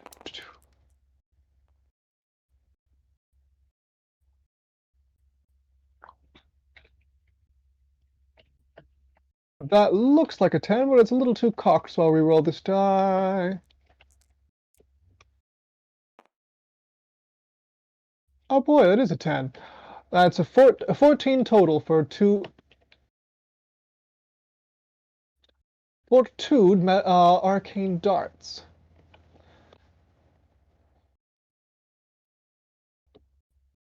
Vile spawn of blood and death, beware the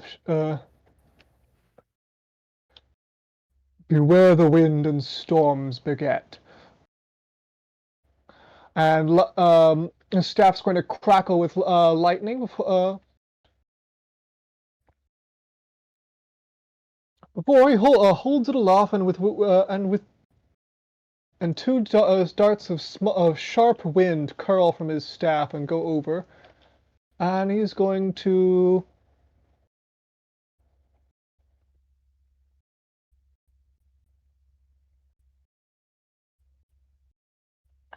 target them both at the big boy here. A wise choice. How much damage do those each do? They are 3 damage missiles, so a d10 plus 3 for each. First one. That didn't roll, it just dropped. Uh-oh. My lag. My lag! No! Alright, no shaking up. 6 to the first. 4 to the second. 10,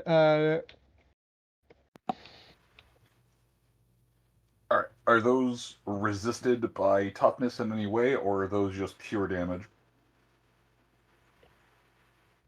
I believe, correct me if I'm wrong, anybody, but I believe those are just pure damage.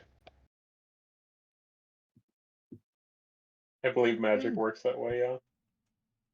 Alright. Next, I'm going to, with my other half action, I will attempt to do the exact same thing again. Excellent.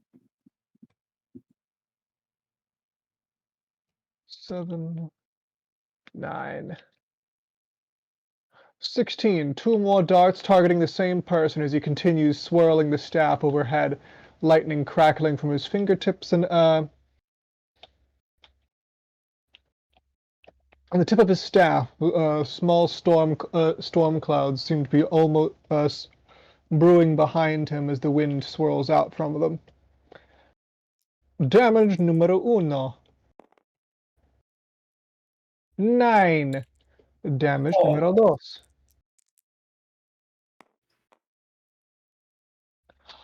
11. Holy shit. Okay.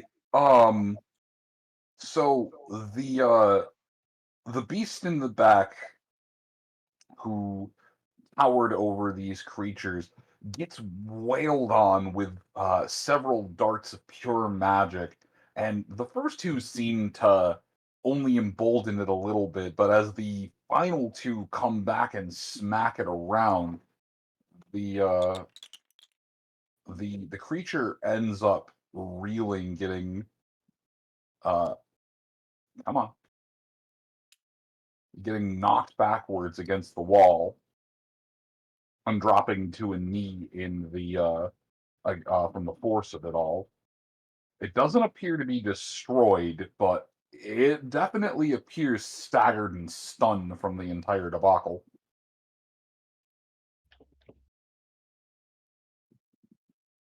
Good shot, wizard.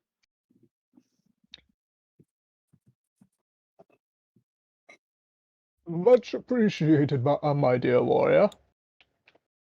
Much appreciated, my dear warrior. But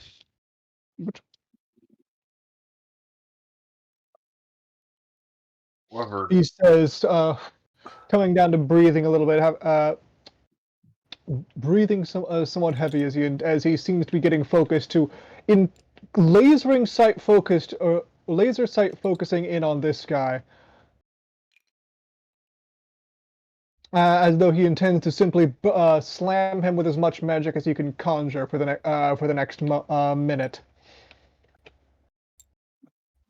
I'm going to That put is you all I into can the do. dirt. Peasant. Hold on. Sorry. No, you're good. I just kind of wanted to repeat yourself because I couldn't hear you for a second.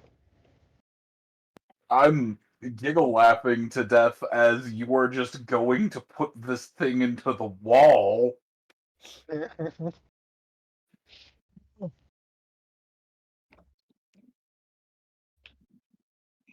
You're supposed to never use a thought the wind. millstone to make bone meal, not magic and a rock wall. Indeed. Never thought the Needs wind could must hurt you so unscathed bad. drive. Sorry, what was that, Oscar? I just said needs must when the Skaven drive. Yup. Never thought the wind could beat you so bad, did you, Skelly boy? Here's a one, here's another, here's a one, and another for you. As Rodlin just basically just slams spells over and over and over again. It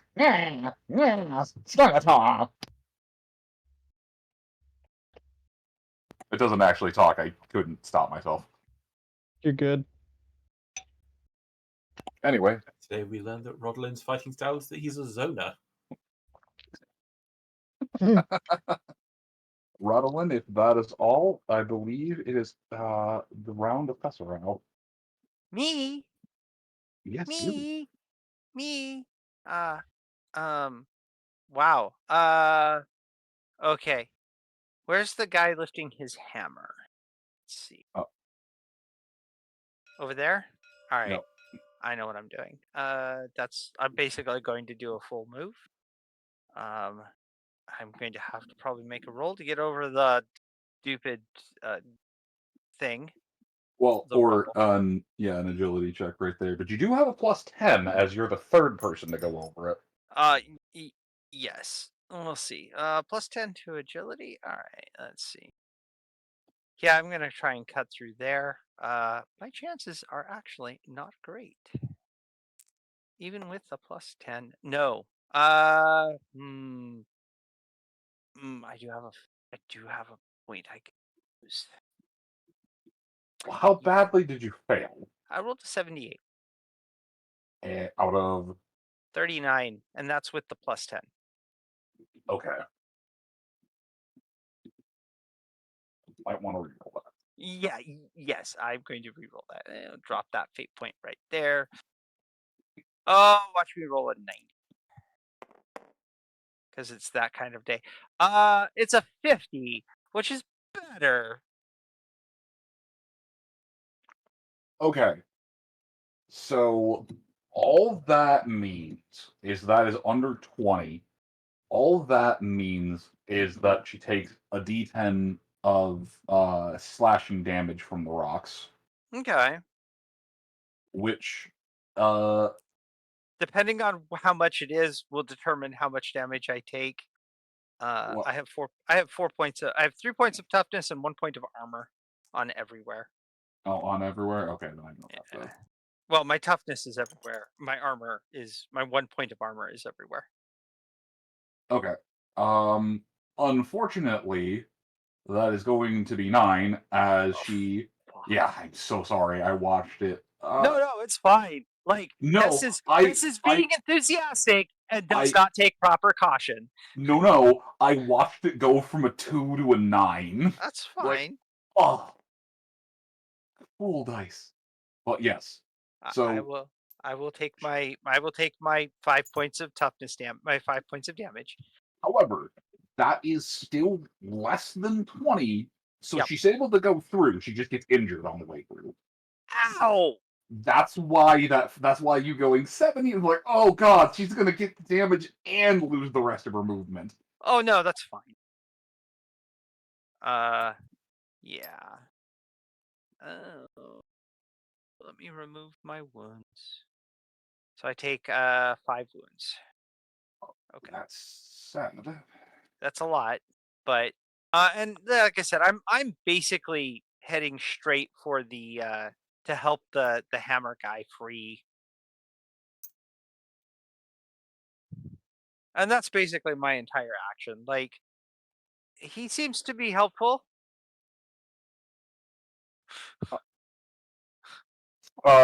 Thess, as you make your way over there, still openly wearing a necklace of Sigmar, Oh yes. the entity stops just trying to reach forward, and actually, with its empty hand, reaches out to you. Praise. Hold on.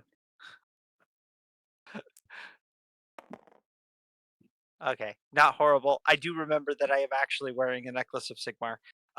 Because a lot's happened in the last hour. There's a reason I made a note of it. I'm like, this will be important. uh, pray. Oh, praise be to Sigmar. I will grasp his hand.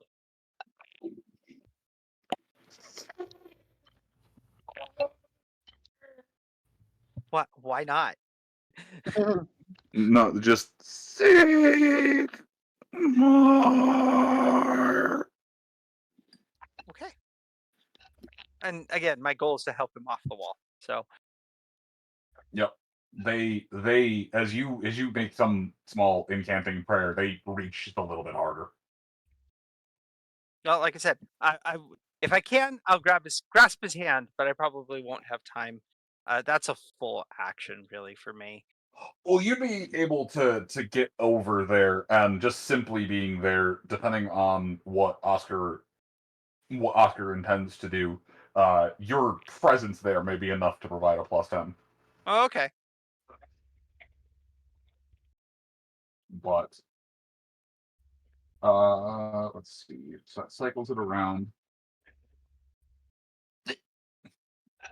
That brings it back to the top of the round. It is almost midnight. Do you wanna cliffhanger on here? Do you want to cycle around a couple of times? I don't need this neat stair tile anymore. I probably, as much as I want to be a youngin and play and then pull probably an all-nighter, I probably should not. Because I am not young. As much as I might think of myself as 12. Oh, hush.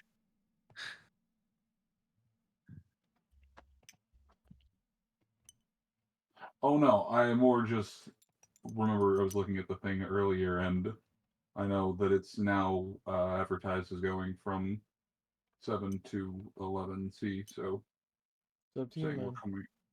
I mean, we've got like 8 minutes, 9 minutes, something like that. Yeah, I'm more than fine to keep going. I'm just making a statement at the time. So, all right.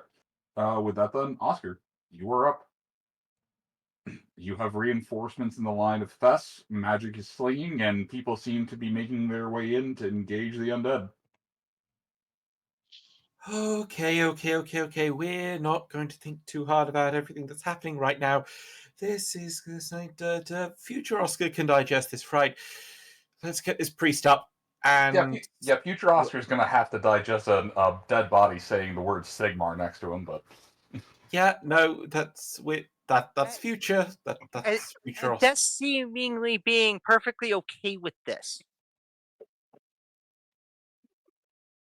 Like Tess comes running up next to Oscar and and looks at the undead and taps the amulet on her neck and says, "Oh, yes, praise be to Sigmar."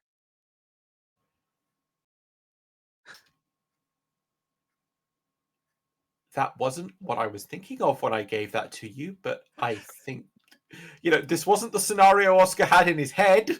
But same. Right. It's better though.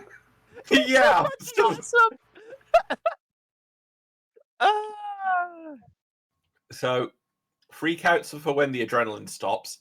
Seeing that Thess has grabbed his hand and is presumably ready to start pulling him forward, Ostra's going to reach down, grab 2 arrows by the shaft, 1 in each hand, and just pull and get those things out of him. All right.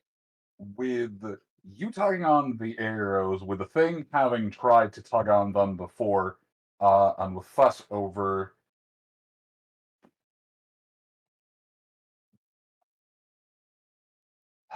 Is it academic knowledge engineering? Or I do have that. or yes. If you have academic knowledge engineering, please roll that with a plus 20.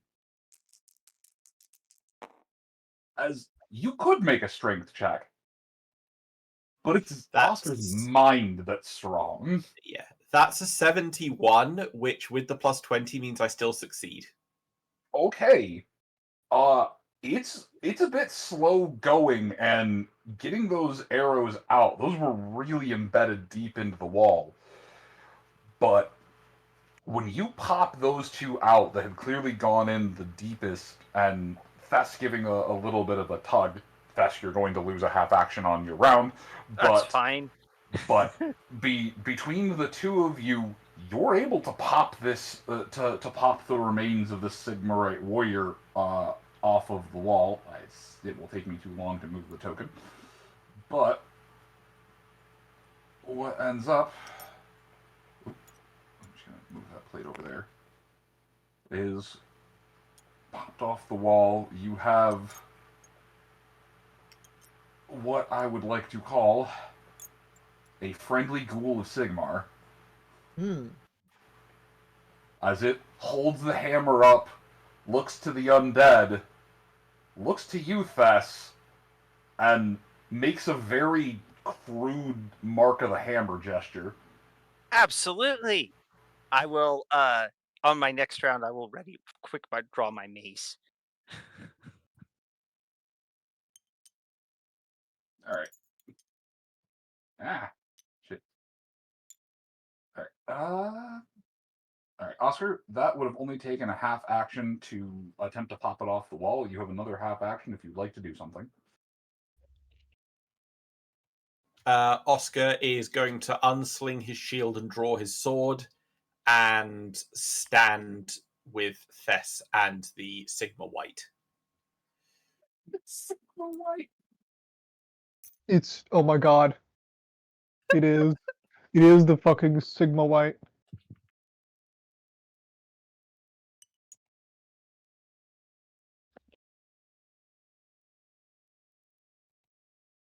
The R is in parentheses. Gotta say with an accent. Sigma White. All right. So you draw Andre. Indeed. You know, the commotion behind you. You hear the thunk of flesh landing on the ground, the rasping of the voice saying, calling out to Sigmar. And then you hear the sound of Oscar drawing steel along with, well, not Thess yet, but it seems the undead aren't going to know what hit them. Yes, please. Well, they've clearly become outnumbered rapidly. I shall buy my compatriots time. Alright. I'm just going to go balls to the walls, swift attack, and that's 2 attacks. So I'm going to focus on the skeleton on the left. That's harder to reach for anyone else. Or my character's left. Closest towards the bookshelf.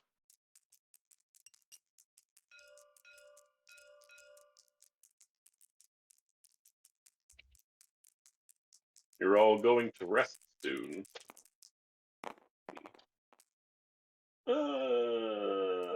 Not with that kind of roll.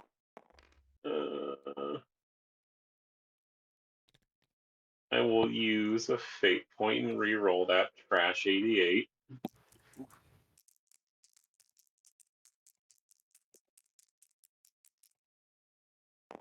I was gonna say it didn't do great. It didn't do great, but it definitely parried an 88. Yeah. And then I got a 29. So it has to make a parry check now. It did. That's not enough, or it did not get enough. Okay. Really close, but it did not get enough. All right. Lady, guide my steel. Yeah, Send these foul undead to more. you swing down and you break its guard. We do 10 to whatever 92 is. 92. That is gonna be the left leg. So yeah, you break its guard. It slips off the shield and you hack through one of the leg bones.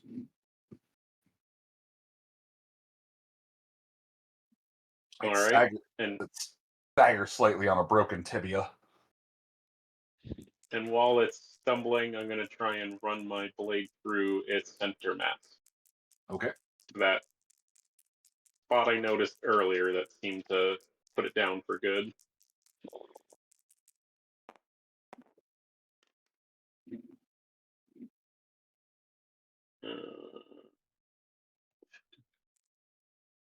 Tilt.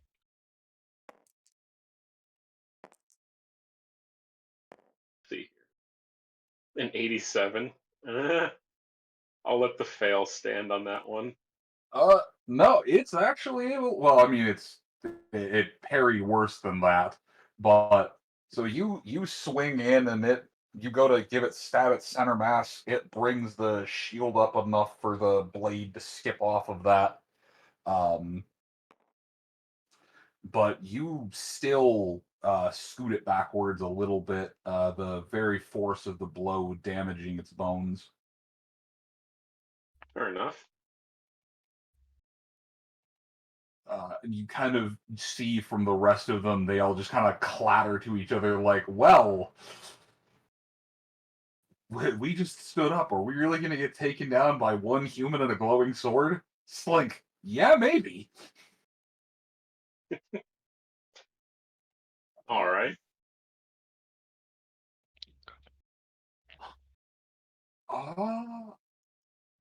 What?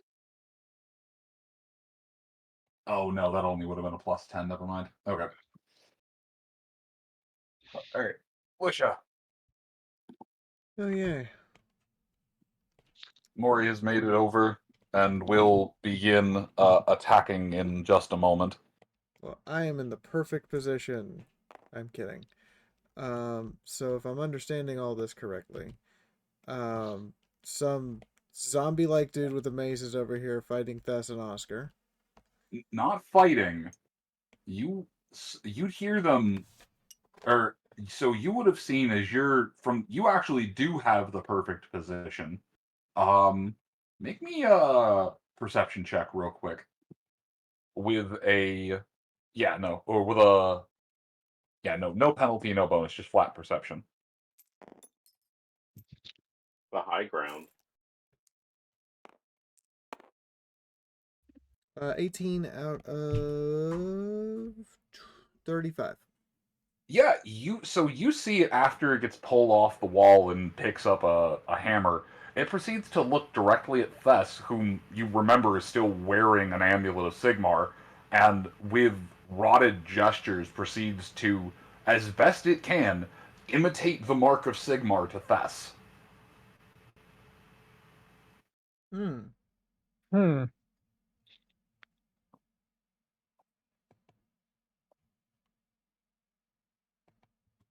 It would also be wearing that breastplate. I just don't have a token with one on it. Like, yeah, that's the other thing. It popped off the wall, but it still looks like a pincushion.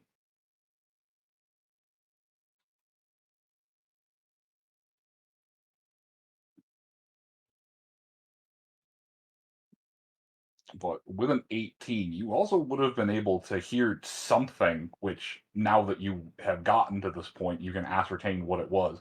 But you would have been able to hear something rasp out the word Sigmar.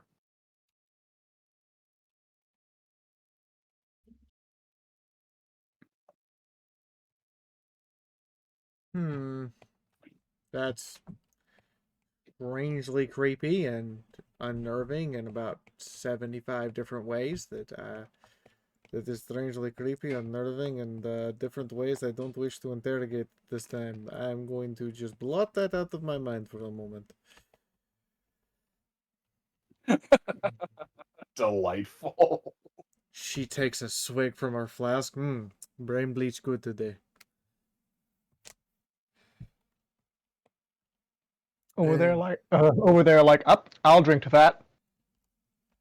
And yeah. She's going to try to, assuming the terrain allows me, to run up and kick the table over into the skeletons.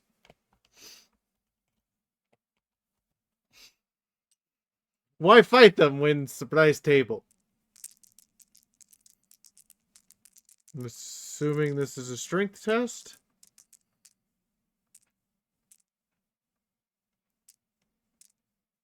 Moon. Can anybody hear me? I can hear you. Yeah, can loud hear and you. clear. Moon.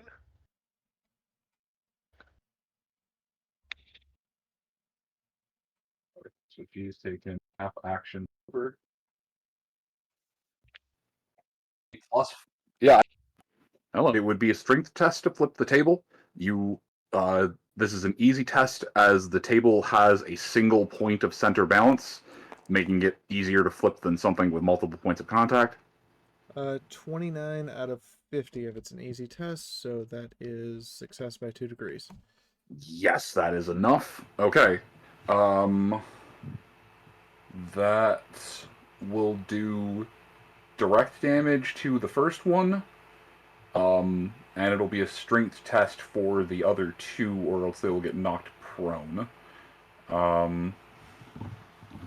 So that's just Well,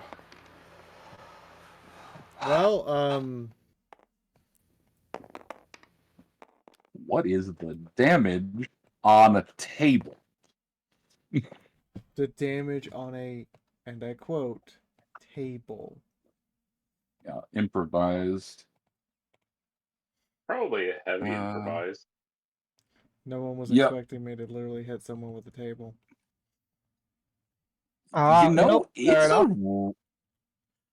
It's a really good weapon. There's a lot of them clustered in one area, and you whipped a table.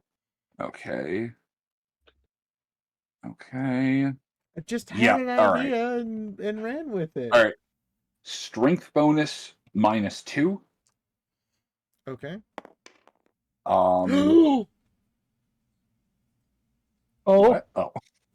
Oh Did you roll 10? no! I did. Oh, that's a 0. And that was my, whoever just did that. That was my wounds. That's a nat 1 to confirm. So Oh. Were you the green?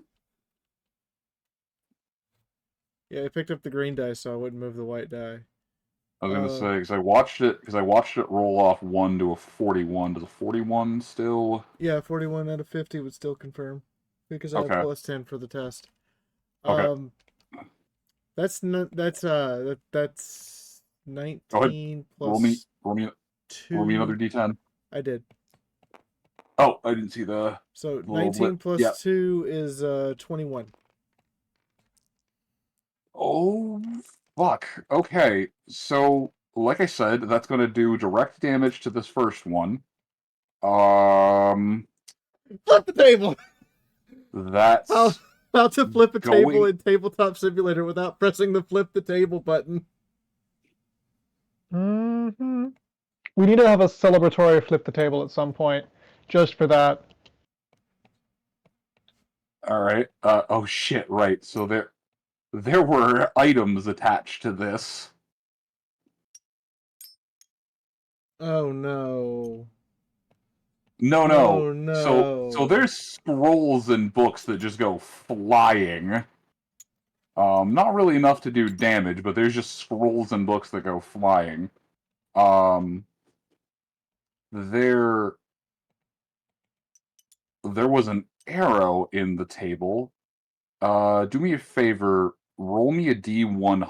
Roll me a D100, Lisha. A D100. Okay. Yep. I'm gonna pretend I understand. Exactly why. The D100 has come up 71. Okay. So the table goes flying. The arrow simply ends up skipping off one of the lectern tables over here. Let's see, 21 with their...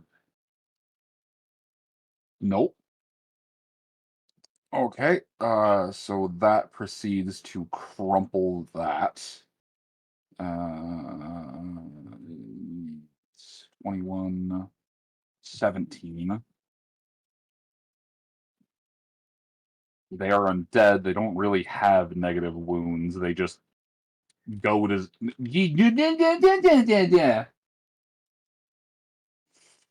Sorry, cat.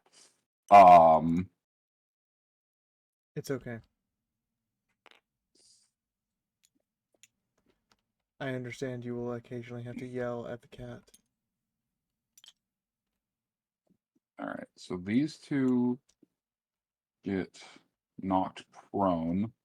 Unfortunately, they don't really like prone.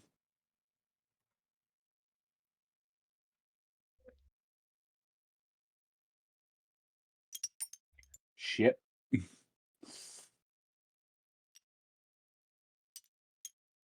Good enough. I accidentally locked the table. God damn it. Okay.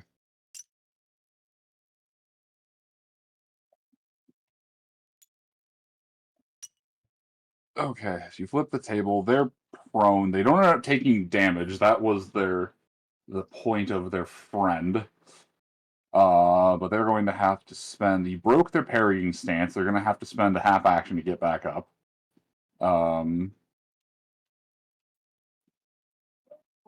Yeah.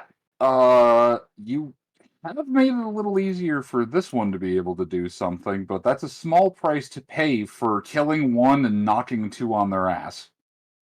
He turns to Fantastic. Andre. Is table attack technically honorable in Brettonnia? I don't see why not. I wouldn't classify it as ranged combat. Just checking. Wanted to make sure I hadn't offended you. All right. That's the end of my Over. turn. I was gonna say over here from the far side of the room, it would just be Rodolin, unfortunately, but he would be treated to the sight of Sage walking back into the room, having sealed his resolve, and just descending on the dead bodies, just stabbing the bones repetitively. Just, you won't catch us unblinded again! I'm gonna get you! I'm gonna get you, undead! He just proceeds to spend a full action just bouncing on the undead over there, stabbing their dead bodies repetitively. You know, but you can't say I blame the guy. He failed his willpower test very badly. Yeah. But he bless his heart, he's trying. Mori. What does Mori do? Does it start with M and end with all? Well, Mori can... I don't think I can tell Mori to maul skeletons, but he's gonna try to take this one and just smack its head in.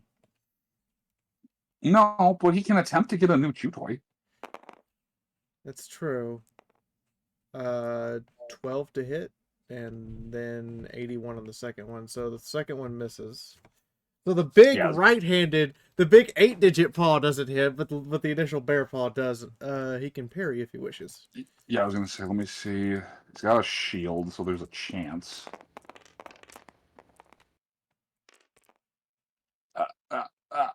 Oh my god, it literally fell into the fog of war.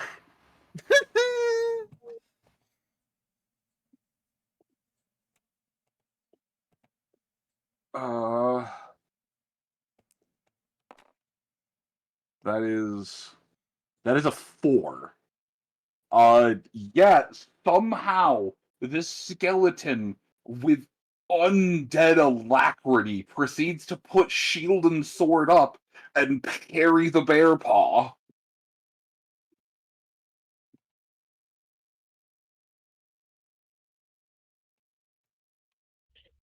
But sure. Oh no, no, no. That won't do.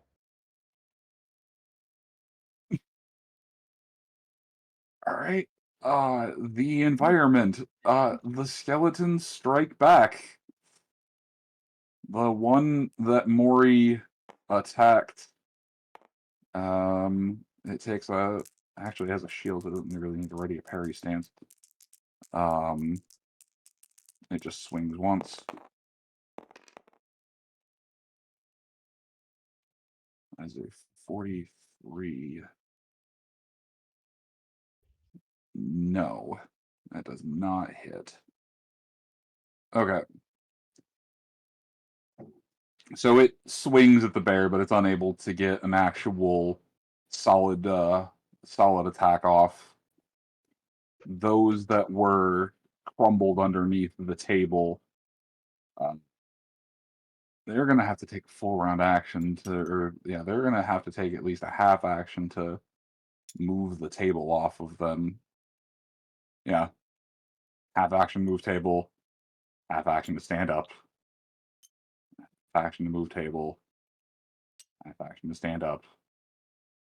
Because they're mindless, so they just move it off of one and onto the other. This one will shimmy forward. Andre, there's an undead that is stepping to you. Step up. Yep, it's gonna walk right up and attempt to smack you with that longsword.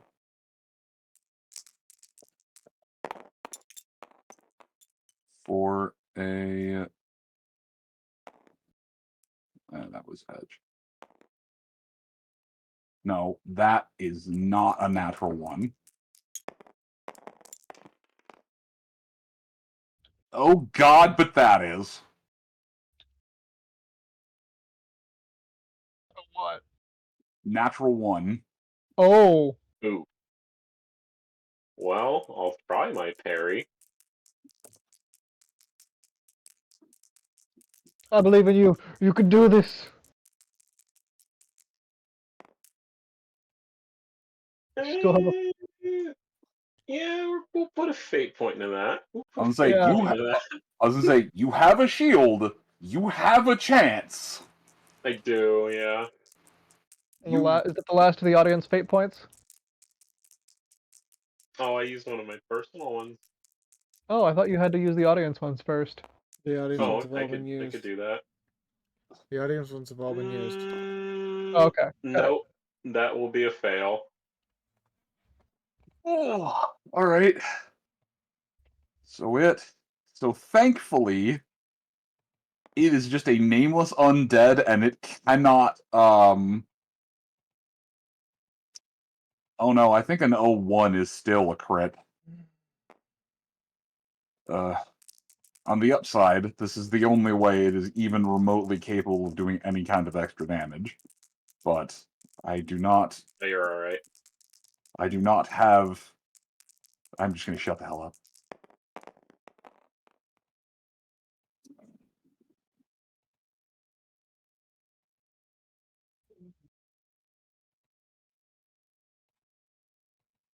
Oh God. What's the prognosis?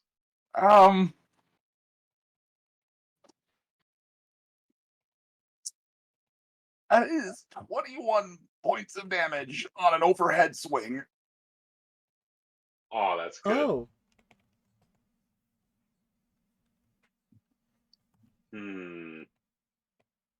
Okay, like that leaves me. me with negative. That leaves me with -1. Oh, there we go. Man, Andre needs better armor.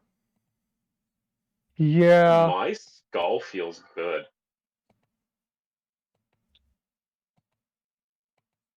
Might feel blissfully forever at this point. So he's at -1 at the moment. Yeah. Okay. You can only take a half action next round as you attempt to deflect the blow, and all this manages to do is get the blade managed to get the blade from hitting you straight on to getting the blade to bitch slap you on the head.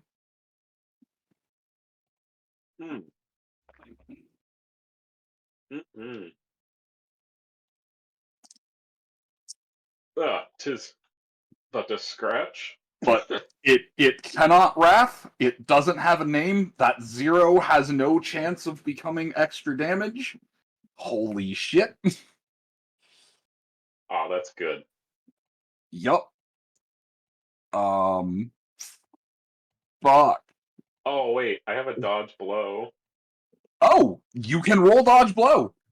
I forgot I have dodge blow. Let me try. This is not a penalty. You just have to pass. No. No. 93 says no. We take that to the skull still. Alright. Oh god. Alright. You know what? We'll see how it is. That makes sense on how he managed to get it from a skull-splitting injury to just a skull-splitting headache. Oh. But it hits. I'm guessing there's a sound of pain. Yeah, you just hear. I seem to have a blade glance my skull. You hear Ow. Sage from across the chamber. You heard my lord! I will send you back to more!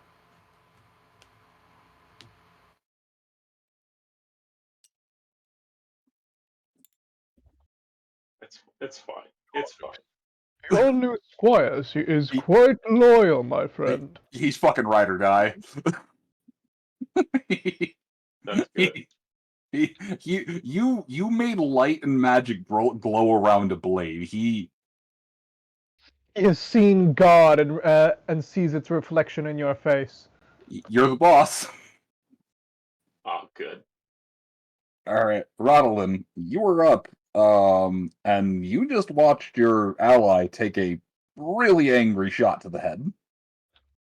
Yeah. Yeah, I like focusing this one guy down. I had originally planned to do that. Continue doing that. Unfortunately, these chuckle nuts are being way too good at things they have no right to do. Yeah, Therefore, I'm really surprised at it too. Yeah, Therefore, he's going to say, no. Let me see what the casting number.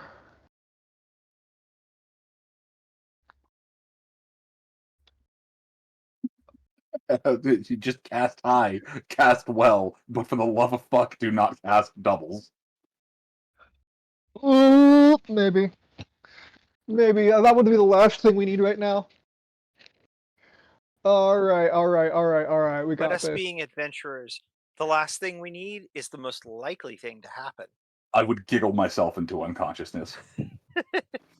Would I? Yeah. Oh, yeah.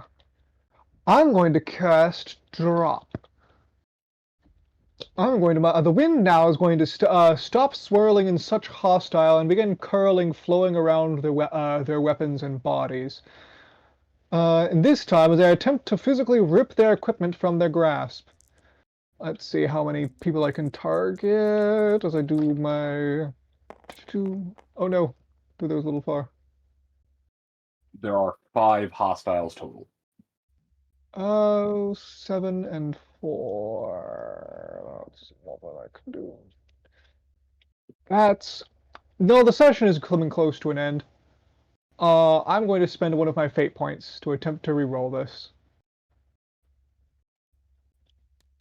Yeah, now is definitely the time to not be frugal with your fate points. Well, your fortune points, but point. Oh, that was a mistake.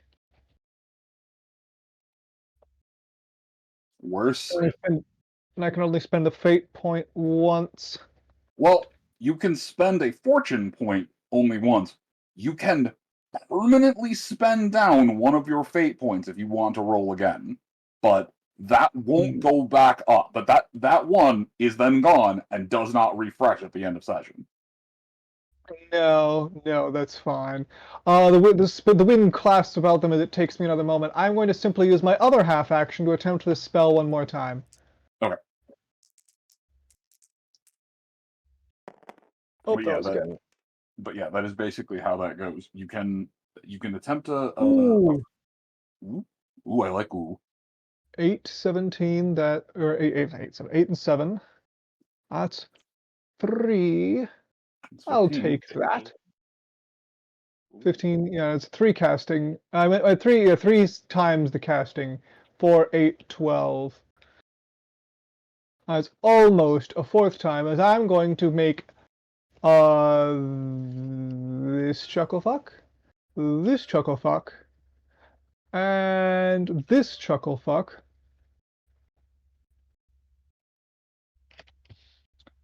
All have to make a will save to not drop their swords.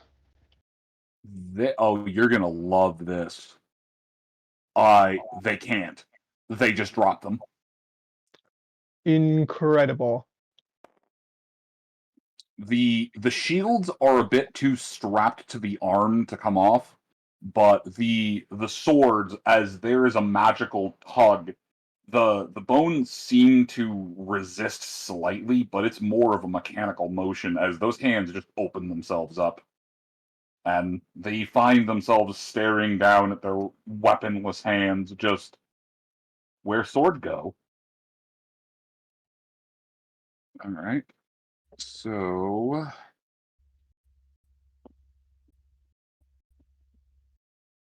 Where sword sword list. go?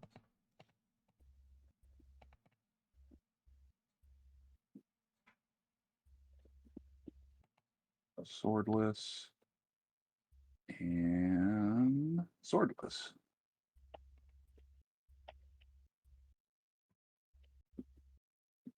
Excellent. You have drastically decreased the lethality of these things. Indeed, that is all I can do. Oh, I'm just gonna range disarm half of them. That's all I can do. That's okay. I mean, yeah. It's Just a powerful spell. yeah. I only say that's all I can do because I was out of actions. But no, that is a pretty. That's one thing I've discovered is that the actual spells for the various lores are powerful. Just upcasting some of the basics is also really good. That's why like half of the stuff I do is the basic spells just done better. All right. Thus, you have a half action that you can take. Oh, right. I had forgotten to move for the signal, right? So with you and Oscar having popped it off the wall and it getting a chance to shake, it's going to lumber its way forward. That is 1, 2, 3, 4, 5. Yeah, it's just basically going to hop onto the table. No, it seems to have frozen in midair. That's great. Yep, there we go. It's effectively going to just hop onto the table. Hop on to the table. It's not going to hop onto the table. There we go.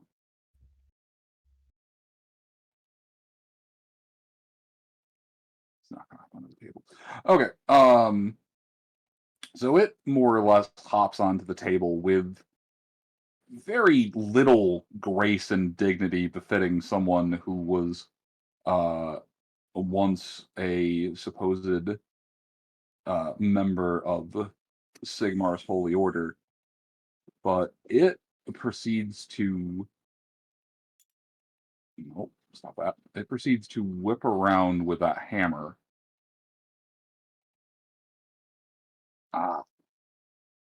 And it is just going to smack into the one that hit you, Andre.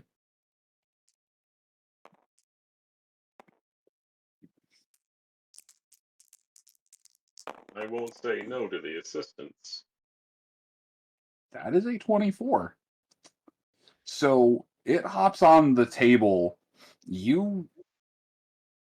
It's hard to tell what, if anything, it says, but it discernibly, almost in defiance of you getting hit,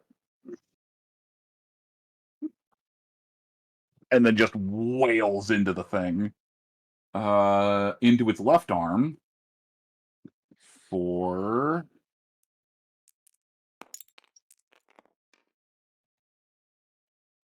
8, 11. Okay, yeah, so it just wails into that shield with the hammer. Alright. I'd actually forgotten about that one. Alright, Profess, your turn. I'm sorry, I did not mean to say go and then interrupt you. Brain did a dumb. Perfectly fine. So he's moved forward to engage. I will fast draw my mace. Actually, you know what? No. On second thought, I won't fast draw my mace. Pistols are. What are pistols? What damage do they? Impalement, I think. But these guys are probably immune to status effects like or statuses, right? Impact. I was going to say, their impact. Yeah, impact just allows you to roll twice and take the higher damage. Right. I was worried more about a thing passing, like not doing any damage. Because that's a thing sometimes for undead. I'm going to fast draw the pistol, which is loaded, and it's a half action to fire it. I'm within close range, which means there's no penalties, and I think I get a plus. You do. Okay, what's the plus? I think it is just a plus 10, Okay. but as far as I can tell, if you were within the first half of the numbers, it's a plus 10. If you're within the second half of the numbers, you're capable of firing it without a penalty. Yeah. I'm within 8, so yeah. I'm gonna shoot the one that's one of the ones engaging my allies. All right. The closest one. Yep. Sadly, this is only, I think I said a D10 plus 2, but it still has impact, and yeah, it's just a really cute little pistol. No. I'm using my pistol. Oh, never mind. Ignore everything that I said then. Yeah, my pistol has a range of 8. I don't know what the cute little pistol has. That's fair. And this is a D10 plus 4, so it's yeah, a that's more damage. That's why I said ignore everything I said. All right. I miss.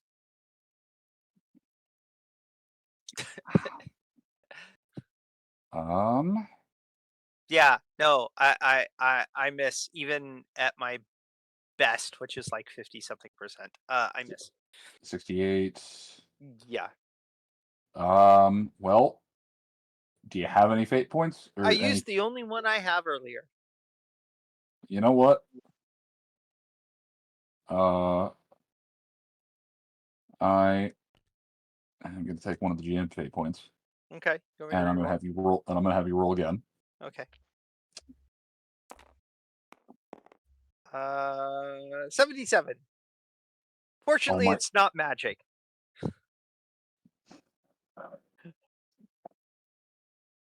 And really fortunately, A, it's not magic, and B, the worst it can do is blow up in my hand. Okay. So you aim to fire, and instead of really managing to hit anything effective, because you're firing a smooth bore shot, you aim to shoot at this target over here. Yeah. The bullet hits the wall over here. Whoops. It curved. That's my excuse. Yep. You wanted the bullet. Bullet was pitched. It was a curveball. Yep. Yeah, also, no, I tried to curve the bullet and I curved it the wrong way. Also, the cute little coat pistol has the same range as the small pistol. It just has a little less damage. Okay. Yeah, the pistol's range is pretty damn small. I'm not gonna. No, I mean, I mostly use them when I'm kind of at this distance anyway. Yep. For anything else, it's the blunderbuss or bust. Yep. Admittedly, that one does have an additional bonus if you use it in melee range, but that's just because of its concealed quality. Right. Okay. And on that note, it's 11:30 and I need to go to Oh bed. no, I was actually just about to say, and on that note, that brings us to the top, and that's going to be it for this session. Okay. So we went from. Wait, hey Moon, don't undead cause fear and horror? They would normally, but this is not your first rodeo with undead. Okay, I just thought check. Is That's the this reason anybody's why first rodeo with undead, Oscar? That's the reason why I had to make an immediate willpower test for your bandit friend Sage, because this is his first rodeo with undead. If we He hadn't did had fight the those Halloween ghosts. session, yeah. Yeah. Like, quite literally, they don't have to make a check for that because of the prologue session. Okay.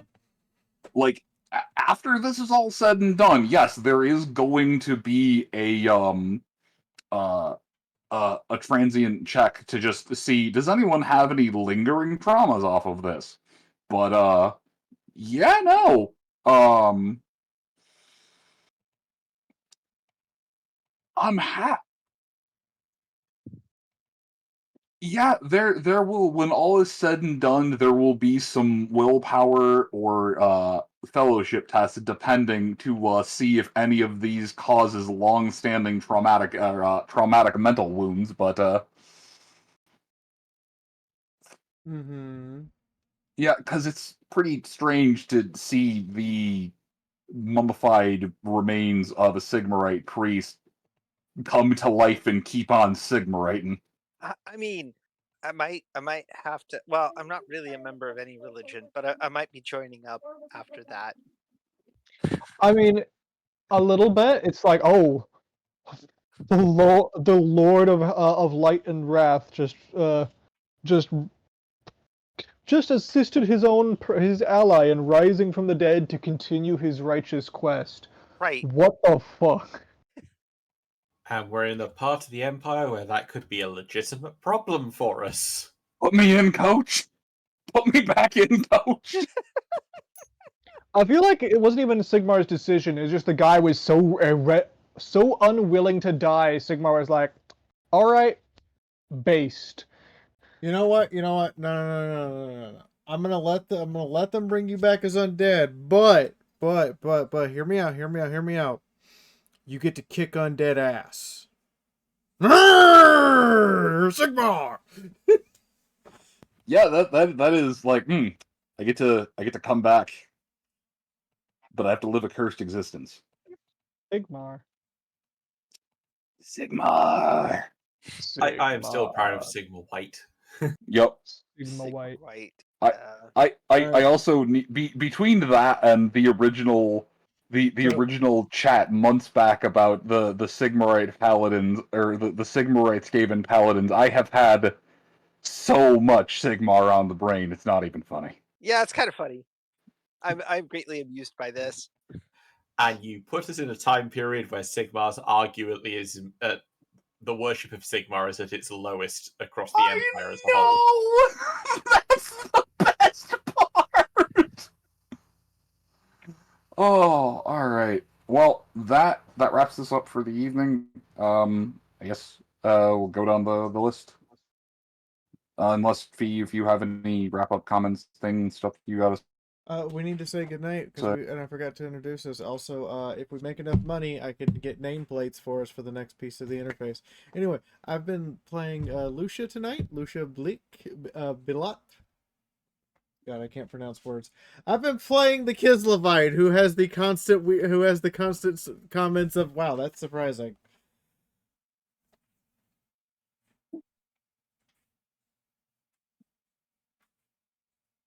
My name is Albion. I have been joining you this evening as Oscar Hertzsprung, the engineer who is going through a lot for a young man in his early 20s. So we shall see if his sanity survives as well as his body does. Thank you all, and good night. Hi everyone. I've been playing the human from Lustria, Thesserau. My name is Doodle, and it's been a pleasure. Hello, hello everyone. I'm Rental, or Rental Aphid as you would, and I've been playing Rodolan. Rodolan, the wandering, robed wizard. And thank you and pleasant dreams, or whatever it is you happen to be doing next. And I am Andre, the paladin from Brettonia, here with full of faith and moderate head trauma.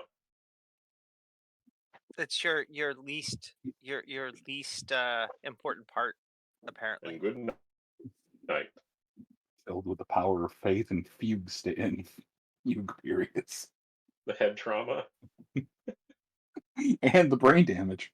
And the brain damage. And the brain damage. God damn it, man. We need more money to get more armor, Final Sight. We need to finish Armor's- this adventure before we can consider armor. Right. My You brain forget is we, too smooth for And I'm unfortunately, we have to play yet Cody. remain a bunch of broke bitches. Hey, I'm Linzabi, and I get to play the voice of Cletus, everybody's favorite recapper.